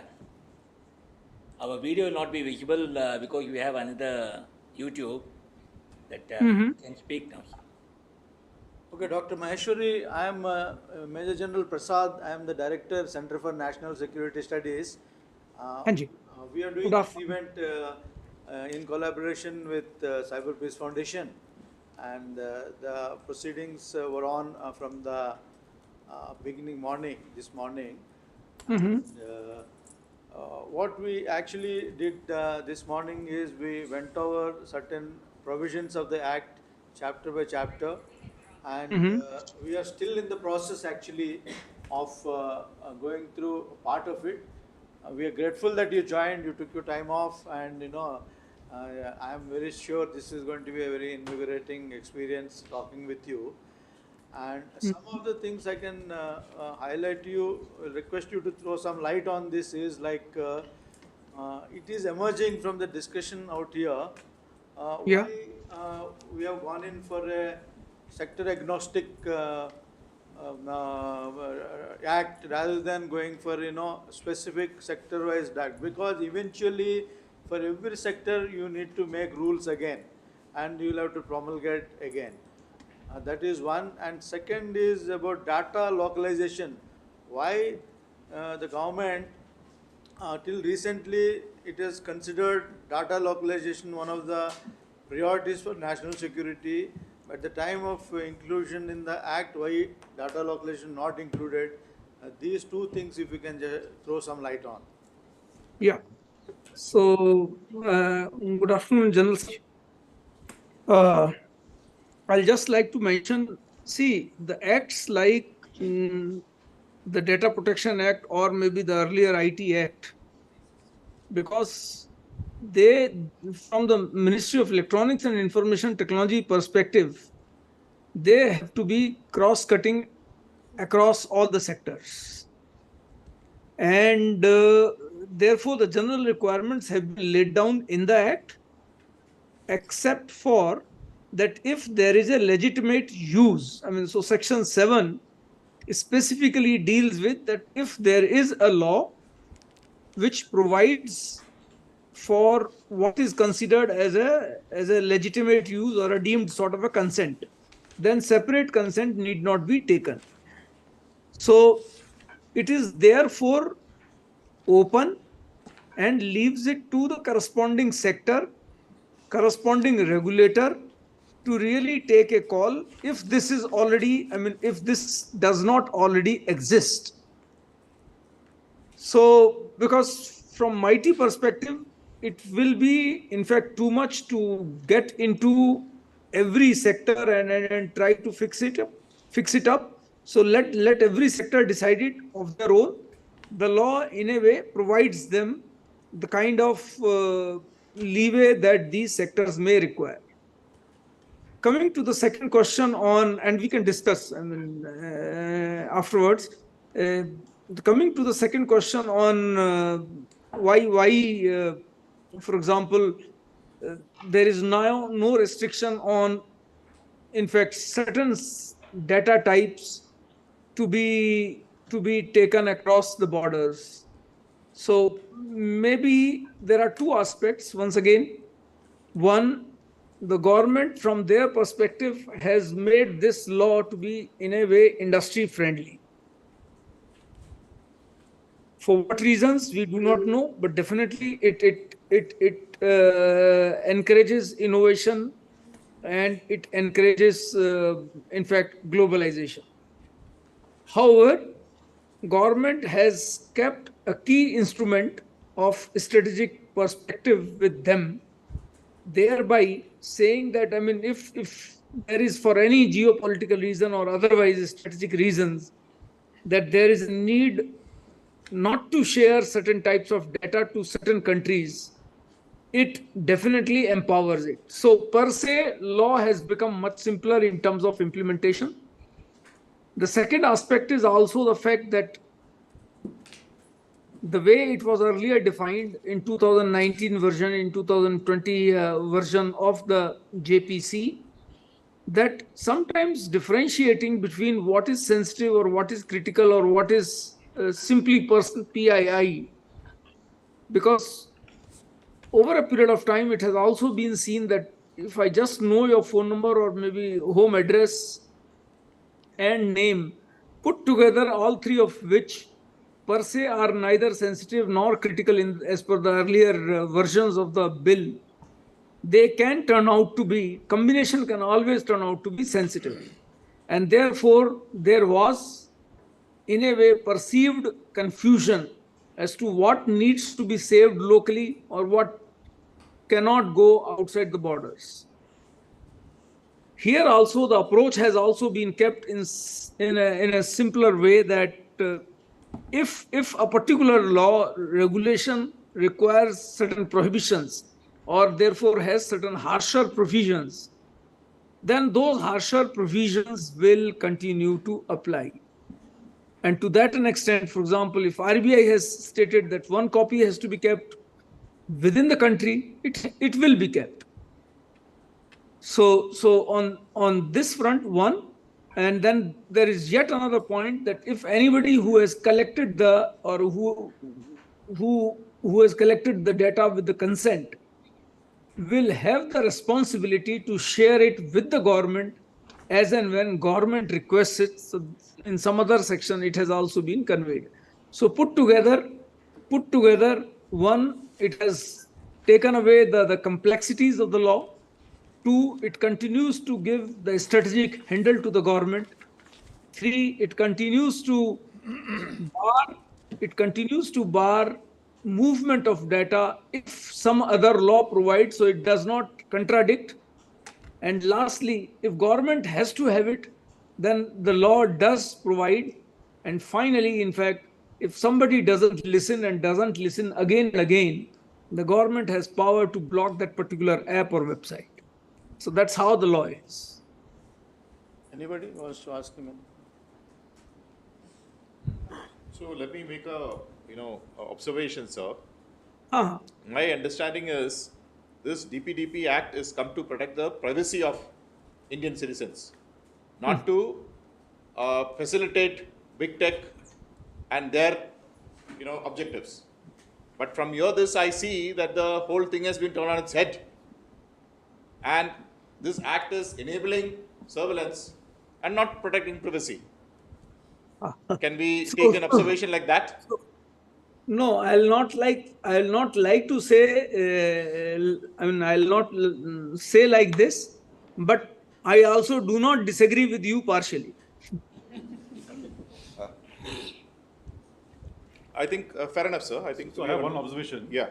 So we're also talking about the various legal aspects of the Act, Mr. Maheshwari. So one thing which is in fact I think omitted here is how to define the accession and exfiltration of data, for example, because we're talking about old technologies, because the new technologies which move forward, people talk about all, AI and blockchain, etc.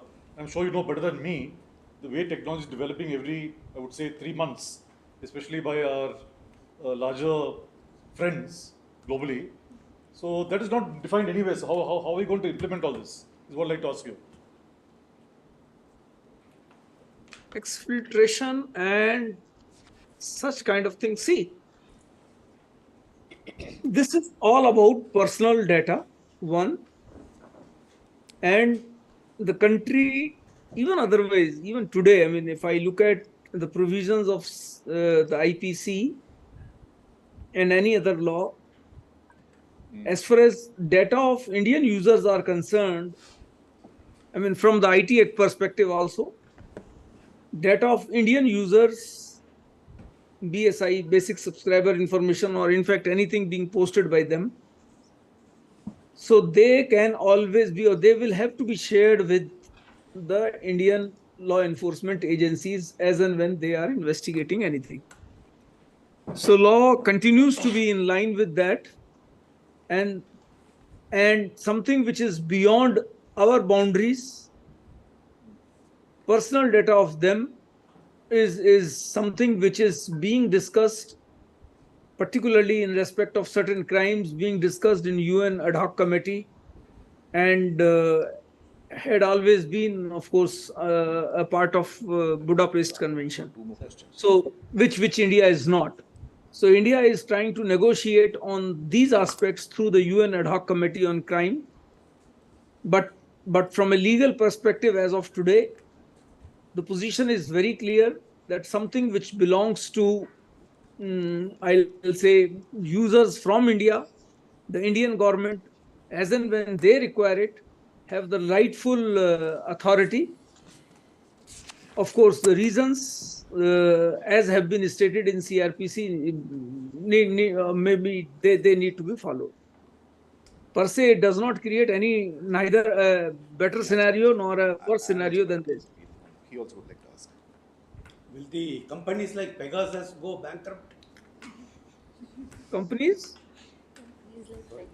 With companies like Pegasus, which enable exfiltration of data, not succinctly, will they go bankrupt if the government has a right to data of any personal data? Then they can easily take it. Why pay? No, once again, please understand there are two aspects. One is seeking details of the personal information, and two is seeking details of the content. So if you are looking for content, then Section 69 continues to be in operation, and this law does not really talk about it. So per se, your privacy remains intact, and you cannot really get into the details of what is being stated or what is being, I mean, sent as messages, which can be text, video, or whatever. So only 69, and 69 means the check and balances of 69 come into picture. And the same is true with respect to the Telegraph Act also. So when we are talking of personal information, we are only talking of the subscriber's personal information, which, once again, the government or any law enforcement, I mean, not the government per se, any law enforcement agency has the right under the respective law. So if you are saying Pegasus will go bankrupt or no, I mean, the question to me appears to be a bit out of context, and even if somebody used a Pegasus or a tool, something similar to this, one, if the government has to use, it has to use with the right provisions, and there are provisions available in the Act, in the IT Act, and if any provision other than that is used, or any entity which is using it, except in employee-employer relationship, with and for the reasons to be known, anything else will become, I'll say, unlawful. Okay, so there's just two more questions, which, small questions actually. One is, when MeitY was framing this act, was the national security aspects of the nation examined when framing this act? So I'll only say one thing. that whenever any act is prepared, I mean, you may already be knowing it, that there is an interministerial consultation, one, and two, any DCN, I mean, any draft cabinet note. So one, I mean, any decision which is taken is always taken by the cabinet. So ministers, so cabinet committee takes the final call. Cabinet committee also includes the defense minister. One, two, before the bill is taken to the cabinet, it is always shared with the concerned ministries, and Ministry of Defense was one of them, which was consulted on the content of this particular bill as well. Okay, great, sir. So For sure. did the Ministry of For Defense? sure. And this is something, I mean, I Yeah, hope yeah, it's no, not. no, that point is taken, sir. My only this is, now since you're mentioning this, did the Defense Ministry ask for data localization? No, And was it overruled? No, that we will not be able to tell. Okay. So, but legislation, I thought everything was supposed to be in the open. But anyway, since you're saying that. No. See, there are two aspects. One is about public comment. The other is about comments by the corresponding ministries. Now, comments by the corresponding ministries need not go public. Yes, you're correct. Okay. So, sir, the second thing is, till date, citizens where surveillance on citizens was governed under the Telegraph Act. Ek minute, sir. I'll like to make it clarity here also. So one, surveillance on citizens are there covered under Telegraph Act as well as IT Act. One. Two, only for a limited time. Point number three, only with the approval of Home Secretary, either in the state or in the center, and only after a request has been made by an IG level officer to the Home Secretary. So check and balances are there, and any such request which is being acceded to, there is a review by a review committee headed by Cabinet Secretary. And all this process has been also vetted by Honorable Supreme Court. So per se, the limited surveillance which government can do has to do or has to be, I mean, the process is with the checks and balances. Beyond that, if there is a misuse, there is a misuse. I mean, so it's not that, I'm not saying that there is not a misuse or there is a use or there is just, so we will not be able to comment on the misuse part. Illegal is illegal only. Yeah, so thank you for expanding from a legal on perspective, everything is clear. Yeah, thank you. I thank you for expanding on the process. But my question is something different. Yeah. This was before privacy was a fundamental right. Today, privacy is a fundamental right for citizens. Now, my understanding globally is when you look at all democracies, when any fundamental right needs to be restricted, it is always with judicial interventions. Not necessary. Not necessary. Okay, so that's this. But when I did participate in a couple of seminars where people accepted that, yes, globally, in democracies especially. No. So what globally can happen need not be followed in the same way, by the Indian government.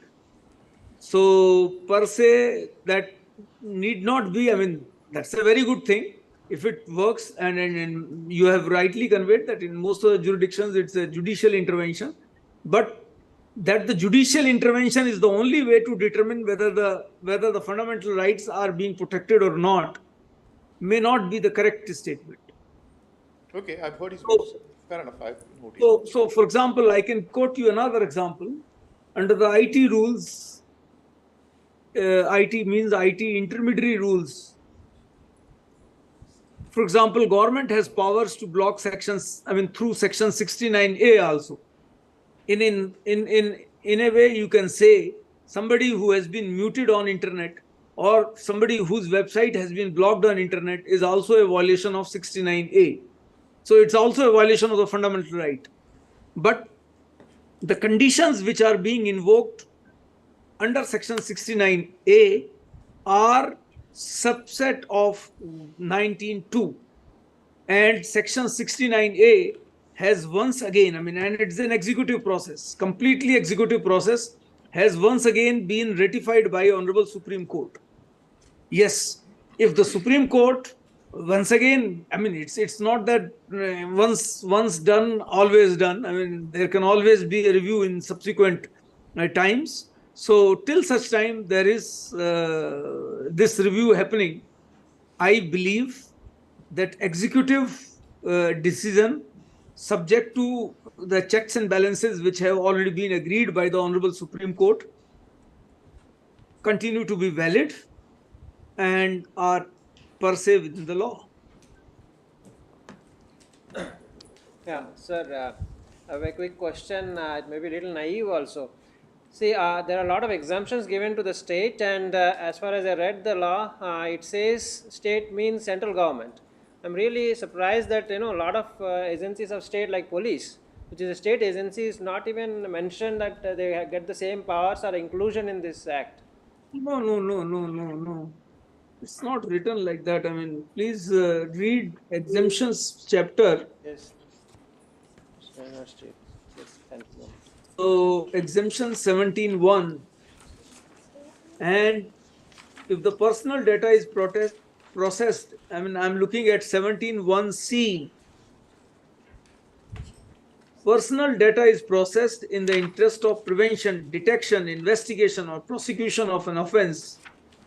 The subsection 1 and 5 of section 8 will not apply. No, not that. 1 and 5 will apply. Anything else will not apply. And those of chapter 3 and section 16 shall also not apply. So there are certain exemptions which have been given to law enforcement agencies across. But that's not mentioned. So it's only when under 17(2), whether it may belong to in such instrumentality of the state, and the state has also been defined, that the state means something which is coming out from Article 12 of the Constitution.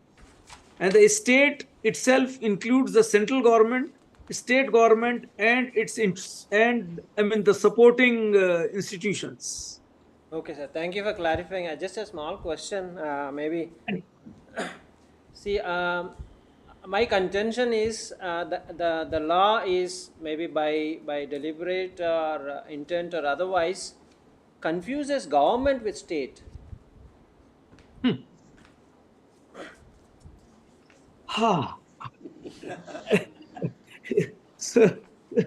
So, see, beyond a point, maybe I am also like you. I'll only like to maybe give my views. So at some places it is very clearly written central government or state government or its instrumentalities. At some other places it's very clearly written as state only. So when it is state, maybe it includes judiciary as well. And maybe it includes everybody. Because it's a constitutional interpretation, so I'm not by definition a lawyer. So I am only going by maybe Article 12 of the Constitution, which is what has been mentioned in the Act. Otherwise, at most of the places, central government means Ministry of Electronics and IT, but it appears from the text that in one or two cases, for example, central government approaching the board, or state government approaching the board, it will have any central government or any state government. So however, it does not talk of instrumentalities going to the board. So the word state, sometime, therefore it has to be read separately and seen separately as to. Sir, I am also not a lawyer, so I'm not picking on the word state. Actually, what I wanted to say is government as political class versus state as state. And under Article 12. So that's what I'm. government as political class versus state as Article 12 state. Yes. So I mean, The wording of the law is meant to mean to read, I think deliberately you should read it as political class government, not the state. What I can do is maybe because Major Vineet is already there, if the question can be passed directly to me or maybe through Major Vineet, I'll be able to look into the question and maybe respond to you at an appropriate time. Because beyond this, as of now, I can only say that very carefully it has been, I mean, the words have been chosen. The words have been chosen. However, if the confusion remains, maybe the law also provides for difficulties in implementation because of the fact that, of course, the technologies continue to evolve, but then because everybody is like a stakeholder in this particular act. Sure, sure. So thank you, Mr. Maheshwari. General Prasad here again. Yeah. As one last clarification, I think probably with respect to data localization, it appears that government wanted to do it because it was there in the draft earlier, but certain economic reasons or something like that, probably the government feels. Maybe. I agree. The government feels it may not be the right. I agree. So I agree, sir.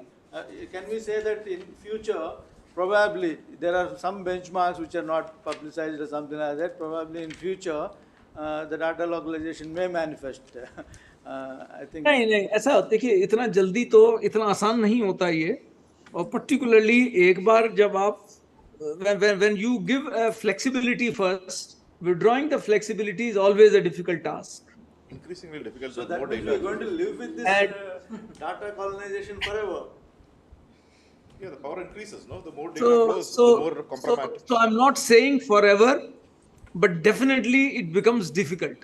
Sir. See, in the November draft, if it was written the other way, and if the earlier versions of this particular bill continued to differentiate between what is sensitive, critical, and personal, and putting certain additional restrictions on sensitive and critical, passing of any such tougher route could have been possible now, but now that it has not been done, the reverse is, I'm not saying not possible, but is definitely going to be much more difficult than what it could have been today. Thank you very much, sir. Firstly, on behalf of Center for National Security Studies and Ramaya University, we profoundly thank you for readily accepting at short notice and taking part in this particular discussion.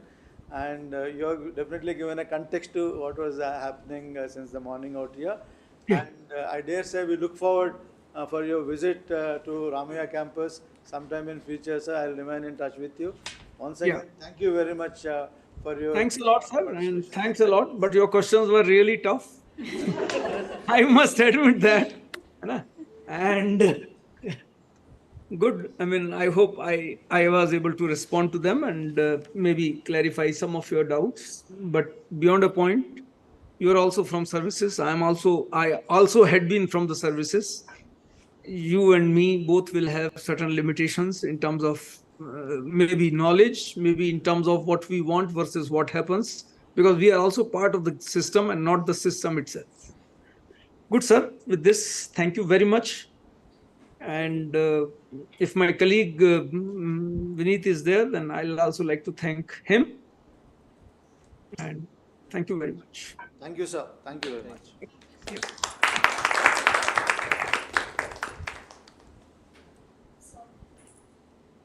If I may just reiterate to the House the context of this discussion with Mr. Rakesh Maheshwari, when Cyberpeace, specifically Mr. Abhishek and I met him in December 2022, he was still a member of the concerned ministry.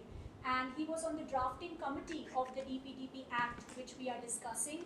He was also leading the stakeholder consultation, which Abhishek and I had attended, wherein we gave very similar feedbacks to the Ministry of State Rajiv Chandrasekhar, who incidentally is from Bangalore, so maybe we should put some tough questions before him too. He retired in April, Mr. Maheshwari, and he is on the board of Cyber Peace Foundation now. We are very happy to hear that. And hopefully, I mean, I understand this is a transition phase for Mr. Maheshwari. Hopefully, in another 6 months, he would be speaking our language a little bit more. That would be good to hear. Sir, sir, I'm sorry, I don't Yeah, know. Gangadhar. Yeah. I really appreciate the point that you raised. Maybe Abhishek knows the answer. We can discuss it later. If we don't know the answer, let us include it in the submission. Why is this act defining state differently from Article 12 of the Constitution?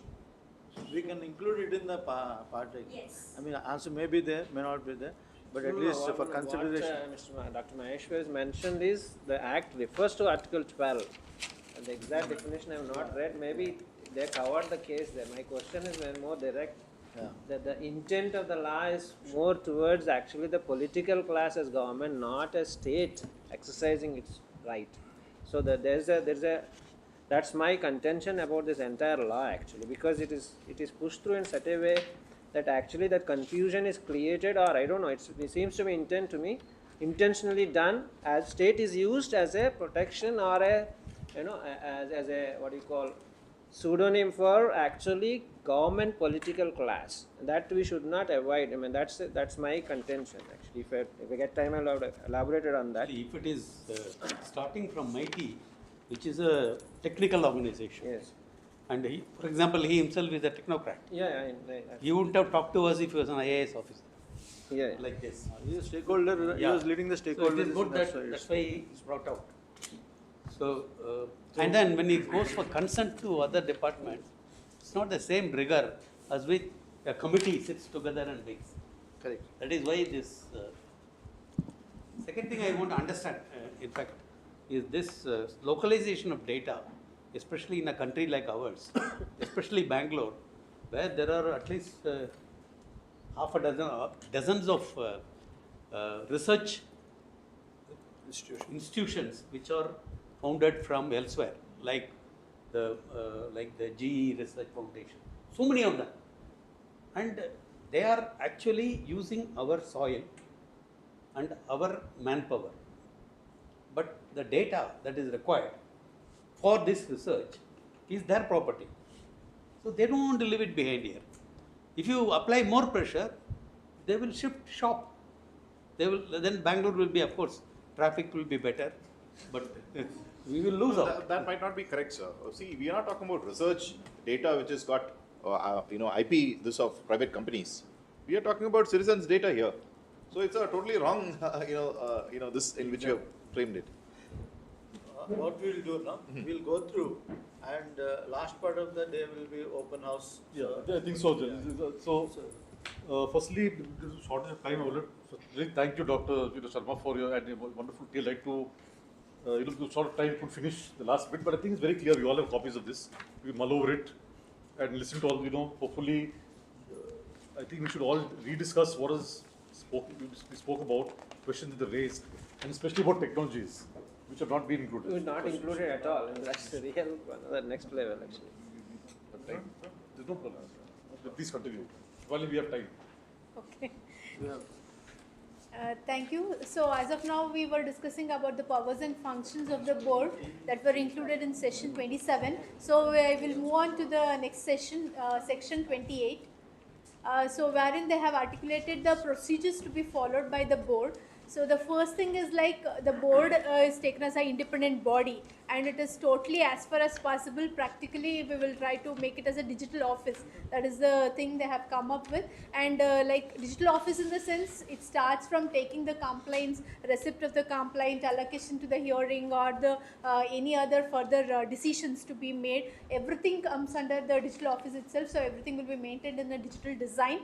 And next is on receipt of intimation or complaint, or reference or directions as referred in the subsection 1 of section 27. Just now I think I put a light on those subsection 1 of section 27. So it will be able to take the actions in accordance with the provisions of the act that are made, and under that whatever is the rules, that is particularly section 33 if you want to proceed, otherwise it can close the proceedings. So that's how it goes. And coming to the third one, the board should also determine whether there are sufficient grounds to proceed with an inquiry. So it has to first check whether sufficient background is there to proceed further or to stop at that point.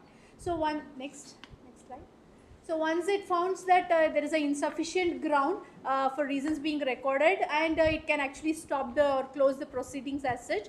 And if it finds the sufficient grounds that may be possible to proceed with the inquiry for the reasons being recorded on writing, it can actually ascertain the particular person is genuine or not. So it should be complying with or complied with the provisions of this particular act. And coming to the next point, the board should also conduct such inquiry following the principles of the natural justice that is being followed, and records the reasons for these actions, and course of such inquiries has to be articulated as we go on. Next slide. So seventh point is like the purpose of discharging its function. It actually follows the previous act, like that the board should have the same powers as it is vested with the civil code under the Code of Civil Procedures in 1908, which says that the first thing is summoning and enforcing the attendance of any person. It should be taken upon the oath, and she should be called, summoned, inquired, all those things has to be done. Second is requiring evidence or affidavit or the documents that will discover the production of such documents. So whether it is genuine or not has to be checked in, and inspecting any data, book, document, register books and all such documents have to be taken up, and all such other matters will be prescribed under this. Next. The board or its officers, as I already told you, it should not prevent any access with the particular premises or any particular custody, or take up the equipments from them, so which will affect the day-to-day activities of the functioning of a particular person. That should not be done by board or its officers. And next is board may require the services. This also I've already discussed, wherein the services of the police officer or any other central government or state government should be able to assist for the particular purpose, and the person whoever is allocated this duty has to sincerely do this so that he comply with this such requisitions. And coming to the next point, during the course of the inquiry, the board considers it necessary, it may be for the reasons to be recorded in writing, issue the interim orders. So it can take up an interim order in between as such, because it will listen to the person before giving the interim order, so that it gives the opportunity for the person to hear from his end, and then do the interim orders. Next point. So on the completion of the inquiry, once all the inquiry is being done, the person concerned will be having an opportunity of being heard, and also the reasons will be recorded in writing, and it can close the proceedings as such if in case it finds not guilty. If in case if it has to proceed, it has to be in accordance with the section 33. So section 33 is actually talking about the penalties that needs to be imposed on the particular person. So that is section 3. I think in chapter 8 they will be discussing more about it. And coming to the next one, at any stage after receipt of complaint, if the board is of the opinion that the complaint is false or it does not have any value as such, so under such case it can issue warning or impose cause of the complaint. Whoever has given the complaint, they can take action on him. So thank you very much. Thank you all. Thank you.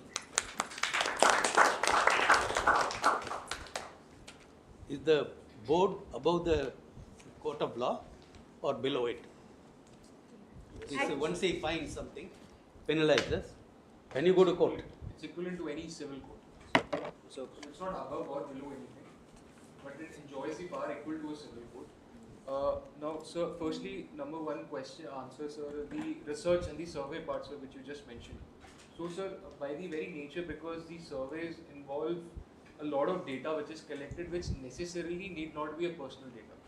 So, for example, the campaign which Cyberpeace ran called Drive for Cyberpeace, in which our team went from Hyderabad to Bangalore to get in inputs from people what they understand by data protection. We never asked anybody their name or their email ID. We never collected any personal data. So keeping that aspect in mind and seeing that a lot of NGOs are also involved in this, so surveys and researches are kept outside the scope of this act. So any research will not come under the banner of this act. Apart from that, I would like to draw the attention to, since we're talking a lot about data localization, I would like to draw your attention towards an organization called IPEC. International Committee for Exploited and Missing Children, which is a NGO which is based out of US. So the very good work which ICMEC has been doing across the globe to address the child rights, especially the exploited and the missing ones, they have got to a supremacy that even if a data is required in India, a request has to be relayed to US and then they release the Indian data from there itself. So when we are talking about data localization, do we have efficient infrastructures to assure it? Number one. Number two, when we're talking about the rights of the netizens itself and we want data localization, who will be liable in case there is a breach of the data localized within India? That cannot be the fiduciary then. Okay, so I can answer this too. See, there are people who might question also whether we should be an independent nation because we might not have the correct leadership. Okay, there is no end to that. You are a sovereign nation. Your fundamental rights, etc., are guaranteed by your state. You cannot say because the US has got that capability, we should now dismantle our constitution, give up our rights, and rely on them. That I feel is a very, But we still have that timeline to actually come to that level and then do our data localization. So then we would have never achieved independence. I'm just being very, because that sort of, it's a dangerous narrative which is being built up today. I straight away see the narrative where it's going to end. Sir, with this, for data localization, if I may, sir, we are the leaders in software manufacturing.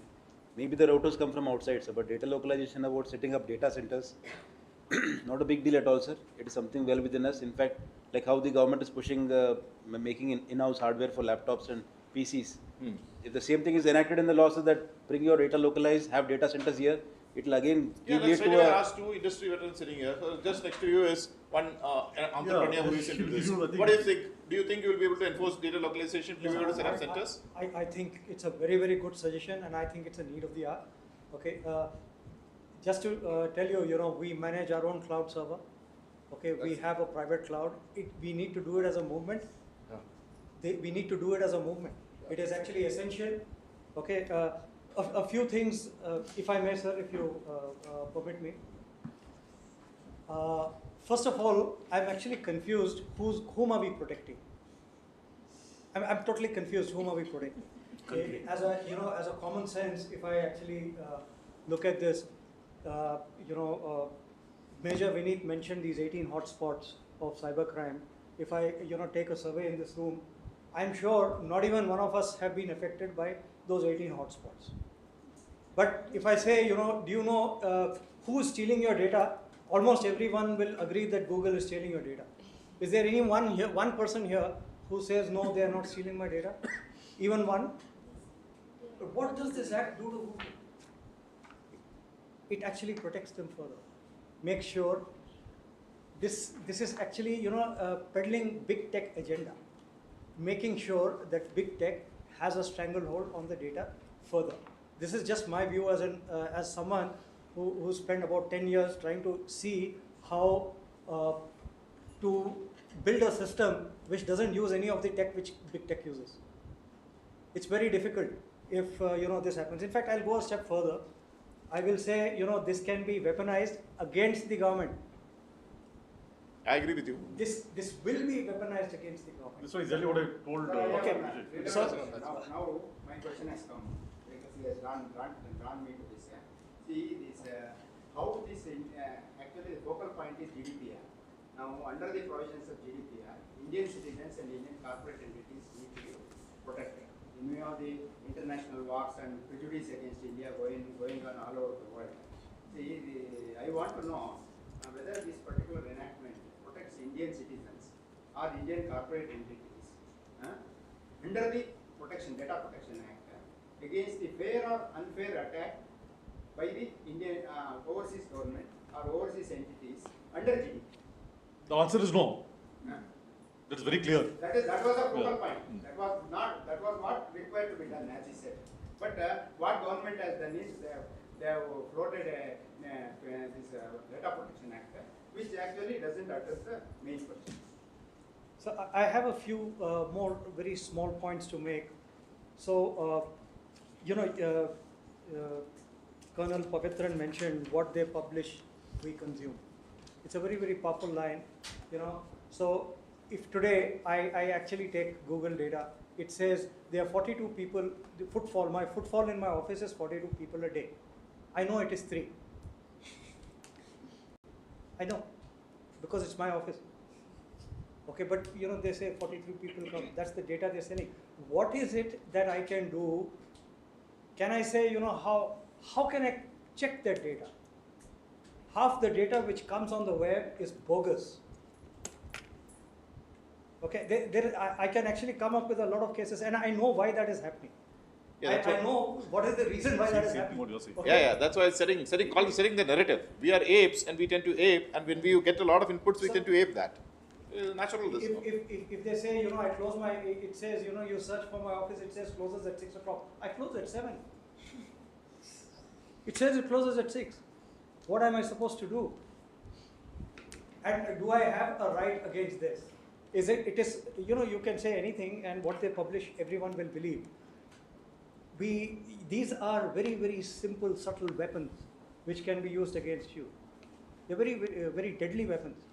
Now, this is I will give you another part which actually worries me. When, a government agency becomes the data fiduciary. Okay, so I will explain this. So, there's an agency, there's a website, based out of Singapore and Hong Kong, which told me that I have all the import-export data of India, all. Okay, I didn't believe them. So I paid for it, and they told me, they gave me data of my bills of entry which I had actually imported from this year to this year. They had it. Okay, where does this come from? It comes from a system called the ICE Gate. Indian Customs and Central Excise, there's a system portal called ICE Gate. The data is available in Mandarin. It's not available, you search, you won't get it. It's available in Mandarin. Now, what does this mean? It means my data has been sold. My databases have been sold. What is my protection? Anyone who wants, they have information on me. Can I take that, that portal to court? When push comes to shove, there will be NGOs standing, they will take government to court saying you sold out data, this system is bad. They will use this act to weaponize against the government. This is a very dangerous piece of legislation. I don't know. Just my views, it's a very dangerous piece of legislation. I don't know what all it can do. No, but how it is in the other countries, okay, this you're talking about Indian, this act, but how it has been functioning in other countries according to you? They have any protection laws? I don't know. I don't know about that. But all I know is that first, let us actually decide. Decide the battlefield. What is the battle we are fighting? Whom are we fighting with? If today, they are all people from the services here. If today I say, let us get ready to fight a war with Sri Lanka, we are wasting our time. The enemy is someone else. We need protection against someone else. We don't need protection against, the 18 hotspots are there, okay, that's like, but the core, this is weaponizing the guys who are actually doing it. So it's in fact, this is exactly what we discussed earlier, but the whole idea why we're here also is to see, and there's also valid points, if there is no, as a piece of paper, from our national perspective, which has to of course get corrected, then we're going nowhere. Let us, so based on what we've deliberated, let's see what we can do to strengthen. The law is already there, we only are posting our observations. See, all this we already know and we agree. So the reason why we're here, taking all the cognizance of all this, and I'll give you even more horror stories about weapon sales in Mandarin, but coming back to the fact here, how we can strengthen these deliberations for a bill, because here the whole idea of CNSS also, Kirti has explained, is also to create policy, right? Correct. So when we find during even our discussion, who a very well-meaning person who's brilliant, no doubt, and who's a technocrat, and I have, the other heart and soul of the nation, at the end of the day, if the narrative is not clearly understood, or or the battle space, like forget battlefield, You need to know the battle space before you know the battlefield. If that is not known, then we can't go anywhere. So the whole idea of meeting today is to ideate where we can go next. This is just the first step. So on that note, thank you so much. Let's have tea. Just one more. We'll give Cynthia also a chance to. No, She's also a technologist. We'll have more of this thing, no? Okay, fine. Okay, you being there. Okay. Yeah, sorry. So, some moment. Firstly, Dr. Sharma, I'd like to come and present you with on behalf of CNSS, no? Your team. I don't know whether I misunderstood you. The board has to, all the members of the board has to be lawyers? The government is going to No, but there was a clause. They are yet to finalize it. Government is yet to finalize what an ambassador. That is one point. Now, the board is not like to be independent because government is appointed. No. The chairman of the board of the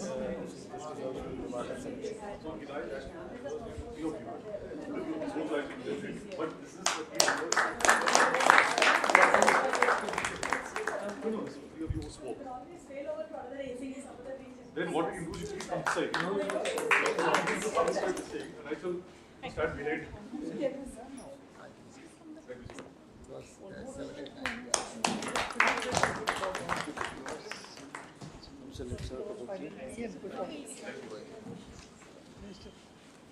I just had one point.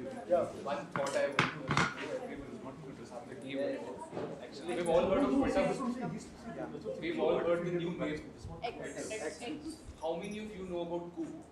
What is it? Coup. Yeah. But it is the leading social media platform in Africa and in South America. If we're supporting that Google is actually harvesting on our data, why aren't we as netizens supporting our indigenous startups? Why is it that Go had to be the biggest social media platform in Africa and in South America before India? I'll answer that, Abhishek. I'll answer that as I'll a businessman, I'll answer that. Because No, I agree from a business point of view, definitely. I'll answer that because So can we have tea and discuss on this?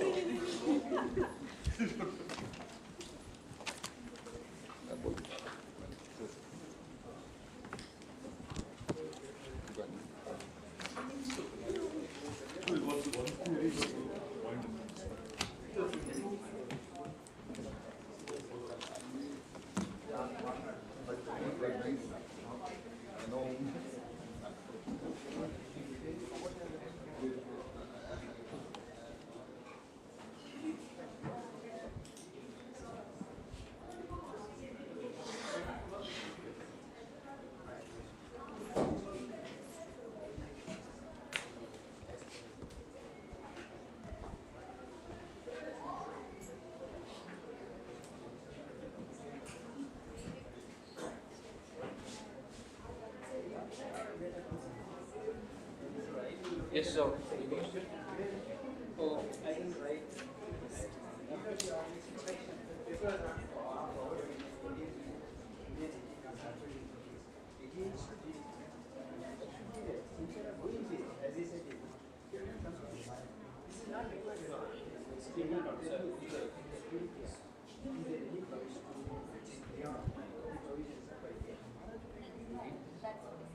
They have just extended the idea.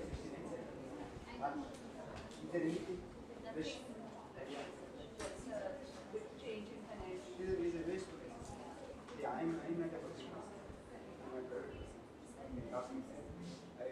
Because most of the people they same place regarded. They are restricted. They are restricted. They are restricted purpose, no? And all those people, IAS, they are not really they cannot speak openly. What is the point? Unnecessarily the waste of time.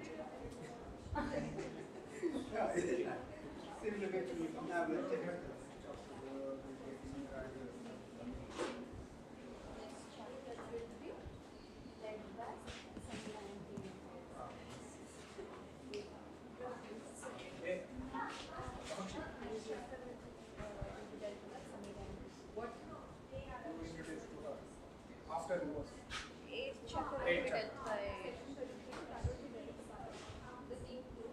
Chapter 8 Samira and team बोल Good evening everyone. I am Surendra, first year of Master of Public Policy. First year student of MA public policy I am only introducing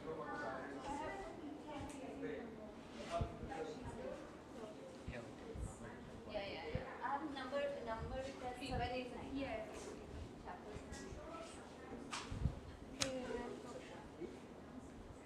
of this round table discussion which is being held by the students from Department of Public Policy.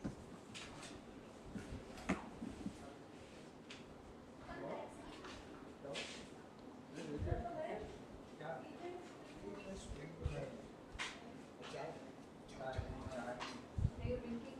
No. I'm scared.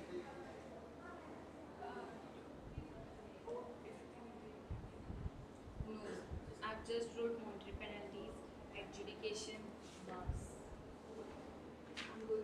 I'm seeing PPTs of all those people. They have elaborated everything in their PPT and they just give it out. Can we do that?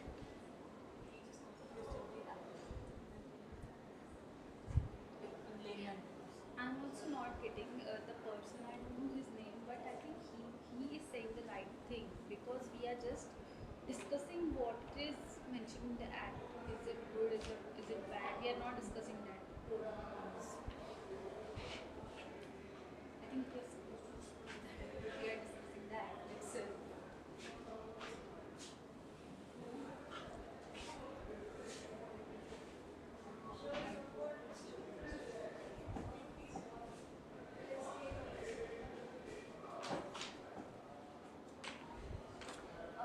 Earlier he mentioned that if we use that app, what is that app's name which India has developed in Coop. So if we, what did you said that if we use that Google erases our data, like in what kind? So my question was pertaining to sir that the bill is very much centric to the big techs.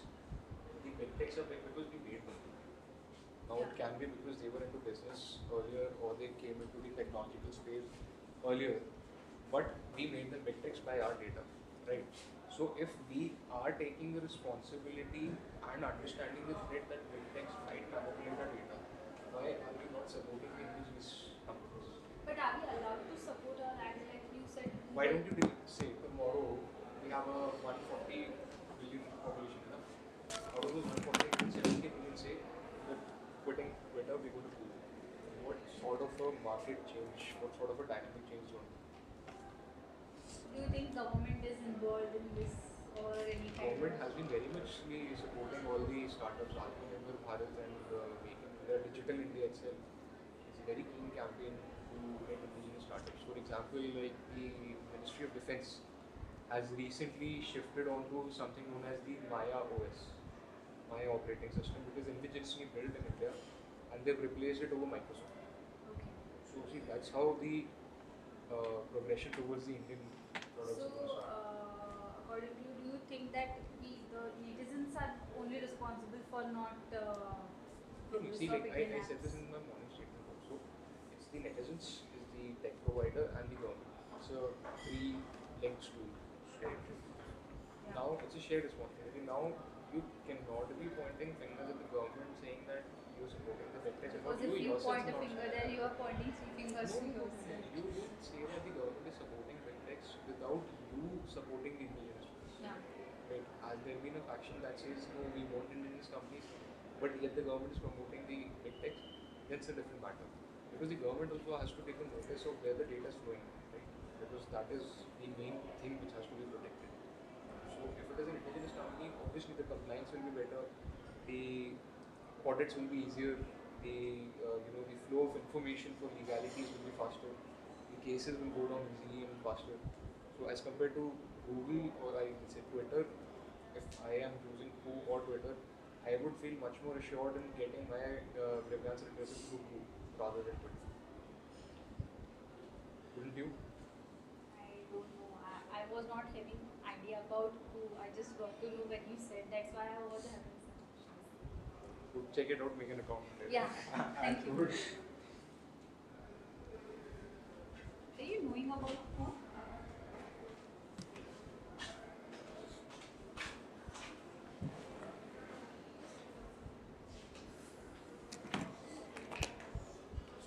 All the best, guys.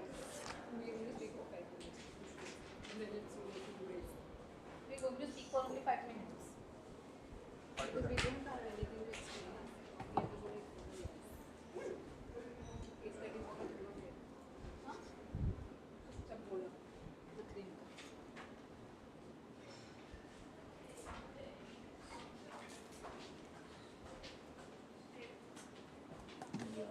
The recommendations are written. One. Two. This is my two recommendations. This is one point I'm coming up with right now. Just introduction को दे रहा है ना? तुम्हारा नहीं दे रहा, सबका दे रहा हूँ एक बार। हाँ। उतना ही। तो नेक्स्ट बोलेगी, next team. So, good afternoon. Sorry, good afternoon. I, Riya and Ashwini, we are going to talk about DPDP. वो ये हाँ वो ही बोल। मैं स्टार्ट कर रहा हूँ। I am starting. वो देखो तो माइक की जरूरत है, ऐसे खड़े होकर बोल सकता है। हाँ, वो खड़ा रहे and just Student.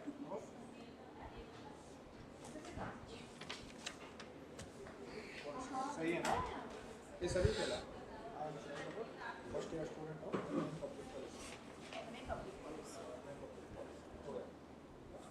from School of Social Sciences, Ramayana University. अरे School of Social Sciences नहीं बोलते, बहुत लंबा हो जाएगा। मेरा इंट्रोडक्शन ही ये सबको हो जाएगा। खुद का नाम बोल रहा है ना? हाँ। हाँ?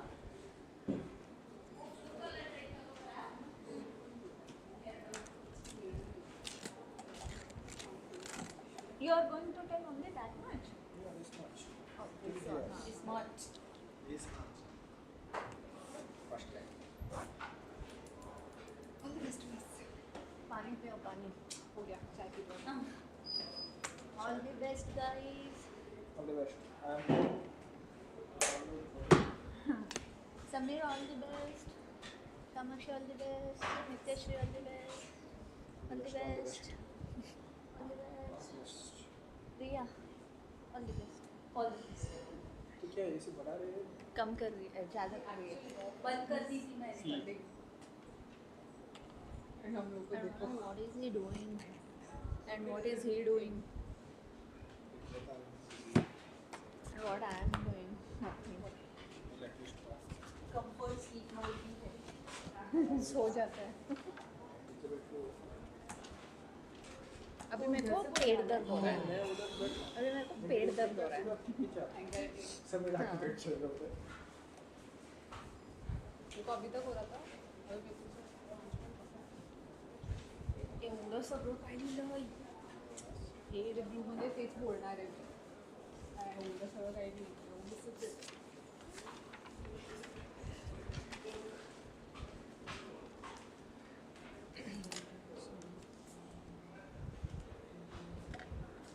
देखो ना, बोलते वक्त एकदम नहीं होता, बोलने से पहले जो ये फालतू टाइम देते हैं ना, वो नहीं अच्छा लगता। phone is not working. No net.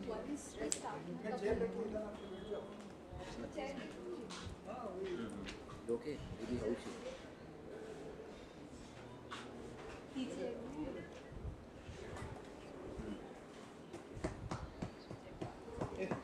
Yes, sir. Does this work? मैं बीच में Okay, okay. See you friend. हाँ, तो मैंने यूट्यूब का लिंक भेजा था लाइव जो यहाँ पे बैठे यूट्यूब लाइव लगा के बैठे। ये और वो भी थोड़ा ये चीटी किधर है? कैलकुलेट कर दो। कैलकुलेट कर दो।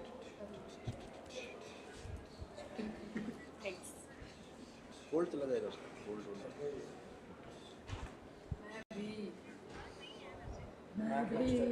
तो just to be light to that laptop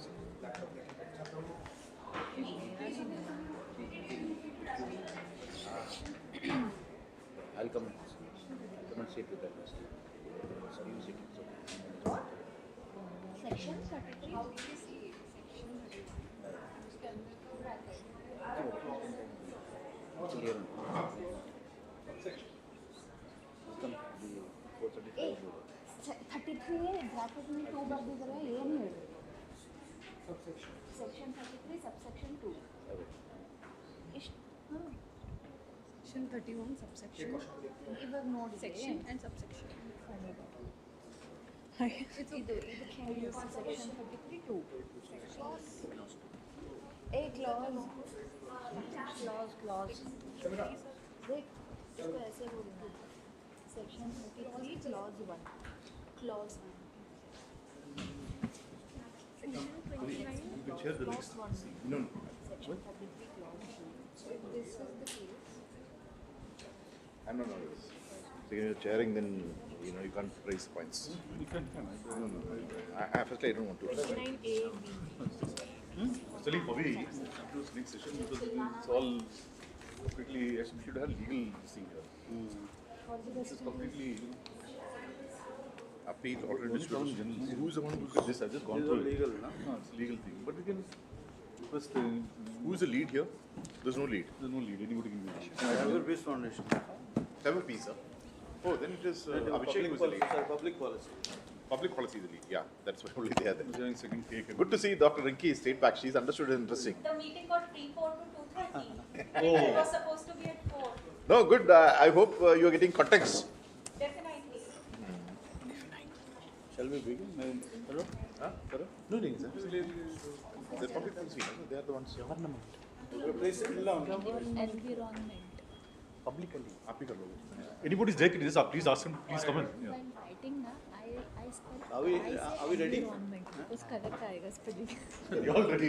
Others were just twiddling the thumbs outside here. that's all Yeah, good afternoon, ladies and gentlemen. Now we'll have the last session of the day. This is from the Department of Public Policy. Please carry on. Good evening, everyone. I am Sudhin Robert. First.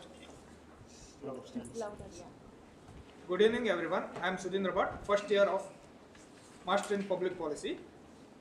We will now discussing about session 3, roundtable conference, which will be held by our student, Department of Public Policy. The team consists of both first years and second years, who will be discussing about chapters 7, 8, 9. Our student led team would be giving a policy perspective of towards this law. So let's begin with Nityashri, and Kamakshi will be starting with the chapter 7.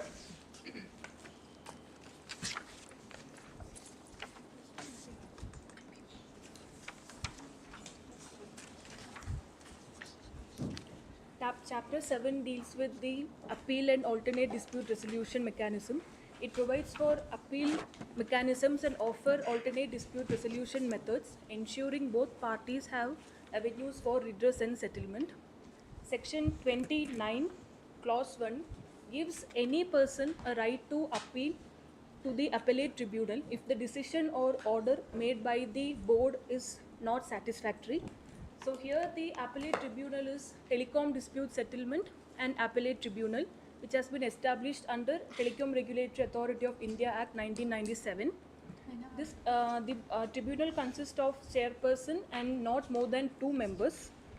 The qualifications of the chairperson is or has been a Supreme Court judge or Chief Justice of High Court, and the members who has held the post of Secretary to Government of India or equivalent post in central government or state government for not less than 2 years, or a person who is well versed in the field of technology, telecommunication, industry or administration.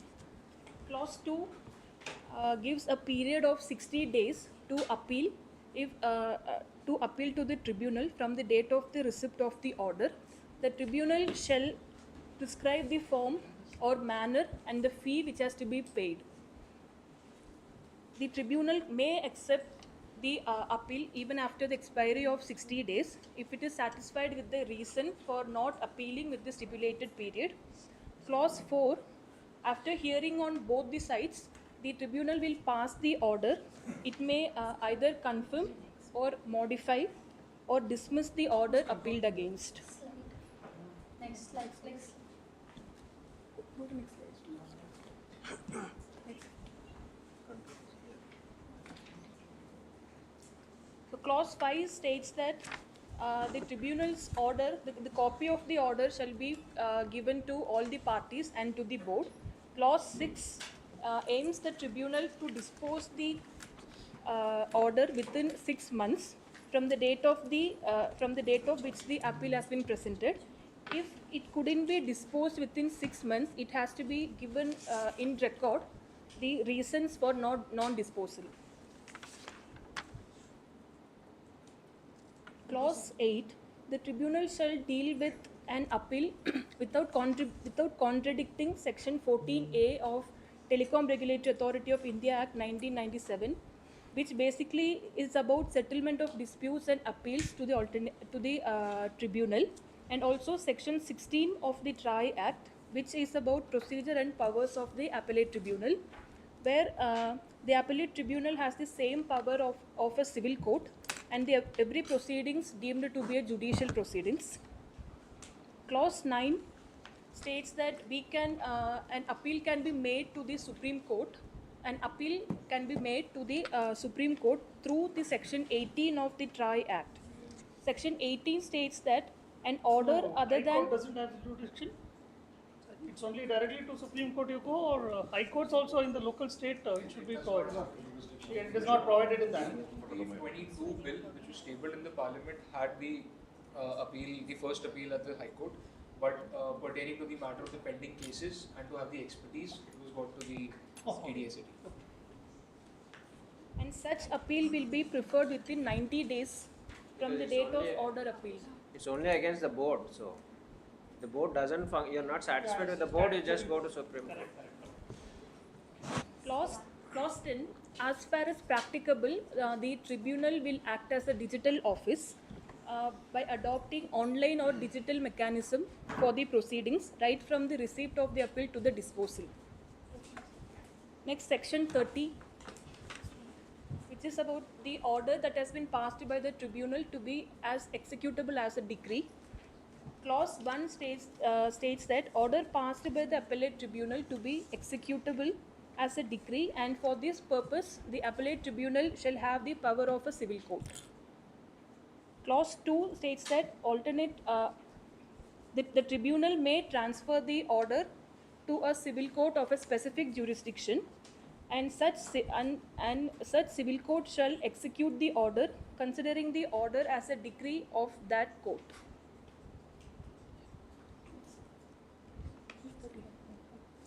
So alternative dispute resolution is the next section, section 31.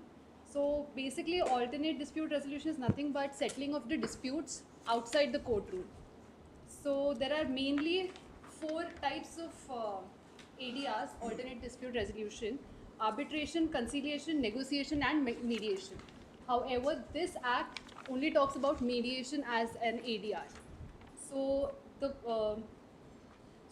31 section says that the board, if finds that the complaint can be solved through mediation, it can direct the parties to mutually agree upon a mediator and to solve the dispute outside the court. So mediator basically is no one but an impartial person who would bridge the gap or the communication gap between the two parties. He will not have any vested interest, and he would not influence the outcome of the agreement. Next slide, please.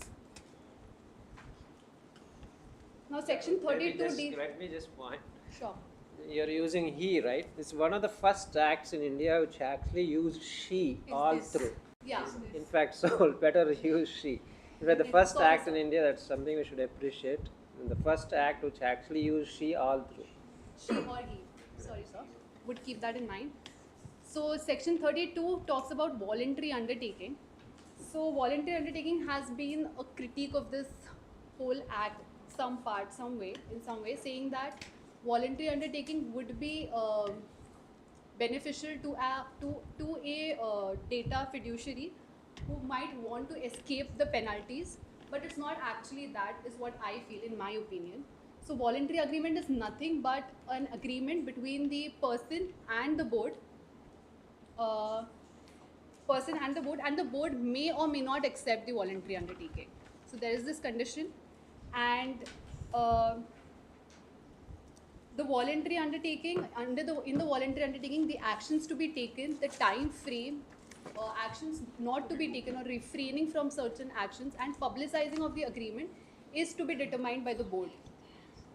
The third clause says that the board, if finds, the board can vary the terms of the voluntary undertaking if it feels that it is not satisfactory with the terms of the voluntary undertaking.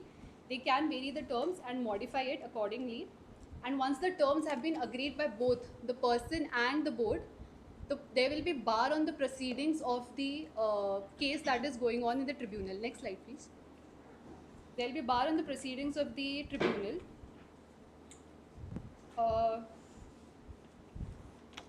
Also, the fifth clause deals with that if the person fails to comply with the terms of the voluntary undertaking, it shall be deemed as it is a breach of the agreement, and it will be moving on to the person would be heard actually as to why the person couldn't comply with the terms, and accordingly the section would then move on to the penalties and adjudication, that is section 33. I now hand it over to the next team to continue. Good afternoon, everyone. I'm Ria and this is Ashwini, and we are going to here talk about the penalties which are imposed in DPDP 2023. I'll give a short introduction of what I'm going to speak. The Digital Personal Data Protection Act. Slide.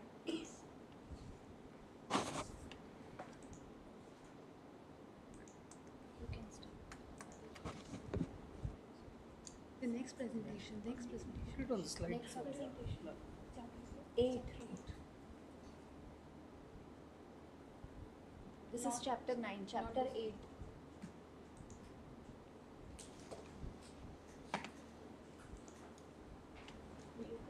Until she starts, the DPDP Act 2023, it makes a significant shift in India's data protection landscape, replacing the earlier reliance on the IT Act 2000 and the SPDI rule. Before the DPDP Act, India lacked a comprehensive data protection law, despite the landmark Puttaswamy case in 2017, leaving a void similar to the European Union's GDPR.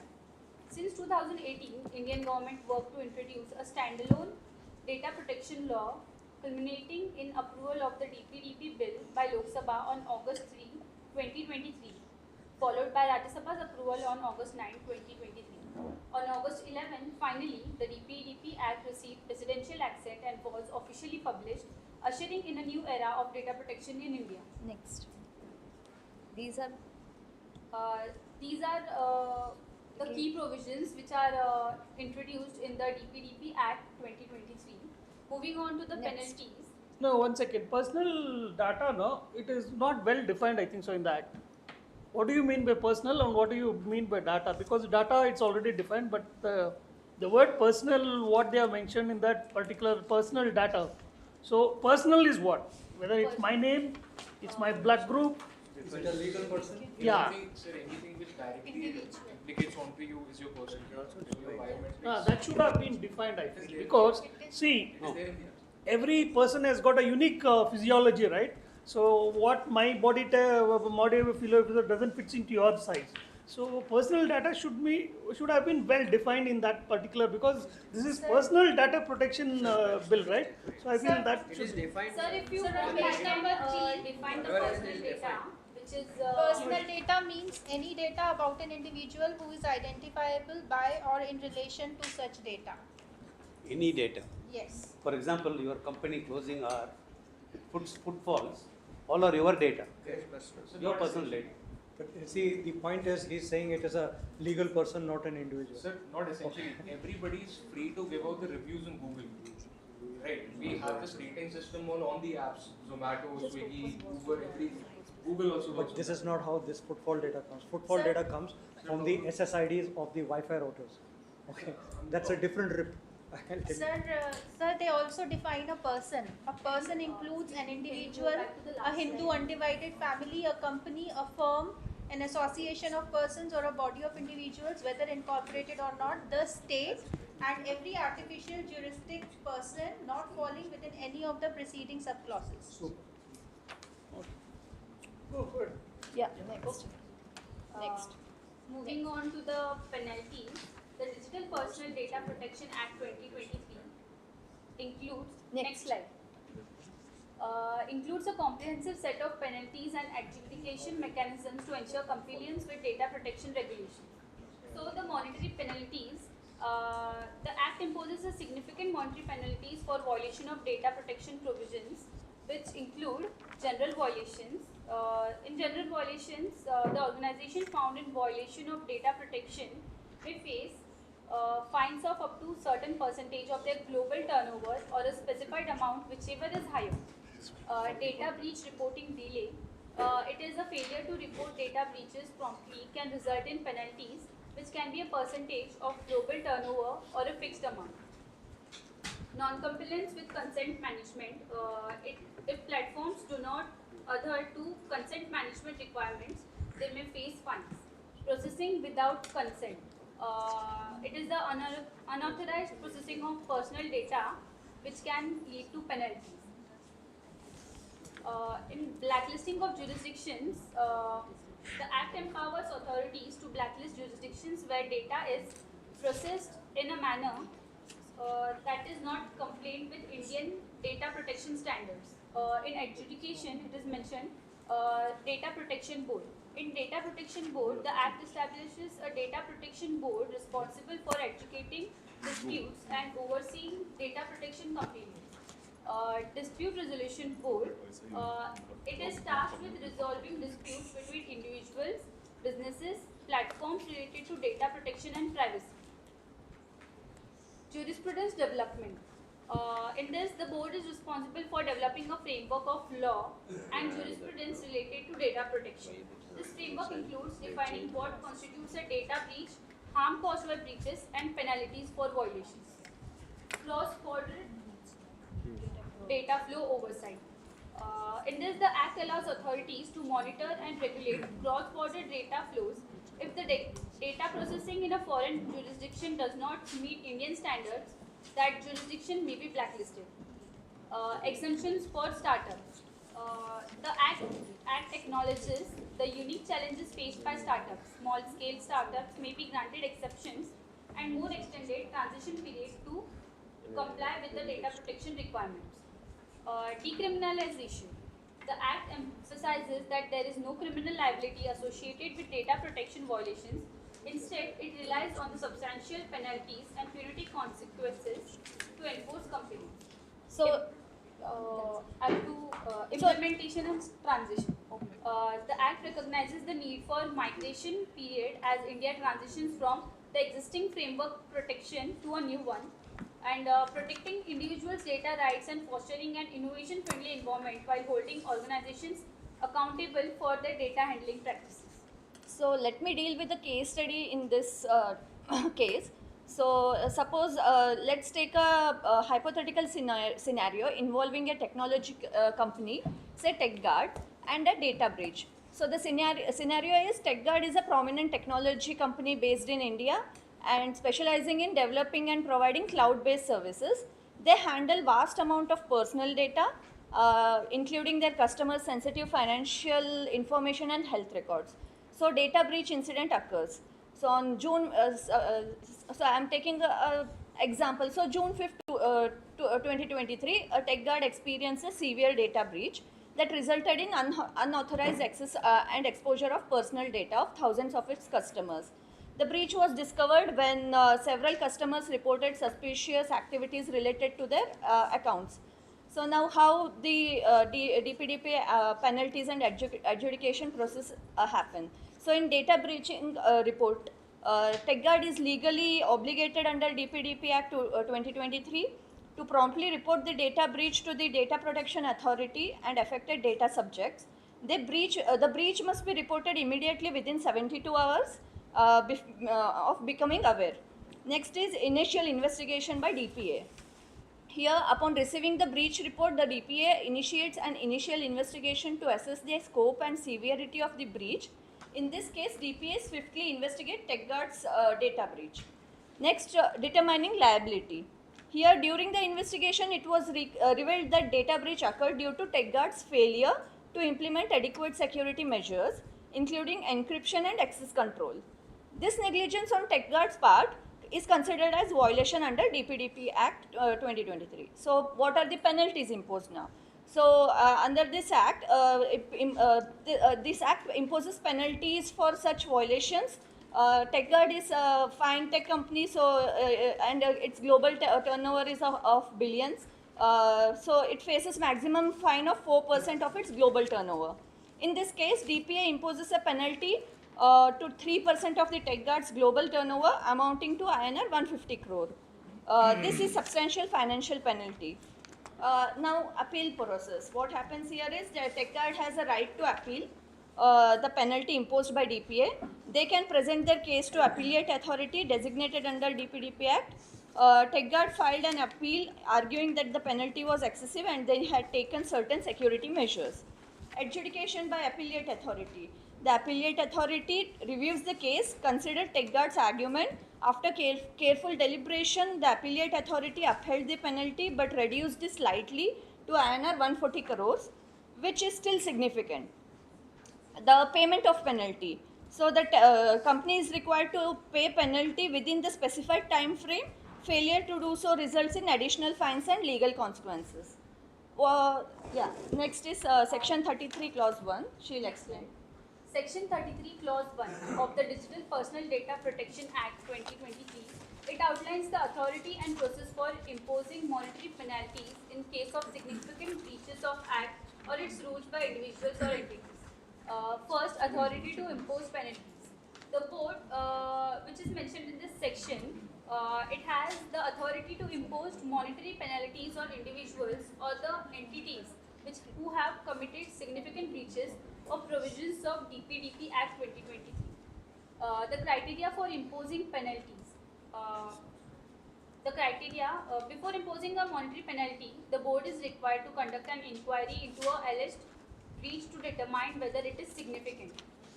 A breach is considered significant when it meets certain criteria, which may include factors such as nature, gravity, duration of the breach, type of personal data affected, the repetitive nature of breach, gain or loss avoided as a result of breach, mitigation efforts by data fiduciary, proportionality and effectiveness of penalty, and likely impact of the penalty on data fiduciary.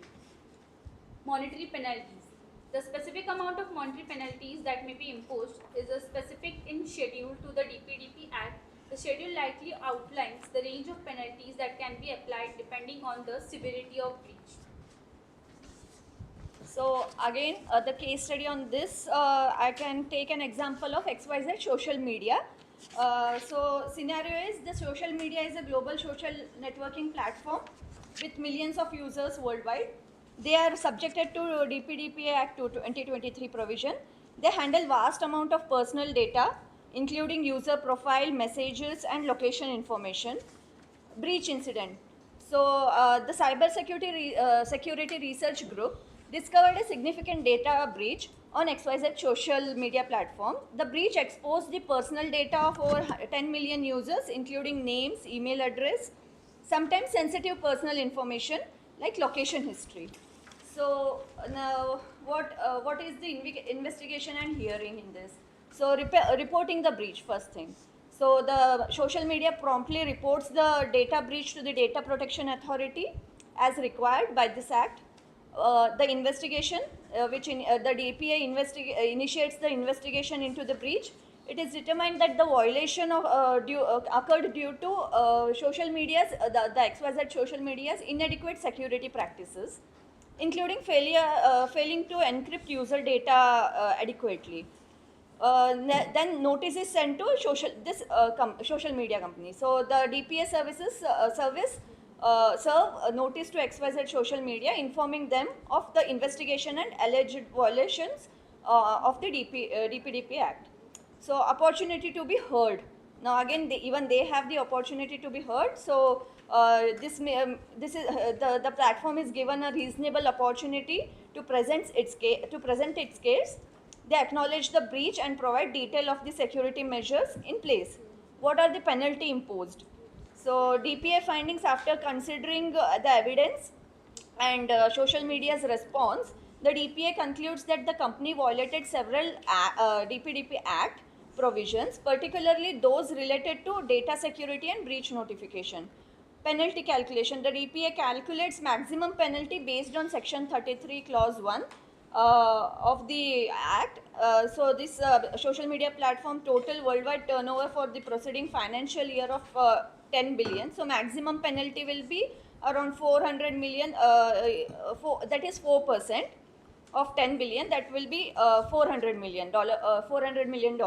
So final penalty, after weighing the severity of the breach and the companies cooperating during the investigation, the DPA imposes the monetary penalty of say $350 million on this social media giant. So next, Section 33 Clause 2. Section 33 Clause 2 of Digital Personal Data Protection Act 2023. It outlines the factors that the Digital Personal Data Protection Board should consider while determining the amount of monetary penalty to be imposed in cases of significant breaches. First, nature, gravity and duration of breach. This factor refers to the characteristics of breach itself, considers how serious the breach is, the extent of harm caused and how long it is persisted. For example, a breach that exposes highly sensitive personal data for an extended period would be considered more serious and could result in higher penalty. Type and nature of personal data affected by the breach. This focuses on kind of personal data that was compromised in breach. Breaches involve sensitive data such as financial or health records, typically attract higher penalties as they pose a greater risk to individuals' privacy. Repetitive nature of breach. If the breach is not isolated incident and has occurred repeatedly, it indicates a systematic issue within the data fiduciary system. Such breaches may lead to higher penalties as they demonstrate a failure to address and prevent recurring violations. Gain or loss avoided as a result of breach. This factor considers whether the person or entity responsible for the breach is benefited financially or avoided losses due to the breach. The penalties may be influenced by whether the breach resulted in any form of gain for the responsible party, ensuring that the breaches do not lead to financial benefits. Mitigation efforts. The board takes into account whether the person or entity took actions to mitigate the effects and consequences of breach. Swift and executive mitigation efforts may potentially lead to reduction in monetary penalty. Proportionality and effectiveness of penalty. The board must ensure that monetary penalty imposed is proportionate and severity of the breach is effective in deterring future breaches. This factor considers whether the penalty aligns with the global goal of securing compliance with DPDP Act's provisions. Likely impact of penalty on person. The potential impact of monetary penalty or the entity responsible for breach is considered, which includes assessing the financial impact, reputational damage and any other relevant factors that may be responsible and result from the imposition of penalty. So again, I'll take the example of TechGuard company, TechGuard and INC. Under this, the breach occurred and experienced a severe data breach. It was discovered that an employee inadvertently exposed the database containing the personal information of 50,000 clients due to an internal misconfiguration. The violation was detected and reported within 48 hours of the discovery. So what happens here? Again, breach report, the board's investigation, notice to the company, opportunity to be heard, and penalty assessment. What in this, the nature and gravity and duration comes into scenario. So the breach, although significant in scale, resulted from an employee's unintentional mistake. It lasted a short duration as it was detected and reported. promptly. So number of data principles and harm. The substantial number of data principles were affected, but there is no evidence of harm as the exposed data was not misused. Intentional or negligent character. The breach was unintentional and not driven by malice or negligence by TechGuard company. So what are the mitigation efforts?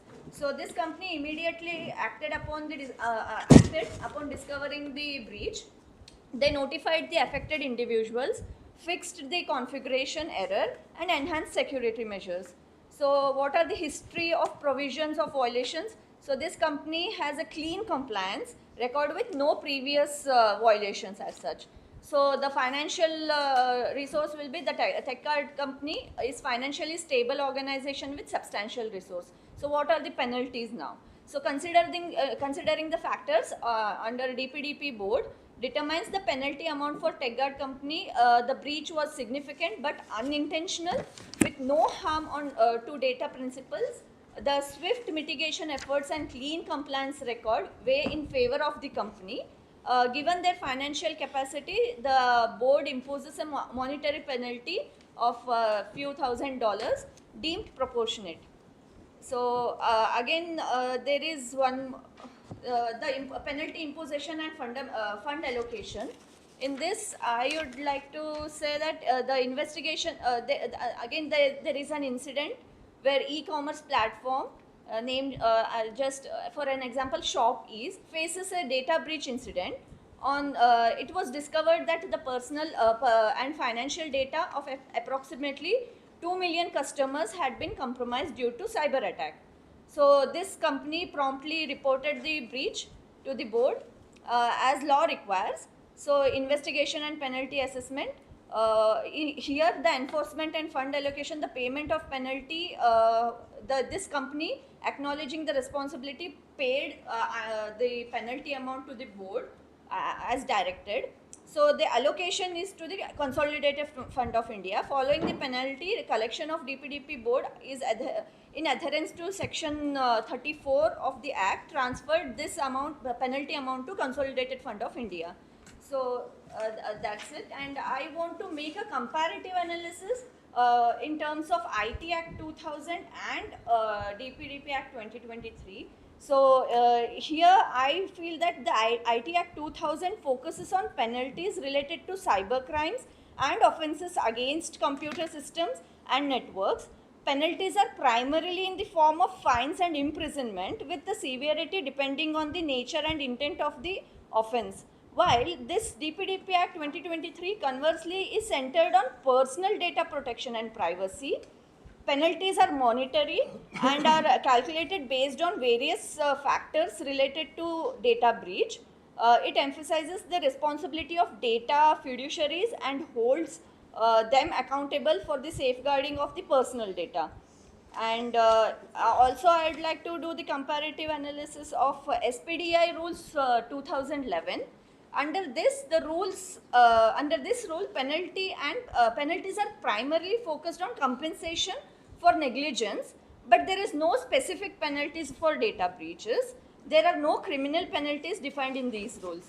While DPDP Act 2023 takes much stricter approach to penalties, it not only mandates reporting of breaches but also imposes substantial fines on organizations that fail to protect data adequately. Additionally, this act introduces criminal liability for individuals within the organization, potentially leading to imprisonment.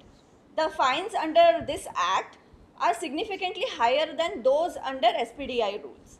I also notice certain drawbacks in this act, which I would like to say that there is a lack of clarity in penalty calculation.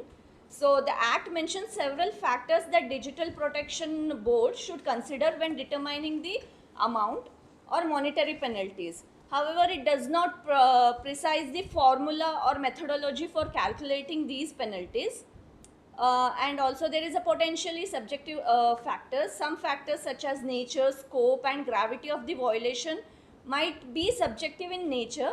Determining what constitutes a significant violation or the extent of harm can vary between cases and adjudicators. There are challenges in international cooperation. The Act provides significant penalties, but effective enforcement might be challenging. Ensuring that organizations comply with the penalties and pay imposed fines can be complex and lengthy process, especially when dealing with multinational corporations.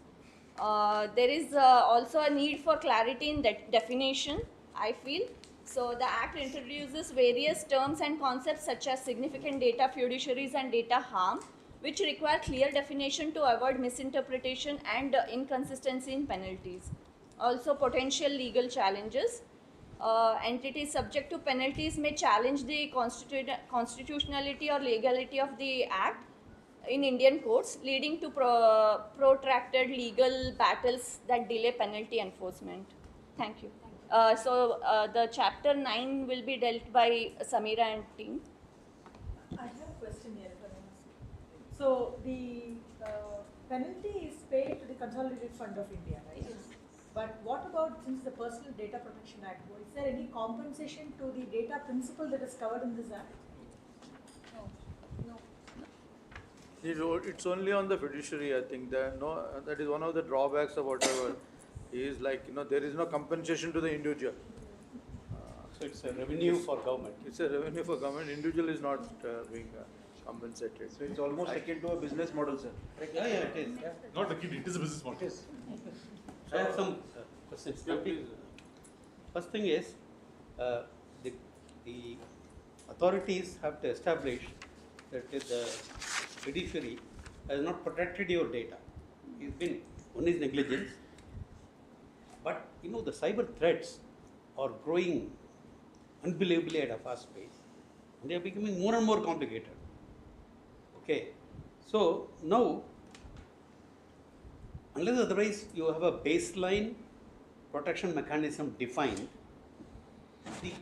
the authorities cannot say that you didn't protect it against a new threat. The threats are absolutely new.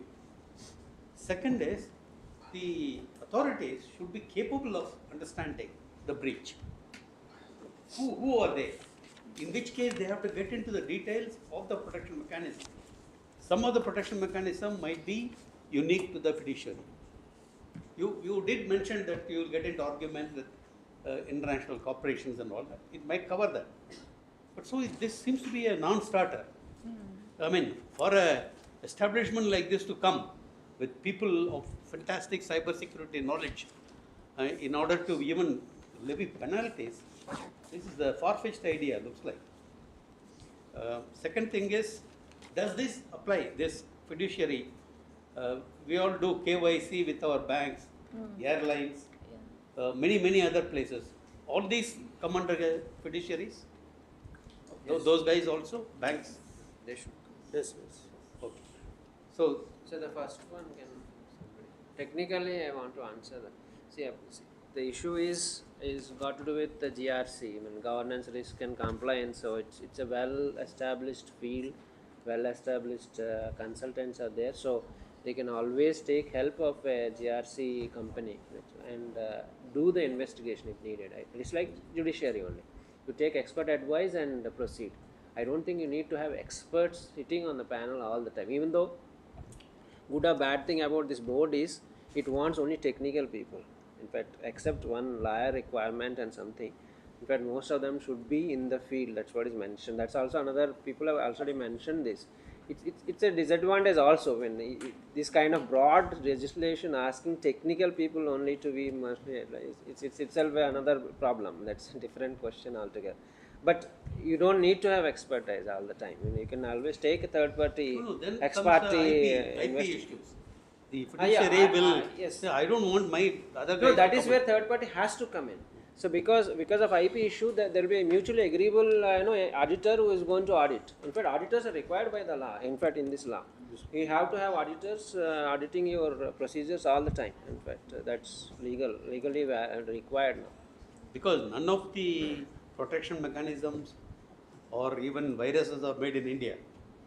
Okay, all of them are imported, including the attack mechanisms, protection mechanisms, monitoring mechanisms.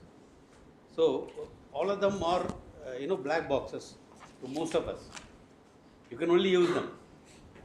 So we are now, it's a very complicated case to implement this. And that too, we are talking about such big fines. So many of these, to be a fiduciary, today's cybersecurity situation, nobody would like to be a fiduciary now. Because you are fighting against the unknown. So I think the idea of the law seems to be like the fiduciary is going to be the big tech. The data processor is going to be the small SMBs. That's where, so we are inherently assuming that our Indian startups are going to be only data processor, which is the small fish, not the big guys. Yeah, I agree with you. We have fixed the rules against ourselves. So, sir, just one. Even a small SME is a You cannot do this. One is like if he's working on a digital model, yes, he's seeking your data. And 300 million is hanging on my head. How am I going to do? As sir mentioned, I can't. I want to start. I will go and ask Google. I am going to be your processor. Please give me your data. So protection is one clarification, which has to be brought in the context. Before we consider the definition of a data fiduciary, the intermediary guidelines of 21, 22 and 2023 were released, in which intermediary in terms of online gaming, social media and media houses were clearly segregated. So these intermediaries are also data fiduciaries when we read the 2 Acts and correspondence, number 1. Number 2, the intermediary guidelines puts this as a compliance on the intermediaries. I'm not talking about any big tech or startup here, because all are intermediaries, to make sure they have infrastructure to protect from data breach, number 1. Number 2, to lay down mechanisms and redressal for child and women's safety, especially on the online gaming and the social media platforms. So if we're taking data fiduciaries only in isolation, seeing that they'll be only put on with a hefty penalty, the criminal liabilities also lies with the intermediary guidelines and the Information Technology Act. Like I mentioned earlier, we cannot read this act in isolation. This act is just putting and getting the compliance to a very high level in India, which we see outside. And just to clarify and correct some parts about the penalties are not enforced just like GDPR in the percentage form. So if any data fiduciary fails to fulfill its basic obligations, the standing penalty is 250 CR. If any data principal if any fiduciary does not give a notice to the data principal, the penalty is for 200 CR. Similarly, when additional obligations are not followed, those are again for 200 CR. And now the catch comes in, wherein I actually said in the morning that rights and responsibility goes hand in hand. So if a data principal does not report it, he will also be fined under this act for rupees 10,000. So it is not that the compliance aspect lies only on the data fiduciary, that they have to make sure that they're there. The data principal is equally participant because it is his data. They're not creating any new data. It is us who are creating the data footprint, and they're just the service providers, if you see, essentially. So when we're talking about data fiduciaries, and the heavy fine being a mode which will actually lead to, say, a money earning strategy for the government, or maybe a money bias towards the government in the future, this will actually lay down towards much more compliance and other laws. I'm sure everyone herein must be aware that Google, despite of being a big tech, was fined rupees 2,600 CR in 2 different judgments by the Competition Commission of India. Will that be also seen as a money-making strategy for the government? The basis of that judgment was that Google made it their marketing strategy to be a part of every Android device, which did not disrupt any data principle or any data fiduciary, but actually created a one-sided market when it comes to smartphones. So that is how the Competition Commission's approach. Now, if we put this analogous to the Data Protection Board's approach, the Data Protection Board's primary approach is number 1, reporting. Because that is one major issue which we are facing in India, that is under-reporting. People do not report cybercrimes. Half of the people are not aware how to report them. Some of the people are embarrassed due to the nature of whatever crime they've gone through. So the main aspect of Data Protection Board is to make sure there is compliance to the act, and secondly, there is transparency in the flow of the legal matters. Like we saw about the constitution, the procedure of the Data Protection Board, it is very much analogous to a civil court. And the reason why the appeal has now been given to Supreme Court and it has not been to the High Court and it's been given to the Telecom Dispute Authority is only to make sure that the cases are addressed within the correct time. Also, just if we're talking about the data fiduciary, especially the big techs, so Google, Meta, say Twitter also, will be considered significant data fiduciaries under this act because the volume of data they're processing and they're moving around is huge. So when they become the significant data fiduciaries, the compliance is more onto them. They have to set up a data protection officer under them. They themselves have to carry out audits and they have to carry out audits with third-person party. So with these laws coming into picture and these transparency aspects coming into picture, everybody has an option of checking out the annual report of any big tech which comes out from the data protection board.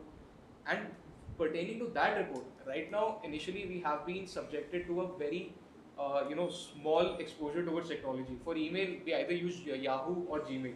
Yahoo got shut down, we only have Gmail right now. But that's not true. I've got Yahoo. I have Yahoo. So relatively, it's more towards Gmail. Okay.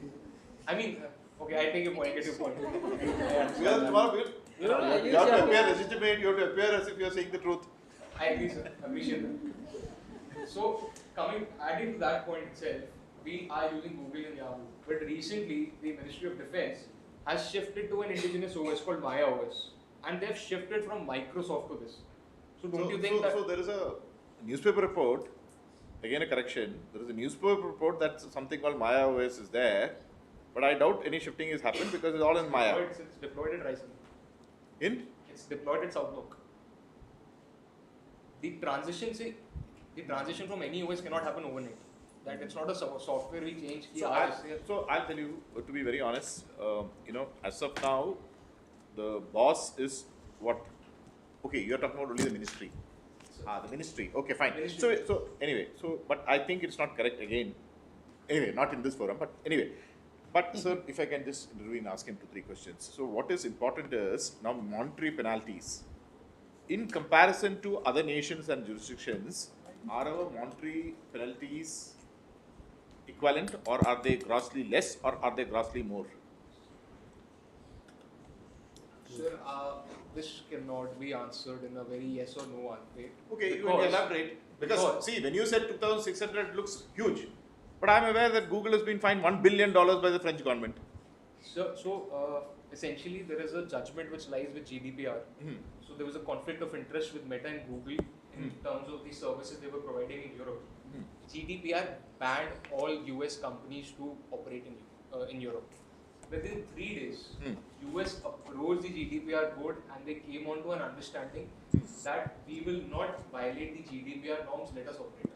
So it is not that the data fiduciary is free to operate anywhere. We have to give them a market, which is rising in India. So something which, sir, I would like to tell this gathering. There is very active legal activity going on in Europe. That data should not be allowed to go across Europe boundaries into US because they've got this FISA Act and because of Snowden revelations. Okay. Other than that, individual countries have enforced data localization, very strict data localization as far as financial data is concerned. India declared and asked, Prime Minister even announced that financial data will be. So, as per that, even financial data, is it being localized after those announcements? So, financial data is not being brought into the purview of the personal data because that is something which is governed by RBI. So, RBI in 2019 came out with a guideline of data localization. So finance, my personal finances is center of my data, So, we should take a note, sir, and we should support that financial data is the center of the data protection, this. We need to, that is why, he's got it out correctly. We need to say that it should be covered. It cannot be left to RBI guidelines. If I understand correctly, RBI has already given this order that all financial transactions will be logged, that is in terms of banks and various other things. But there are a lot of these platforms where actually financial transactions are taking place. So there, if it is not brought under this purview, then probably we are missing out one of the principal attributes. I totally agree with you, sir. So, coming from our research at CyberPeace, specifically to phishing attacks, because our organization comes out of Jharkhand, when we talk about phishing attacks, your data is not being leaked from the bank. Your data is actually leaked from a SIM card or a electricity bill which was lying around maybe 6 months old. The hackers and the scammers are smart enough not to get the data altogether. Phishing simply starts with a name and a phone number. Rest all the details he gets out from you. Your ATM card, your account number, your OTP. It is all coming through you. Nobody has breached any platform to get that.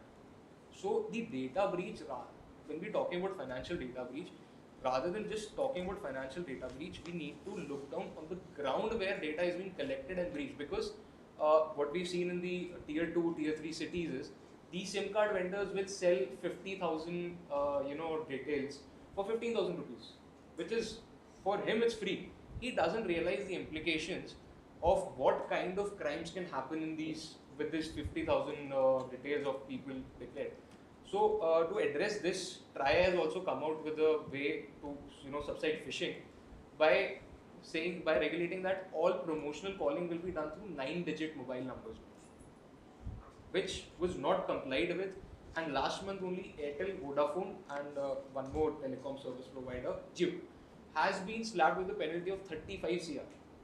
So if we are living in a time wherein we're creating so much of data, a lot of it is being processed and then a lot of it is being breached, it has to come down to the ground where we need to address it.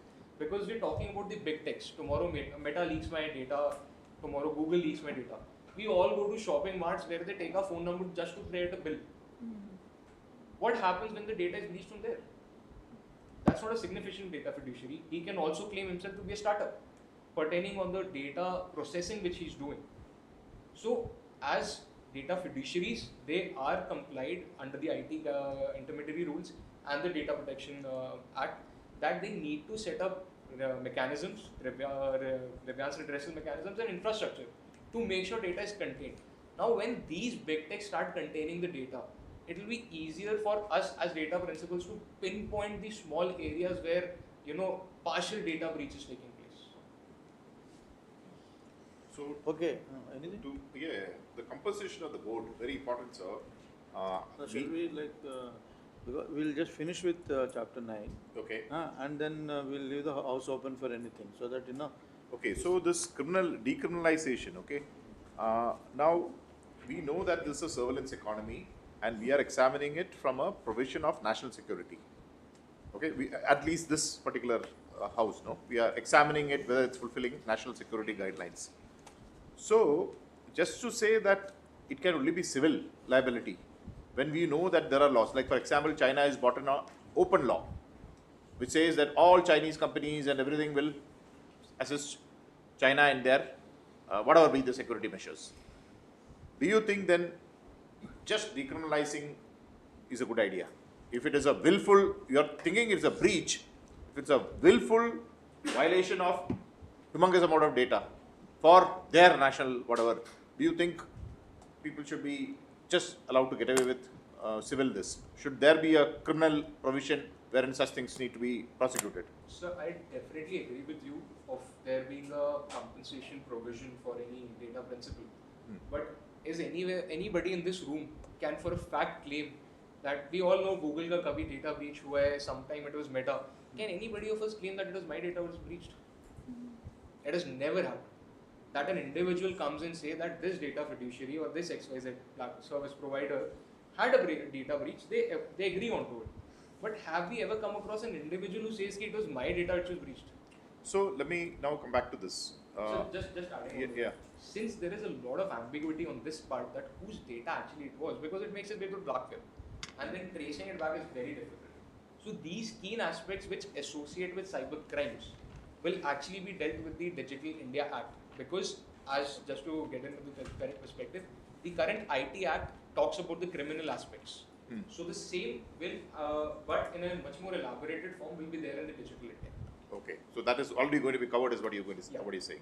So okay, but that DP, do you think a techno-legal person would be better in this, board? Because I've seen technologists, I've seen lawyers. Okay, most judges today are only judicial. The techno-legal people, I don't think is mentioned out here. And then since we are also examining it from a national security perspective, do we have, or should we recommend that people who are trained in national security, this also should be part of this board? Well, otherwise, I can see what is going to be the future, who is going to fill that. So, I have a question in this regard. If, say, tomorrow Meta's data is breached, how do we directly implicate it to our national cybersecurity? The data was breached in US, let's say in the Silicon Valley, for Meta or Amazon. It is breached, they've taken the financial data also, because Amazon, we put up our cards and everything, the UPI ID is registered there. They have the financial data. They have your personal data. Now, how does that, under the purview of the Act or in the cyber system right now, directly implicate upon the national cybersecurity? So that comes to our primary this of, data localization. Because second it crosses the border, as far as I am concerned, it is taken away, breached. Privacy is breached there itself, crosses the border, no jurisdiction. I can't prove anything. I have to just listen to what they say. Very clear. Precisely why this law is, from my perspective, what is the word? Ultra wires. What do you call it? Ultra wires. Yes. Isn't it? So just to conclude, Ravi, what in fact I discussed this with, with Vishek, and the misnomer is the word cross-border, word cyber, Jurisdiction. So that we'll have a separate discussion because he answered that very clearly to me. Trans-border. Very clearly to me. I'll explain why that happened. Yeah. Okay, fine. So, but I'm just mentioning all this so it's captured in the report and we. Seems a lot of layers in this. So. I'm also learning a lot of things. No, you want to help us in creating that document. No, all of us see what is important. All of us have to get in. Yeah. Most important terminology in cybersecurity is attribution. Attribution is the most difficult thing, even for FBI and CIA together to find out. So, when it comes to that point, very strong technical capability is important in order to, in this kind of boards and all that. This is what he was also talking about. So till we reach that stage or make efforts towards that. See, pitting one US company against another to audit him, to do this, is I don't know who will gain in this. This is what is going to happen finally. But, We'll get jobs, but I can assure you, no company will allow. This is to raise the point that which has already been discussed regarding attribution of a cyber breach or a data breach. Now, from what I've read in the open domain in countries like the US, because of their strong capability, they are and because of their stature on the global stage, they are able to name cyber actors. Like, even in some cases, they have named certain Russian cyber hackers which they accuse of being part of Russian military intelligence or part of Chinese, and they have announced rewards for their capture. Now, in case if we are able, in the case of India, even if we are able to trace it, we can't punish those actors if they are directly in the pay of a hostile state. So what do we do in that case? See, the thing here is that don't get carried away by people being named. It's part of information warfare. Right. So the point is, so there's a completely different domain with experts sitting on the left-hand side. This one. Two is, life, the real world, smokes in multiple mirrors and different colors of smoke. The day you have black and white, the world continues as it is. I'm just just for the young researchers who are. Point number two, that if I am a security,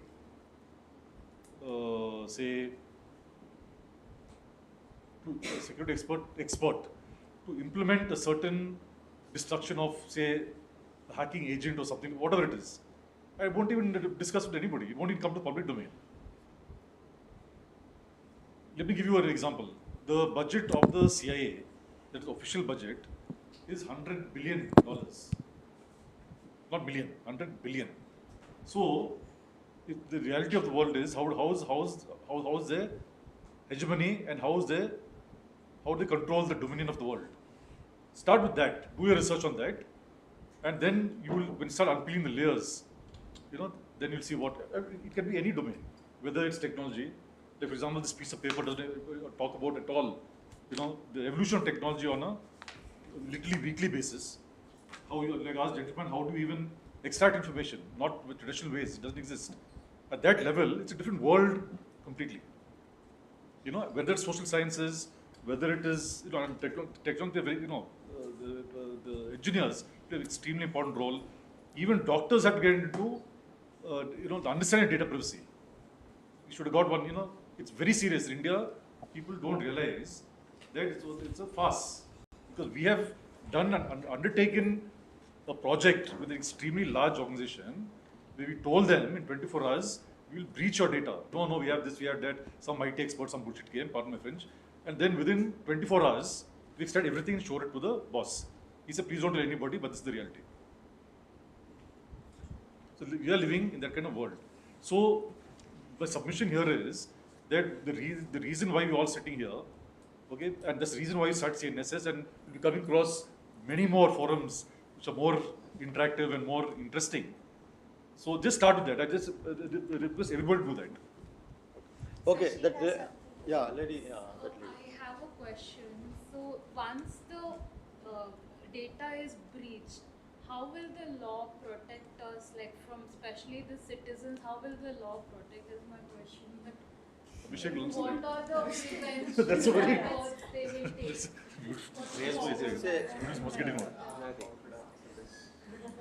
See what we'll do. Already the information is breached through mobile or through social media or everything. Our mobile numbers, everything is breached. So how will the law will protect us? So it is like we learn from our mistakes, right? So whenever there is a breach, there has to be a modus operandi which was involved. There was a technical aspect which was there, which led to the breach. Now again coming to the point that only a data fiduciary single-handedly cannot be responsible for any breach. Unknowingly, we give out a lot of personal data every day. For example, our boarding pass or our train tickets has every bit of personal data which a scammer needs to, exploit us. So with these, the Data Protection Board aims to lay down consolidated SOPs and mechanisms for the significant data fiduciaries pertaining to a particular form of data breach. So this will come with time. It cannot be laid down at once. But since the infrastructure is now being pushed, that the infrastructure should be solid enough that any breach should be flagged earlier. So just to give an example, we are all aware about the AIMS breach which took place. So at Cyberpeace, we have a lot of center of excellences which are technically aligned. So one of our center of excellence in Mumbai was able to flag it that an attack on the healthcare sector is coming 3 months prior to the attack. So we have intelligence which is coming in, we have reports which are coming in. It is just about acting on the correct thing. So that way, there are a lot of threats which come in. Also, there are a lot of threats for data breach also come in. It is very difficult for the enforcement agencies and even the government to, pinpoint which might actually be a possible thing.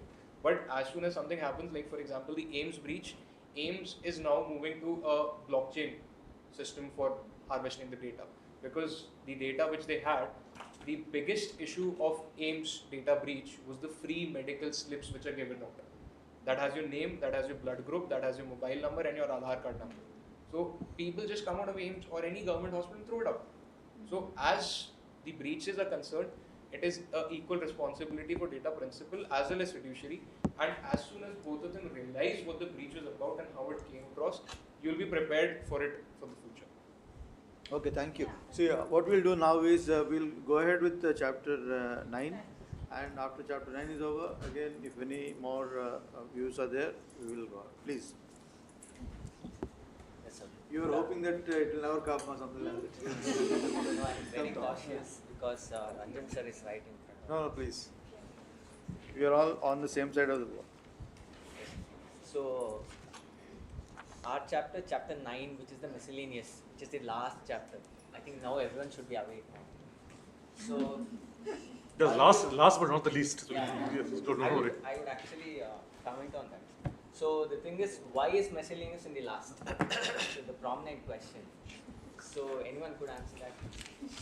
Which covers all the remaining. It doesn't cover the remaining. It's It covers what is left out. So the next slide. The next. Yeah. So usually what happens in an act, the savings clause and the chapter on miscellaneous comes at the last. So what kind of, does these two have any similarities? So that is the prominent question. So both addresses various matters that do not fit into specific sections of the document. So when it comes to savings clause, what does savings clause actually, what is the purpose of the savings clause? The primary purpose of the savings clause is to preserve certain rights, obligations or legal consequences despite changes or amendments to the legal document. It is used to ensure that the existing rights are not adversely affected by the new laws. So what are the examples? If I could state some examples that could be relating to savings clauses are often found in statutes or contracts to protect the obligations, license, permits, pending legal cases or other vested rights when the law changes. So these are the rights you can't take off from the individual. So that is relating to savings clause. When it comes to chapter, the entire chapter on miscellaneous.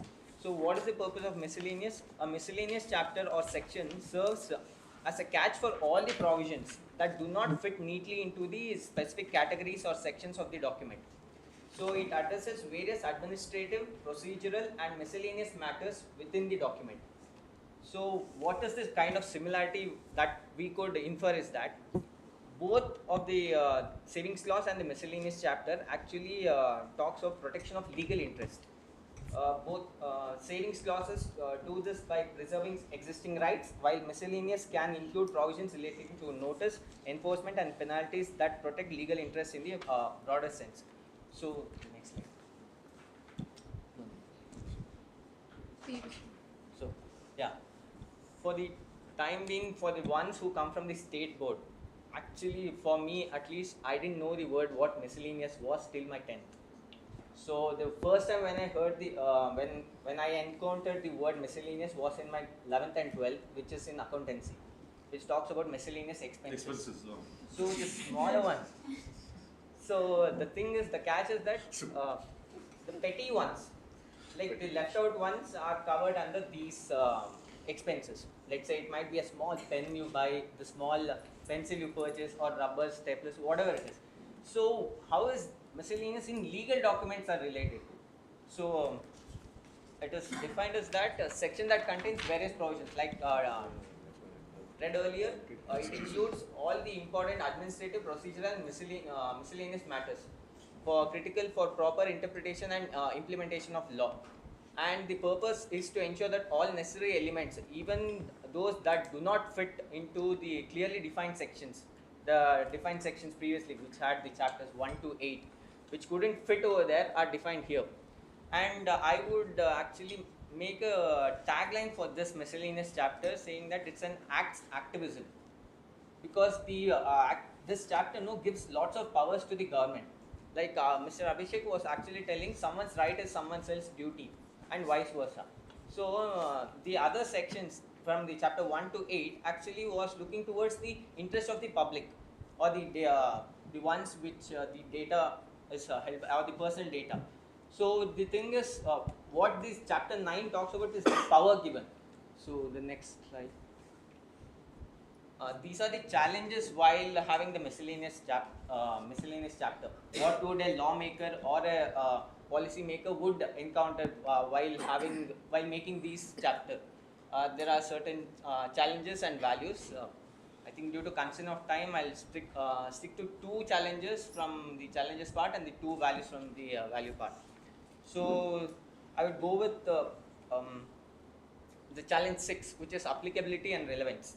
So in terms of a policy or a policy making, or the lawmaker who encounters is that determining which provisions belong in the miscellaneous section and which shouldn't be, which should be placed elsewhere in the document requires careful consideration.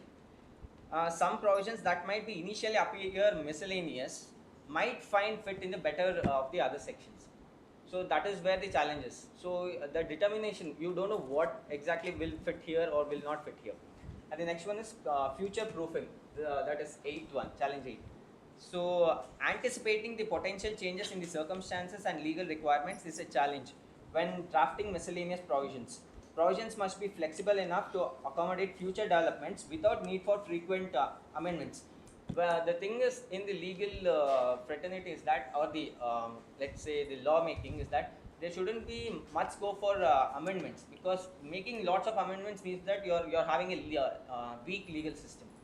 you should be rigid at times, saying that this is the law and you have to practice it. If not, it becomes a weak law.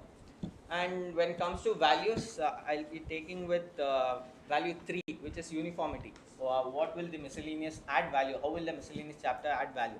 One is uniformity, that is standardizing the placement of miscellaneous provisions at the end of the legal documents. Creates consistency and aids in document navigation.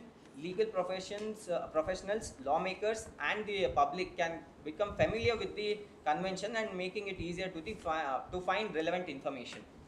And the 7th one, which is historical record.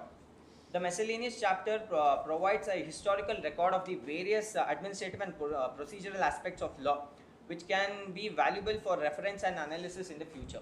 Because in the miscellaneous chapter, there are other laws which are also spoken about. Let's say it is IT Act and the TRI Act and other things. Because you are having a kind of historical record, whether that law is can the section or a part of that law is still relevant or not relevant has to be discussed. So, and why I would call the this chapter especially as the acts activism is that next slide I would be telling. So yeah, the major categories this act talks about is the protection of action taken in good faith, power to call for information, power of central government to issue directions, consistency with other laws, bar of jurisdiction, power to make rules, laying of rules and certain notification, power to amend schedule, power to remove difficulties, amendment to certain acts. If you see, most of the this act gives lots of power to the government.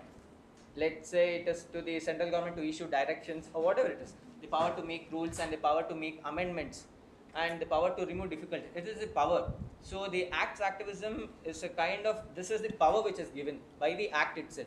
Because anyone will receive power in any domain is that it's through a document. The constitution actually is a document which gives power. No one else gives the power just by saying it. The citizen gets power or the rights through the document itself. So through this, and the miscellaneous chapters deals with section 35 to 44 and section 35 to 42. My fellow friend will be running through it, which is Aditya. Hello all, I'm Aditya Magdum and I will be running through 35 to 42 sections.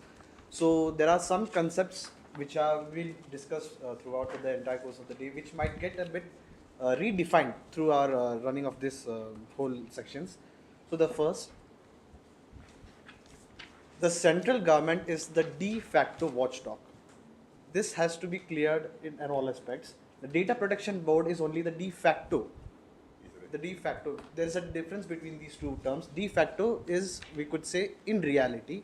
De jure is the constitutional, we could say, statement that has been given to a particular board. So the central government is a de facto watchdog and the Data Protection Board is a de jure watchdog. It can call or request for any kind of electronic data registered on the internet or the World Wide Web. So for overseeing of the digital realm, the central government has been tasked with it. The Data Protection Board has been given a status for which the details are yet to be revealed. It has not been instituted yet now. It will be revealed at a future period and then we will get to know the full extent of their controls. At the beckoning of the authorities, any form of electronic data registered and logged on the global web space, and this directs to bypassing of several provisions of nameless recording services and bookmarking and listing of IP addresses. This mainly involves the use of VPN. VPN is a concept that which only I would take a brave guess that young generations use rather than the older sections of the populations. The VPN is a popular, we could say, browsing facility that streamlines your browsing experience and it removes all restrictions of a country. You can access any country's website from any point of the world through the mechanism of VPN. VPN is in virtual private networks. So it actually encrypts the, we could say, your mechanism of accessing certain websites, but it does not encrypt the data that is being transferred through these channels. So there's a, we could say, there's a double jeopardy in that also. So that has to be taken care in fact. But because of this act, all nameless activities that were taking place in the VPN has now to be recorded by the government for a period of 5 years, again by the data fiduciaries, and it has to be provided to the government at a regular interval. It should not be deleted or should not be kept away from the government at any cost because of national security issues, as Sir had mentioned. Next slide. Yeah, coming to the penalties. Similar to EPDB. EPDB is the European Data Protection Board, which is run in parallel with the European Union. It's one of the gold standards that we have for the current generation of cyber security and cyber governance. It has exclusively entertained cases of non-compliances and lacking of regularities. Big data companies can be penalized effectively for their service irregularities, data breaches, and lapses. We could see that in a future period of time when our data protection board of India has been instituted, we can directly get them in our network of, we could say, surveillance, and in due process we could always regulate their extent of control and the extent of authority that they have on certain privacy issues. And EPDB had imposed a $1.3 billion penalty for transferring data from its EU servers to US servers, and it was imposed on Meta. Meta is the primary data company which is owning the Facebook. The next part. The surveillance issue. The screening and filtering of issues, it's a double-edged sword that it takes a form of. So it has a boon and it has a bane side of it. The boon is that in terms of blocking websites and data sharing restrictions, government can put a lid on malicious activities. This may relate to the breakdown of a law and order mechanisms. This happens in the case of Indian states of Manipur. We have Jammu Kashmir. We have the UP riots of the Muzaffarnagar riots, where internet provisions have to be shut down for a certain period of time to regulate and check the activity that may not inflammate the population that are residing in this area. Thus, in fact, taking the role of a caretaker government. That is a boon for, we could say, surveillance. The bane part is that any form of outside the box browsing may put you under suspicion for purposes that are wholly non-violent, non-seditious, and non-exploitatory. So I'll just give you a brief example. Certain student of this board wants to check on the economic activity of Pakistan or Afghanistan, and it's totally from an academic standpoint. He has nothing ulterior motives, no we could evil machinations in his mind. But that may or may not be seen as government in the same manner. So it may earn him the tag of we could say the tag of being under suspicion of his web browsing activity. So that is a bane. That has an ulterior motive, and hyper escalation of threats is a likely byproduct. Hyper escalation, de-escalation, or any kind of misappropriation of escalation of threats is a likely byproduct of this. The next slide. The superseding of laws that will be taken by this DPDP Act in accordance to the other articles and other laws that have been already taking place. This act significantly overturns relevant branches of similar act through its extensive branching and clausings. This includes the realm of earlier practice and legislated acts. Some of acts, we'll just run through it very quickly. IT acts, which had electronic communications and digital transactions, even the 43 section A had the compensation for improper disclosure of personal information by a body corporate. This was taken by the law school in today, the morning's lecture, morning's session. The Indian Contract Act, it operates under the purview of business realm, and it again, we could say it gives you an idea of the contracts, the privacy of contract being visible to other parties, third parties in this case, and it has to be avoided in all causes. So the DPDP Act will be superseding this particular law. After this, we have our RTI Act. Public authorities had earlier the authority to collect data, and it may remain so after the strengthening of, just a minute. So the strengthening of, we could say, of the DPDP Act, the RTI Act will be more strengthened with this Act. So the next one is Aadhaar Act. We had, not many people know about this. The UIDA had a similar data breach. I don't know the specific year, but it had reported a loss of, we could say, 10 to 15 million users who had experienced a data breach. That was reported by the government. It had a delayed consequence, but then it was very rarely seen in the newspapers because of its official nature. And the Medical Council of India, this is again a very sensitive issue. Your prescriptions, your visits to the hospitals, your treatments of illnesses, your medical history, your past history, your implications on your families, your relatives, your vaccinations, all these cannot be, we could say, accessed by a third-party government, the third-party company. only because the government is taking care of such subjects under the union law, we could provide these details to a certain extent that they are being used for fair uses. Again, the fair uses has a separate tag of being what has to be updated regularly. The IPC, SEBI, and the RBI have issued several guidelines on what has to be mentioned and what has not to be mentioned in certain websites and what certain services that are being provided on governmental websites. Again, that has been superseded by the DPDP Act, and these acts were, we could say, strengthened from the guidelines. Guidelines were not essentially justiciable. Now the DPDP Act has been justiciable.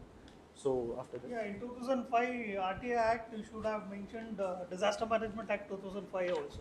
There's a That is whole also realm of acts which cannot be one mentioned section right has been, in one the section, news. they're speaking about one section here. But there's a difference. But disaster management, there is no time for you to take consent.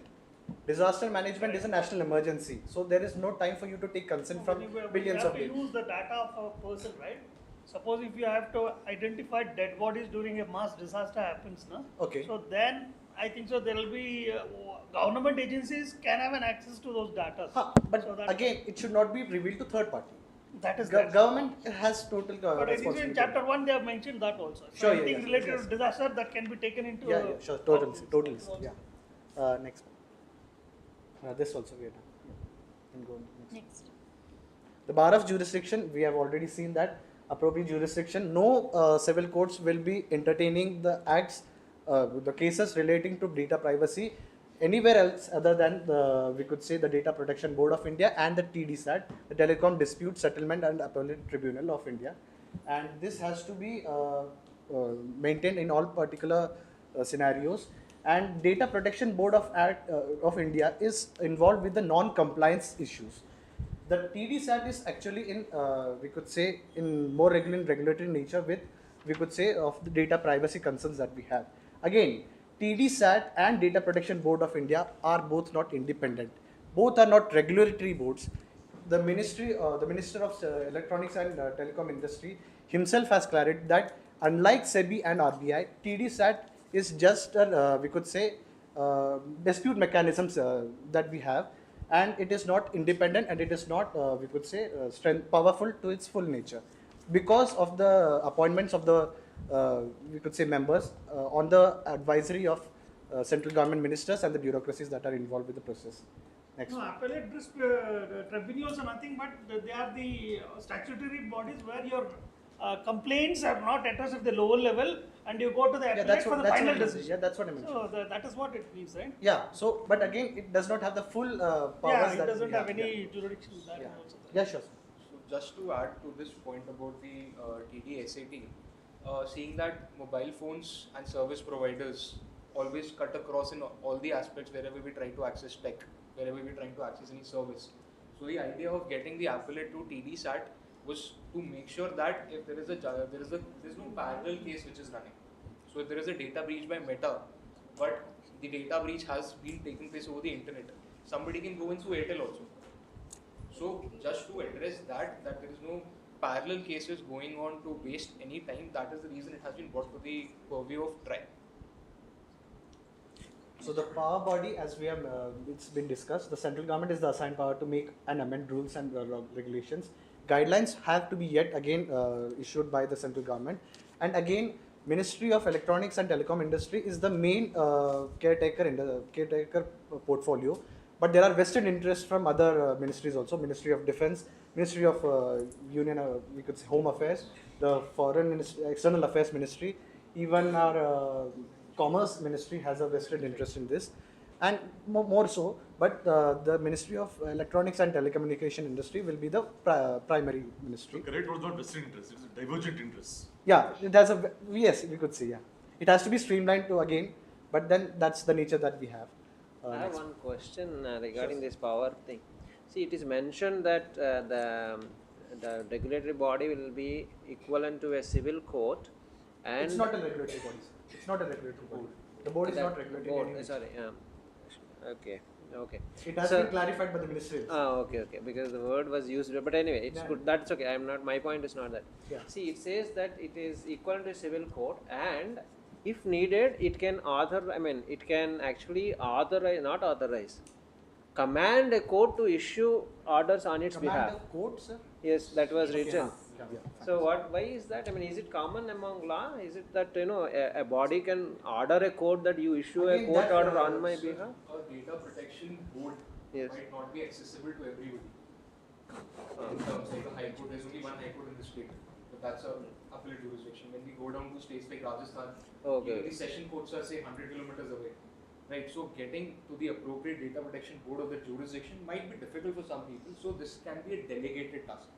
The degree will come through the data protection board, the civil court will just be acting on its behalf. Okay. That's what I had a doubt that why it's this. So there are certain checks and balances on this act, which are the section 16 and 42. 16 relates to the restriction of data outside India, cross-border sharing. And this power again, see, we have seen how tribunals work in this country. So we can comment really on going that, to sir. work because we are not having a tough law. I mean, a law which is it is really vague, and now we put a tribunal. No, that is a realm of a different context. In sense, we agree because I mean today we know that, but here we discuss it separately. Yeah. It's a very vast subject. So section 16 refers to the restriction of data outside India, cross-border sharing, and section 42 is that this law cannot be overlooked for a higher degree of protection. So this is the ultimate law that one can guarantee to its citizens. For any stakeholders, degree of restriction of data sharing shall be paramount in this case. So these two sections have to be presented before the parliament within 30 days of being codified.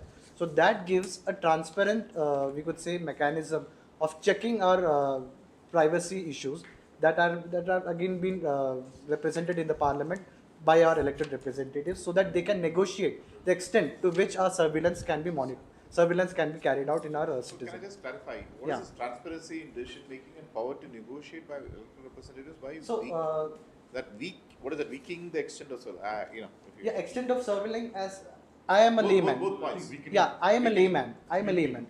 I do not have any amount of knowledge of what surveillance am I being part of. So we elect our representatives and we are sending them to the parliament. They act on our interest to negotiate the amount of surveillance. If it is acting more, then the elected representatives can step in and can tell that this cannot happen because a certain amount of surveillance has to be restricted so that the citizens' interests can be carried out without hampering their interests. Is it mentioned in this act? Yeah, sure. Yeah. And transparency in decision making, that is also point. Yeah, only to these two sections, sir. Other sections, it is completely left to the central government to make any laws. There is no, we could say, checks and balances over other sections. For this, okay. Only for section 16 and 42, sir. Okay. Elected representatives can say something on this? Yeah, that is what I'm saying. Within 30 days, these two sections have to be presented. Yeah. This we can scale it down to all the elected representatives But who want to come in now. the 30 days is over, no? No, sir. So the guidelines have not yet been issued. This is again to the guidelines. The guidelines have yet to be issued. This is just a law that we are being presented with. And part to negotiate also is very cloudy thing. Yeah. Because everybody has interests. They come to some understanding.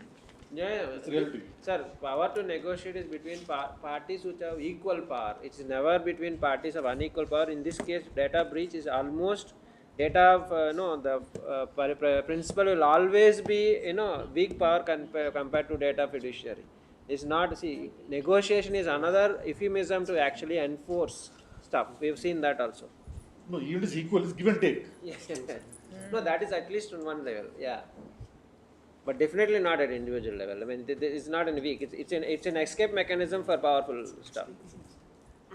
It may look on paper very egalitarian actually, but this negotiation business doesn't work. Actually, it's against individual interest. Maybe at that time, government should protect those people who will suffer. So that is why my question is: what is government? What is state? protection That the is problem. Okay, is. but this is rest the case now because we are aware of this. So carry on. I mean, Just these are last larger point, points. sir. The modification of penalty. The central government is allowed to increase the amount of penalty up to twice the amount, just till the twice amount, and it was earlier declared charges. So the current states at 250 crores, if I'm not mistaken. So if at all it has to be modified, it can only go to 500 crores, not above that. So that is a, we could say it's a hindrance because Better other to tie it countries. to the dollar. Yeah. I don't know why it's only one double or something. It is everything else is dynamic in this act, and that's why fine is not dynamic. So other countries have a higher magnitude of charges. We are just operating. That is what I was asking you that time. Is it? But you said there is some other guidelines which can come in and protect us. Essentially, for the compliance, like if you look at the GDPR puts a penalty on your overall turnover. Seeing the aspect that India is not really at par with Europe in terms of the services we are seeking and the output which is going out, the penalization of data fiduciaries will start with some, but for repeated offenders, like for Google, 500 CR or 250 CR penalty is nothing. You can just it's pennies and shillings for them, yeah. But miscellaneous expenses. repeated offenders. But for the repeated offenders, there is a scope which the ministry is considering that if there is a significant data fiduciary who's been non-compliant, maybe say 3 times or more, then the penalty will be on their overall turn. So, okay. Yeah. Or it used to exist actually. If the effect is so much on that only, government can just tell them off. So the major difference between our country and the other countries' penalization schemes, our country maintains on the severity of the crime, severities of the breaches that happens. They put a price tag on that sort of severity. Other countries, they put a price tag on the turnover of the companies. So that's a more appropriate way of, you could say, penalizing or putting punitive charges on them. So that's a step that we have to ensure that it comes into our legal framework. And yeah, so I had some recommendations that I'd like to make. Yeah, last 2 points will be made by Samira. So the last 2 sections, which is section 43 and section 44. The section 43 deals with the power to remove difficulties. So any difficulty arising for bringing this act into effect, the government can order for publishing in official gazette and remove such difficulties. So that is the power with the central government to remove any kind of difficulties while bringing this act into effect. And the last section, section 44, amendment to certain acts. Like spoken earlier, there were lots of other acts which were was read along with this act as well. So to talk about that, the first thing is that in section 14 of the Telecom Regulatory Authority of India, 1997, in clause C for subclauses 1 and 2, the following subclauses shall be substituted, which is the Appellate Tribunal under the Information Technology Act and the Appellate Tribunal under the Airports Economic Regulatory Authority Act of 2008. These two were already present. The new one which is added to this act, which is Telecom Regulatory Act, is this. The Appellate Tribunal under the Digital Personal Data Protection Act is the new one which is added. And the next subclause 2, the Information Technology Act 2000 shall be amended in the following manner, which is section 43A shall be omitted. So anything adding extra and removing something is fine, but the thing is entirely omitting is kind of a debatable issue. And since morning there was a discussion on 43A of the IT Act. Why this was into lot of debates and other things was that the 43A of the IT Information Technology Act was read with SPDI rules, wherein the sensitive personal data, SPDI, the full form is that sensitive personal data or information. Now, there's a thin line of difference between a data and an information. So, this was not defined exactly what is it. The Information Technology Act in 43A talked about the personal data. But the when read with SPDI, it was talking about or. The term or was used, which is data or information. What is it? So, there was a confusion. So, there was lots of discrepancies happening. There was a lots of debate as well. So with this, I feel that the 43A was omitted from the IT Act. And the other things, the section 81, which of the IT Act, the Patents Act of 1970 inserted with the DPDP Act 2023, wherein there is any restrictions, any person from exercising the right conferred, so he can exercise that right. Let's say the Act is restricting his personal right. So his personal right prevails over the act. And subsection C, 87, section 87 of the IT Act, in subsection 2 and clause OB shall be omitted.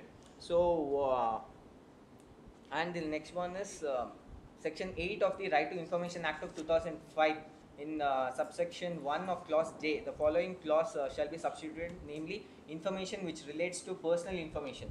If you see the entire kind of clause J, it is kind of in a paragraph. So that was could be cut short into four words kind of a thing, which is information which relates to personal information, because they say the law is boring, but the case laws are interesting, because you'll find case laws are kind of interesting because the kind of nature each individuals have. I might have a issue with biometric, and someone might have an issue with kind of virus, systems virus or something like that. So the cases are different, but the law relating to that is one and the same. So it comes under that ambit. So these are the powers which the central government has, and the chapter miscellaneous gives it to the central government. So with this we rest the. Sorry, there's a recommendation. Last. Yeah. Before coming into the recommendations, there's a comment on what we could improve in our, we could say, formulation of laws and legal systems. Oftentimes we find that the standing committee's discussions have more meaning, have more depth than the parliamentary debates itself. That's a, we could say, sad state of affairs that we are living in. We need to improve that. So the recommendations that I had was, the Digital India Bill 2023 should have been passed before the DPDP Act. This gives an insight and a clear pictures of the boundaries of internet and data control. So that has to be passed right before the passing of the DPDP Act. That why did it not happen? That's a different case. A regular updated list of fair use of data usage and sharing should be released by the government, only for government and not for third-party companies. This only happens because the government is a welfare-oriented body, and the private companies are a profit-oriented body. So there are differences in what interest lies there again. And the biggest irony of our era is that the big data companies comb through gazillions of data points and media content that is shared publicly and privately. This is then analyzed and tagged with keywords or with entire transcripts. Our entire face is mapped. Our entire face has facial patterns that might be linked to our behavior, might be linked to our future scenarios.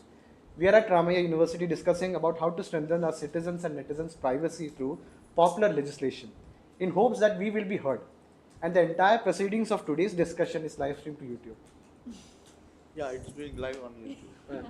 It's live on YouTube. It's live streamed to YouTube. So very well. There's a conflict of interest. I just have a point, sir. There was this statement saying what is data, what is information, right? That clarity. Actually, in the first or second page itself, they say data means representation of information, facts, concepts, opinions, or instructions in a matter suitable for communication, interpretation, or processing by human beings or by automated means. So they have been clear about. Yes, ma'am. This act says, but the IT Act section 43A, when read with SPDI rules, it was not. It was ambiguous. So that was omitted. So the information, that was the information I wanted to give here. Sir, I have one question. I mean, actually, your doubt. See, this data fiduciary, if suppose a breach happens, there are no provisions to penalize or at least bring to book. But suppose it happens, an intermediary or, for example, data processor actually the breach happened with the data processor, but the data actually is owned by the data fiduciary. So then what would be the... So the same obligations lie on the data fiduciary. So he will also be... It is done by a data processor who has further been linked with the data fiduciary. Yeah. It is still the responsibility of the data fiduciary to make sure that the data with the data processor is... Yeah, that's why actually it talks about contracts. Okay. And So also, the, sir, when we come to the right of deletion, so when this data, which is with a third party, we're calling the data processor here, the right of erasure also lies there. So if we make an application to the fiduciary, it is their responsibility to make sure that the data is erased. Another question I had is, see, this, agreed, the government is supposed to collect all the data and act on the data, but we'll see more and more, and happens all the time. Government also takes contractors on board for many issues, for example, health contractors, etc. So there, checks and balances should be put by the government itself. There's a biggest checks and balance that we have not read between the lines of. there's a clause in which it is clearly mentioned that the central government, if any difficulty arises, it can provide alternate solutions or alternate methods to carry out the implementation of this law, which may not even be mentioned in this law. No, my point is different. Yeah, it's there. So suppose the actual, see. Yeah, for 3 years, but again, that's what I'm, just for the sake of being mentioned on the record, there's a certain fluidity to which how the things have to be implemented. So that provision is still there, it has to be read between the lines. So, Actually, see, the implementation of this particular act is passed now. It's a Now stepping there- stone. yeah, so the various rules, regulations and other things, what the data fiduciary should write for himself, or the government should write for itself, all these things are being now formulated.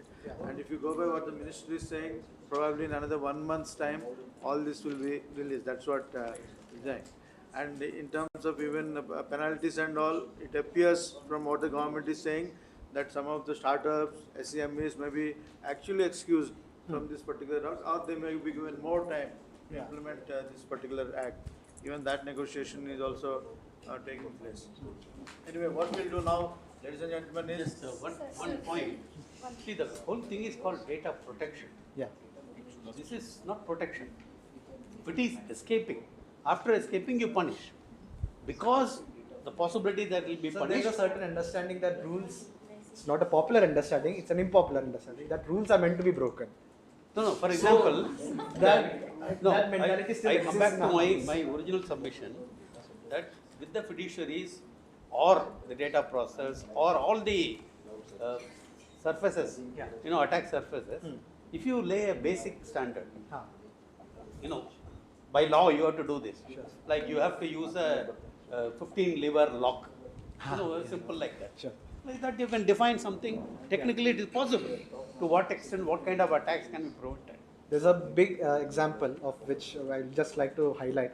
The Kerala government employs AI cameras to monitor citizens' offences on roads for traffic offences.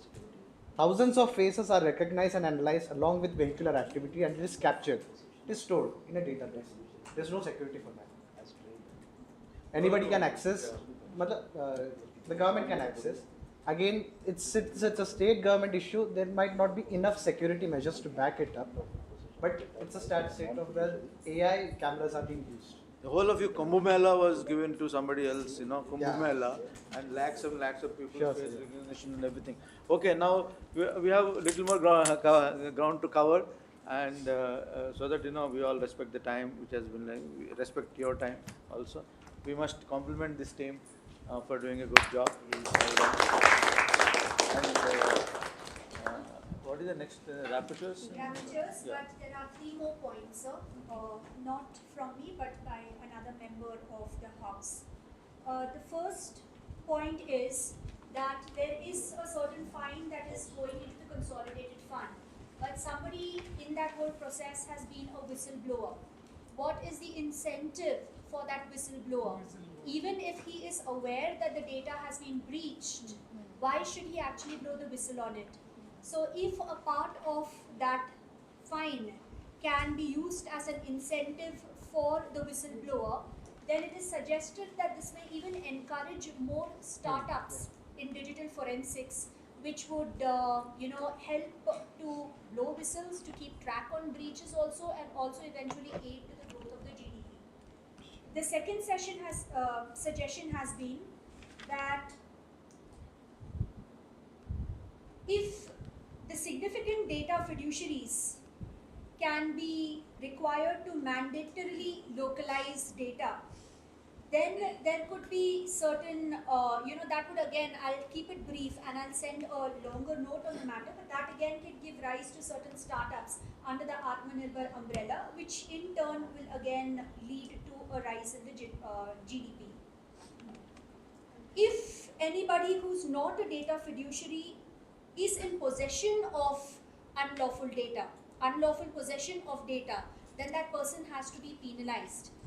It does not matter whether they possess an intent, since we are speaking criminal law. It does not matter whether they act on that intent, but the unlawful possession of data in itself by a non-fiduciary requires to be penalized. This can be included in the report. Yes. Even These are not my Whistleblowers points. Protection Act is there, no? Yes. Yeah, that could have been because that could have It's not mentioned here. not mentioned. Maybe that if that would have happened, all whistleblowers can be protected under this act if they come out with. Even that could have been added on. brings that. into Go ahead vigilance. with the fiduciary report, sorry, the rapporteur's report. Yes, we can go ahead with the rapporteur's report. I think we have 2 rapporteurs today, right? Who would like to go first?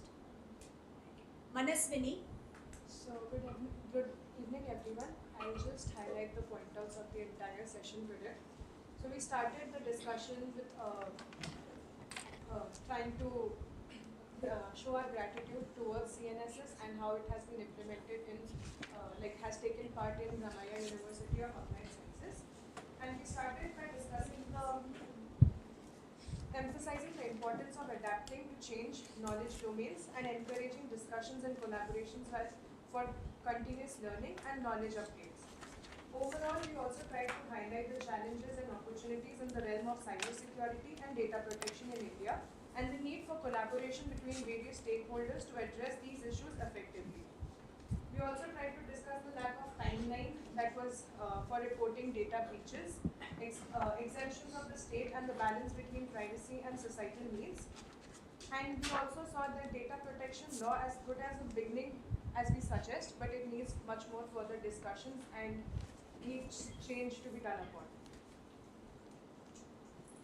We have also touched upon the role of tech companies in sharing data with intelligence agencies and raising questions about the balance between national security and individual privacy by emphasizing the need for examining and revising laws related to data protection and privacy in the context of national security. We discussed a crucial act that came into effect on August 11, 2023 as an act that Clive, the British mathematician, aptly described. We discussed different schedules and the 9 chapters in which the Act focused upon the rights and duties of data principles, which the individuals whose personal data is collected and processed. In this chapter, in the first chapter, we found the delineation of rights such as access to one's data, the ability to request corrections, the power to withdraw consent, and many more. It tried to shed light on the obligation of the data fiduciaries and organizations or individuals responsible for collecting and processing personal data. In a sense, the Act was a vital step in safeguarding our personal data in an age where information flows like oil in the digital landscape. She'll continue with the second session, which was covered by the Department of Computer Science. Shehnaz Chaudhary.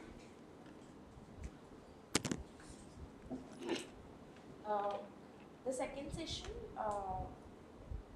in the second session, the speakers began by expressing gratitude and discussing the establishment of the RUAS of the Ramaya University of Applied Sciences. We then moved to acknowledging the importance of privacy, but expressed the concerns about the impact of the data protection law on the ability to access information for investigations. The speakers highlighted that a lot of personal data is already publicly available and not protected by the law, which raises questions about data privacy. The officers mentioned issues like unsolicited calls, data breaches, and the need for clear data mapping within organizations.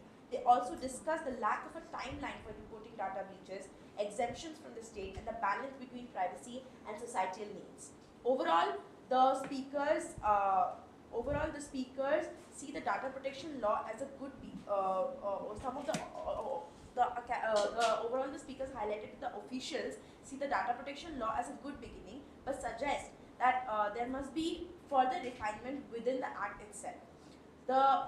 We then moved to discussing chapters in session 3. I'll continue with the third session. The third session began with the discussions with the introduction of chapter 4, 5, and 6 under the Digital Personal Data Protection Act 2023, wherein various guests of the Department of Computer Science and Engineering elaborated on the chapters and also provided their expert opinions and suggestions about the same.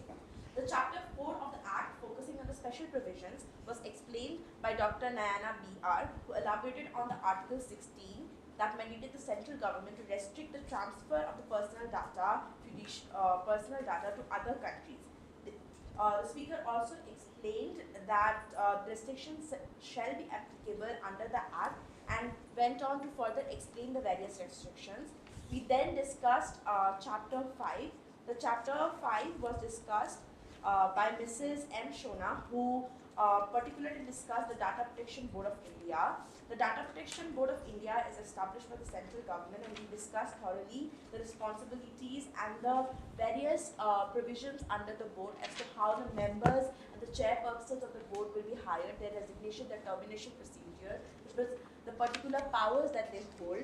Further, this was elaborated in Chapter 6, which was explained by Dr. Jyoti AP, who elaborated that the particular Data Board of India proposed by the particular Act has the authority to direct remedial measures for any personal data breaches, to conduct inquiry for the particular breaches, both online and as well as in their official headquarters in the under the central government. Further, it was also highlighted in the session how these particular inquiries gives the board right to call upon any individual under oath and make their testimony for their particular breaches and actions. But however, the lives of those particular individuals cannot be thoroughly impacted by the board. We further also went to discuss various judicial and legal aspects which were mentioned in Chapter 6 under the procedures part and the powers and functions. The session 3 was especially also marked by the virtual presence of Dr. Rakesh Maheshwari, who was on the drafting committee of the Act and has led the stakeholders consultation by the Ministry on the particular Act. And an enlightening discussion took place where various questions pertaining to matters like aspects of consent, data globalization, data localization, as well as discussions also took place regarding the sector-wise emphasis in the Act, the legality of the Act, the background of the Act, as to how in the background the various ministries collaborated among each other and what was exactly the Defense Ministry's stance. That was also brought up among the discussions. Matters of surveillance capitalism, the definition of the concept of state being redefined in the particular Act, and inner proceedings of the Cabinet Secretary Review Committee were also brought up in the discussion with Mr. Maheshwari. The discussion concluded with Mr. Maheshwari briefly talking about the substantiality of the Act, as well as the guest presence here questioning about the right to privacy in relation to the protection protocol of the Act. The session concluded with a thorough discussion about the data localization and the data globalization that was thoroughly discussed by many various members present here today. Over to you, Minister.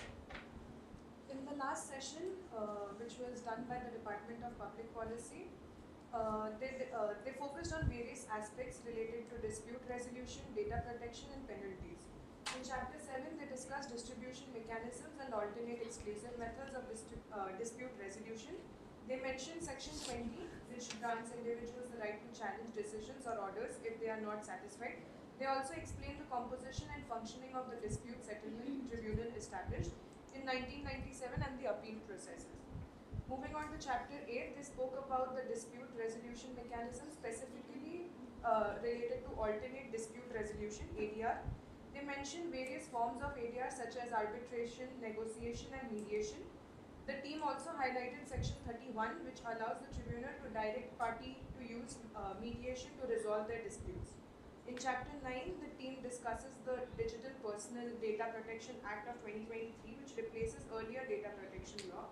They emphasize the significance of this act in India's data protection landscape, and it aims to align with international data protection standards. Overall, the discussion covers legal and policy-related aspects, including dispute resolution and data protection, while providing an overview of key sections and mechanisms within these chapters, and they also gave a few recommendations. So these were the highlights that we have noted down, and the entire script, like whatever we discussed today, will be provided. Yeah, thank you very much. Thank you.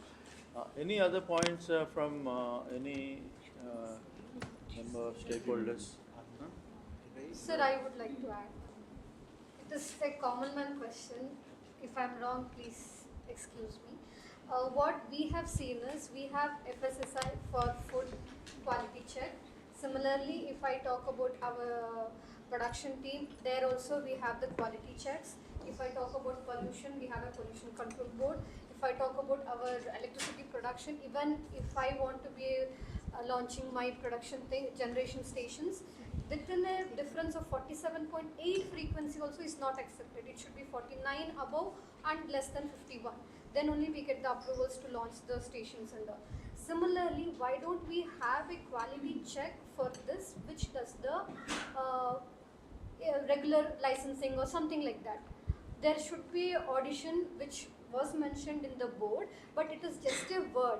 There is no benchmarking which has been mentioned. For example, if I talk about telecommunication field, which is also has grown, we have that if the network has been placed at this place, it should not cross this many decibels or something. Then if we launch we don't need to launch any complaints.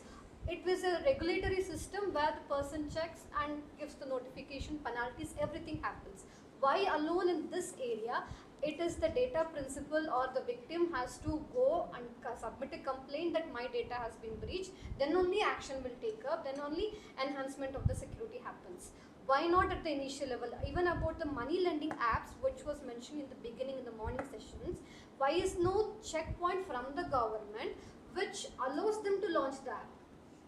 We should take away the problem at the root, not letting it grow as a banyan tree and then start chopping it throughout the scenario. This act, I feel it remains complete only when we have a benchmark set in technical terms. This should be the values. These are the checkpoints of the scores what we are expecting, like how it is dealt in other all domains. Let it be technology domain or non-technological domains. Until and unless that scores are not defined, we cannot say this is a useful act for a common man. That is my perception, and in fact I agreed for this discussion assuming we will be having discussions about that scores, which is good, which is bad, how is the calculation. That was my perception, which I am wrong, I understood after listening to all. Because as a layman we don't understand anything. If I try to install any app, we just see it as, is it like how we go for the shopping and we check. If it is FSSI approved, I buy that product, which is assumed to be edible. If not, then I don't buy. Same thing should happen if I'm installing an app. But that is not there. There is no check, there is no certification which I can believe on it and then install as a layman and continue to use. Now what we do is, if it is getting heated, okay, there is some breach happening, so I have to give a factory setting. I don't know which one to uninstall. Just take the backup of contacts and do the factory setting for my phone. Or like how our students say, go for iPhone, which we will not choose to. That is one perception which I wanted to ask. Can I quickly answer? Yeah, answer. See, the issue is there are two sides to this. One is the technical, which is that the fact is, as you know, you are also in computer science department. Yes, sir, our field is not mature. Mature in the sense it hasn't reached a level where you can pinpoint and measure stuff, and that's our advantage because we work in the abstract. We don't measure. Okay, so the measurement part is a difficult part. You cannot say that this particular software is 60% secure. There's no such thing. You don't have scores like that. That's first problem. So that is one. The second is on the side of growth. If you, for example, who is going to put the ISI mark on software? Who is going to do it? So if government has to do it, it will take 10 years by the time the software is actually out of reach. Because this, again, it depends on the abstraction of the field. The field is so abstract, actually it's very difficult to actually pinpoint and measure stuff and put stamps on this. Yes, what regulation for whatever its weakness, it is trying to do is actually bring in an authority which may have a say that these things are not allowed or this kind of, but they approach it so very narrowly that it's only in terms of breach. Absolutely not in terms of quality or other stuff, in terms of what you use. It's very, very narrow. There's nothing wrong in that. Being narrow is fine because you're legislation for a particular thing, and it's only for breaches. It's nothing to do with your quality of life or the loss of life and property. It's nothing to do with that. It's not a criminal law. That's why maybe perhaps that's not a criminal law. It's just a civil law where actually it says if you have a breach, you have a redressal mechanism. Whether that is possible or not is what we are discussing from morning. That's a different issue. But that's the intent of the law, which is saying that there should be some way, something should happen if there is a breach. That's all. No, it should go through some process, as you rightly said, initial stage. Now, what she's trying to tell is, any vendor or any fellow coming into India with that anything related to data should go through this channel. So if there is any breach, Yeah, you are liable so for that that. raises a point. Maybe I that should actually be well raised. defined, sir. That's So I what think I he's trying think. to answer that question. Abhishek, since he's your. Sir, like ma'am mentioned about the malicious apps. Ma'am, I think if most of the Android users download their apps from Google Play Store. APK apps, it is everybody is propagating. Do not download APK apps. Right? So you are downloading it from a trusted data fiduciary. Google is a data fiduciary in this case. This is one of the services they provide. Now anybody has the right to make an app and post it there, which they have to approve before opening it for public consumption, right? So seeing the fact, like even sir mentioned that if government comes into this, it's going to take it 10 more years. So the government and the ministry is very clear on this, that this responsibility and this scope is now lying on the data fiduciaries. You come up with the safety precautions, you come up with the numbers and the tangible figures where you can quantify data breach. Because if it is done by the government, it will be taken to be as a bias to some or the other data fiduciary. So this scope is now being given by the government to the data fiduciaries that for your platform, you set up what kind of safety mechanisms can be there, how can we quantify the safety of the app as well. And then coming to the main aspect, which I think a lot of the netizens in India are lacking on. So at CyberPeace, we call this convenience over conditions. So generally we see this in among youngsters in colleges and who just started working. They'll download any app just to complete a task. Nobody reads any permission, any privacy policy or anything. It is just the convenience we are looking at. Now, if we are looking at convenience and not bothered with the conditions, how can we directly put all the blame on the data fiduciary? Number two, coming from the same aspect, a lot of us have seen that this app might be malicious, this app might be causing some issue in my phone or in my device, but how many of us ever reported that app?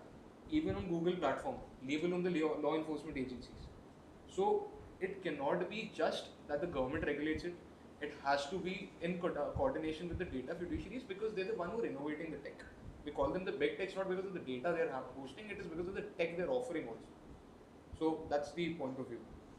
I think there also needs to be an awareness created. I don't think many people are aware of what is the impact of this kind of data breach and how they can be used. This is the part which is laid down under the intermediary guidelines for awareness and sensitization regarding the particular intermediary. So when it comes to social media intermediaries, so Meta in fact runs a campaign with CyberPeace, we call it Digital Shakti.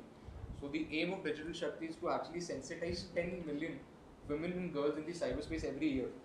So these sensitizations are taking place, but seeing the length and breadth of our country, so many cultures involved, so many languages involved, it will take time. And the other issue which actually is coming into face is the multilingual internet. We are only looking at internet as .com or .in. But if suppose a data fiduciary tomorrow wants to scan for an illicit word which is being posted on the platform, he can only do it if he have the correct language. Right? I can write an illicit word which actually is in Hindi, maybe in Kannada or maybe in Punjabi as well. It will not come under scan. So multilingual internet is also a thing where collectively we need to work and to create a multilingual internet within India. So .in is what the Indian domain is. But recently through NIXI, the National Information Exchange of India, you must have often seen on a lot of government websites, you can see them in your regional languages now. As soon as you open it, you see English and the regional languages as per the state. So that is a step which the government has taken to address the multilingual internet. It will take time, of course. India is a land of so many languages and culture. But this is one thing which should always be taken into consideration while we're talking about a free net or a net neutrality aspect. Given the proliferation of internet in India and the proliferation in the rural space, I think this privacy should become a matter of academic curriculum. That is proactively right from schools. Right, the age where I studied in school, it didn't matter. But today, even a 3-year-old child operates, a mobile. So I think it starts with being proactive, preventive, and making sure that it's part of the curriculum. In fact, in one of our findings, when we did the campaign from Hyderabad to Bangalore, we went to a lot of rural areas, and to your surprise, and to even our surprise also, people there do not understand video call. For them, it was WhatsApp call. I see a call on WhatsApp and it's buzzing, there is some screen, then it must be a video call. He is not bothered who's on the other side of it, who's calling him or not, how is this even coming into picture. So for them, it's a WhatsApp call. चल रहा है तो ठीक है, नहीं चल रहा है तो भी ठीक. And then coming to the financial aspect, QR codes is the basics of our payment every day. India is home to 40% of global online transactions. Keeping the QR codes aside, India is leading in terms of the QR code payment, the UPI payment. But in a lot of rural areas, we've come across such cases. And that's why people from very marginalized communities, somebody who owns a pan shop maybe in a village in Ranchi, in Jharkhand, a auto driver or a kirana wala, who has no knowledge how UPI works. His main recognition of how UPI works is the green tick, which comes after the success of the transaction. A lot of bad actors have actually gone to these shops and pasted their own QR codes on that machine. And that poor fellow is just looking for that green tick. For him, it's come in. Okay, green tick hai, move on, next. It took a person 1 month to realize that all of his money is going to a bad actors. But then you have the speakers, right? The speakers, the voice speakers Not that we everyone have. has. Not everyone has, but it's a recent step. Yeah. Okay, yeah. Yeah, in regards of her trusted marks that we have, when you go to Google Play Store and you install app, there is a certain tag that there's a play protected app. So it has actually a set of guidelines that it has to adhere to, that it's not sharing, collecting or sharing any kind of information, and it's not selling to other parties. That's sort of a tag that you could look upon. There are other apps also which we should avoid consciously. That comes just a bit of, you could say, awareness. And again, citizens have to take a collective responsibility to know certain things. We cannot just say, okay, from today I am surfing my internet, everything that I do is completely aloof of any responsibility that I am already taking. So I should be protected at all costs. There's a certain kind of responsibility that we should not give up at any cost. So there's, we could say, a self-responsibility should come into our mindset. And one another thing that I wanted to mention was regarding self-responsibility goes back to education and awareness. Yeah, again, charity begins at home, we could say, yes, yeah. Actually, whatever she brought up about the baseline protection mechanism is essential. Yeah. His answer was, we don't have it. So we have this method of solving. That's all. But that's not ideal. That's correct. I mean, your answer is very practical. But right now, what she says is what we all should be on this side of the table, the technical guys should be working on towards achieving. That's true. See, actually there is so much of hunger for giving data, not taking data. I was reading somewhere like only 50% of the structured data is actually being processed by all these companies, big tech put together. And only 1% of unstructured data, which is actually being gained by all these fiduciaries, being actually processed. And that means, you want to give data. And another principle is nothing comes free actually. I mean, that is one principle, nothing comes free. If you want protection, various other things, you have to buy, get into the market rate. Anyway, these are the things we all know. Any major point anybody wants to make? Yes, ma'am. Sir, private sector, so they're having more compliances for in handling our personal data. So whether government is having the equal level of compliances in handling our data, whether our personal data is safe with our government. Record this. No, it is not. Here's the case. If you go to a Google company and ask their lawyers to make a DPDP act, they'll make a better one of it, better version of it, rather than our version. No, I'll tell you. See, if you actually downloaded Aadhaar card recently, I mean, last 2 years, 3 years, it comes with a question mark. Yes. The impact I came to know when my student was rejected in the police verification, because you cannot have a question mark, is the police officer said, because he didn't know that this has been happening for 3 years. Then I dug up why this question mark. Who is actually, there is a XYZ company in Gujarat which doesn't exist, which is actually authorized with that the signature. That is why you get a question mark. And this is where Aadhaar, and we are talking about protection. And that company is not your government company. It's a small company which doesn't, you cannot search it on the Google also. And that guy is actually owning the signature. And he is not able to provide, he doesn't have SSL, so he doesn't, that's why you get a question mark. You download your Aadhaar today, you will get a question mark. And we are talking about Aadhaar. This is not some vague stuff. Okay, any other point from anyone? Pavi, anything? Okay, just to conclude, let me just sum it up. I dug this out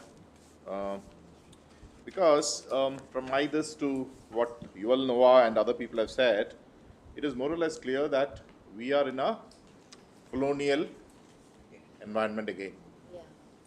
Okay, there is no doubt. At least in my mind, I see it very clearly. It's an academic observation. There's nothing more than that. But let me, there is this economic historian, British guy, okay, Robert C. Allen. He has compiled a report, The Price of Colonialism in India, okay, where the data exists, 1880 to 1920.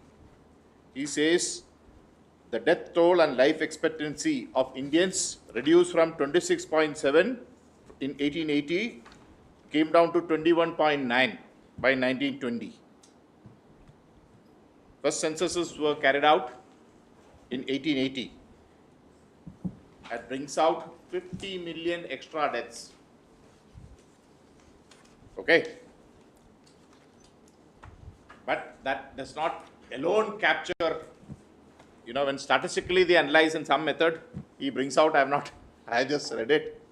He says about 165 million maybe extra deaths took place in India, subcontinent. The population would have increased. No, this is from 1881 to 1920. He's analyzed the data. When the British were ruling, we were a colonial this. I'm just trying to make people understand because people don't understand how, I'm just trying to put this into context. So, academically, he has proved that the largest policy-induced deaths in human history happened in colonial India. Much more than many other revolutions all over the world. But we somehow don't have that awakening within ourselves. What is the price of independence, freedom, and sovereignty? Okay.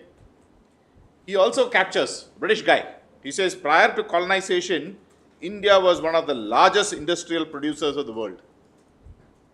And our standard of living was equivalent to any other independent free country, including in the West.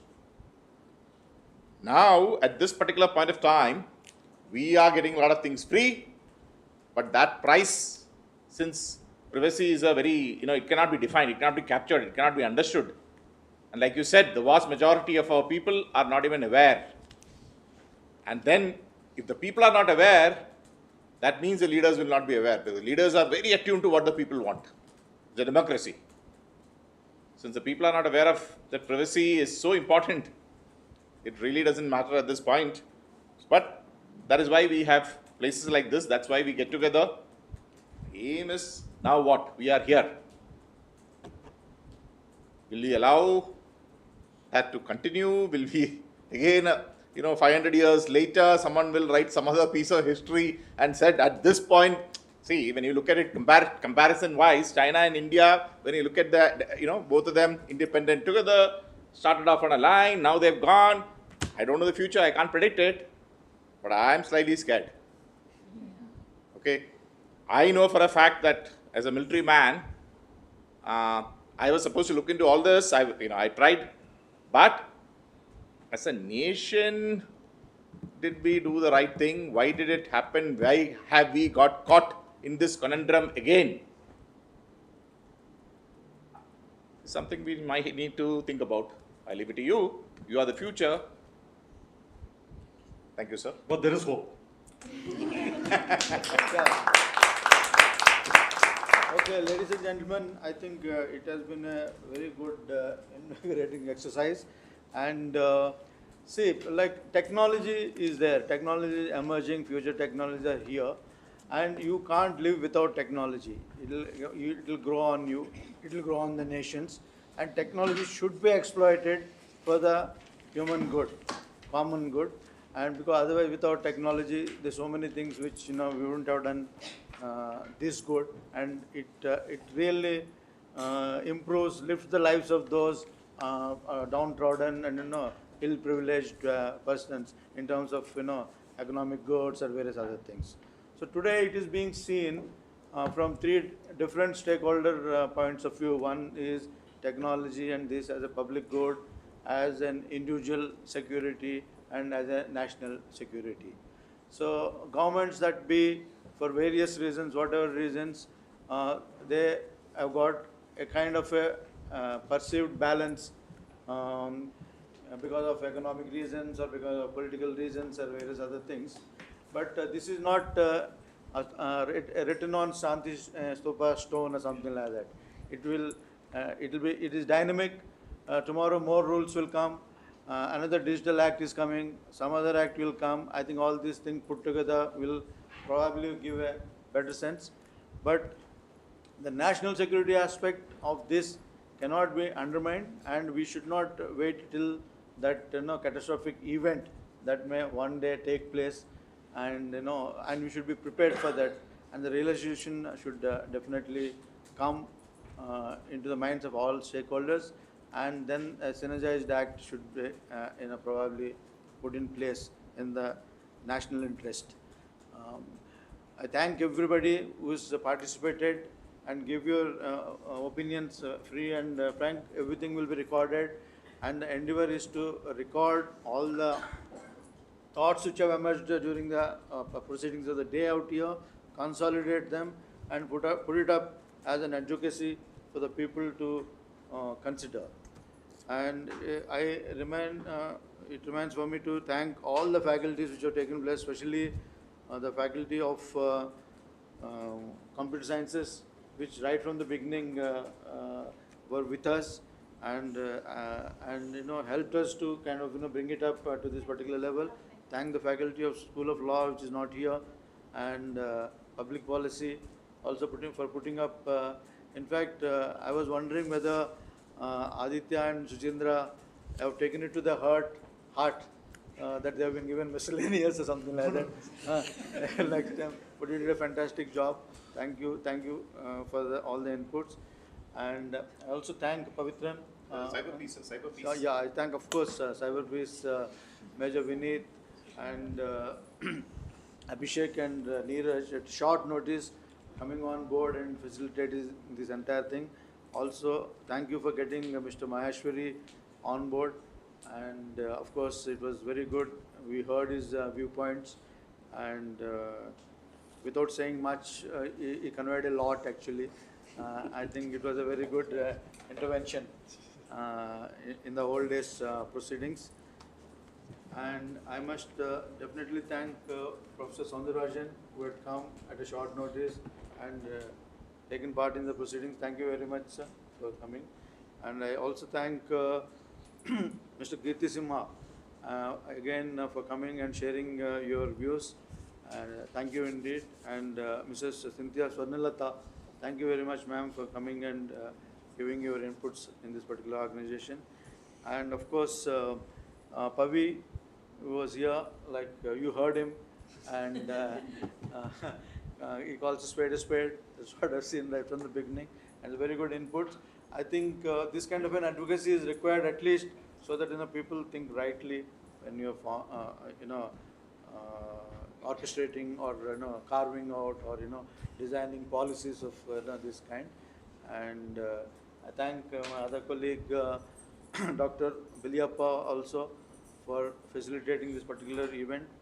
And I must definitely thank Deputy Director of CNSS, Sindhuja, Dr. Sindhuja, who has actually been the architect of behind the screen putting up this entire show. Thank you very much, Sindhuja, very well done. And not but last but not the least is our interns who are there with us, the CNSS. They did a tremendous job in the last 10 days, sleepless nights, and they actually made it possible for this day to be such a successful day. Thank you, are very well done. Thank you, ladies and gentlemen. Yeah, we forgot to compliment them with a memento. I think they deserve it. I'll just come there and.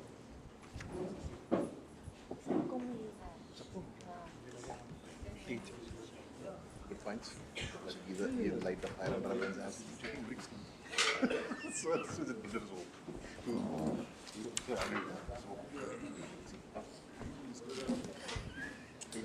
no, it's true. But it's on record, it's on YouTube. If my pension stops, we will raise a complaint to pay some more ones. The last factor.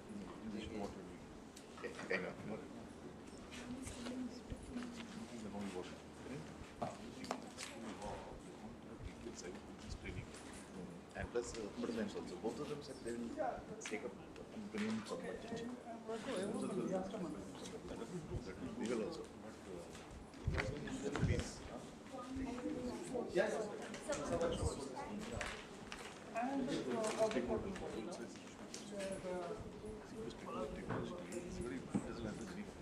All other stakeholders. We actually had a call from it. So that's the reason I read out. Correct. Go from Mangalore. Please join for a cup of tea. And if you have not recorded your email ID and name, please do that so that when we put the white paper together, we can share it with the board.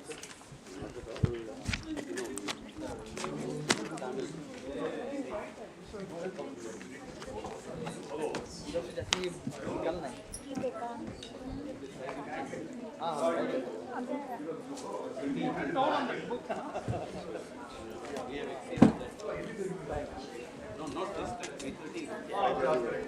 Normally I go right back to Silpo.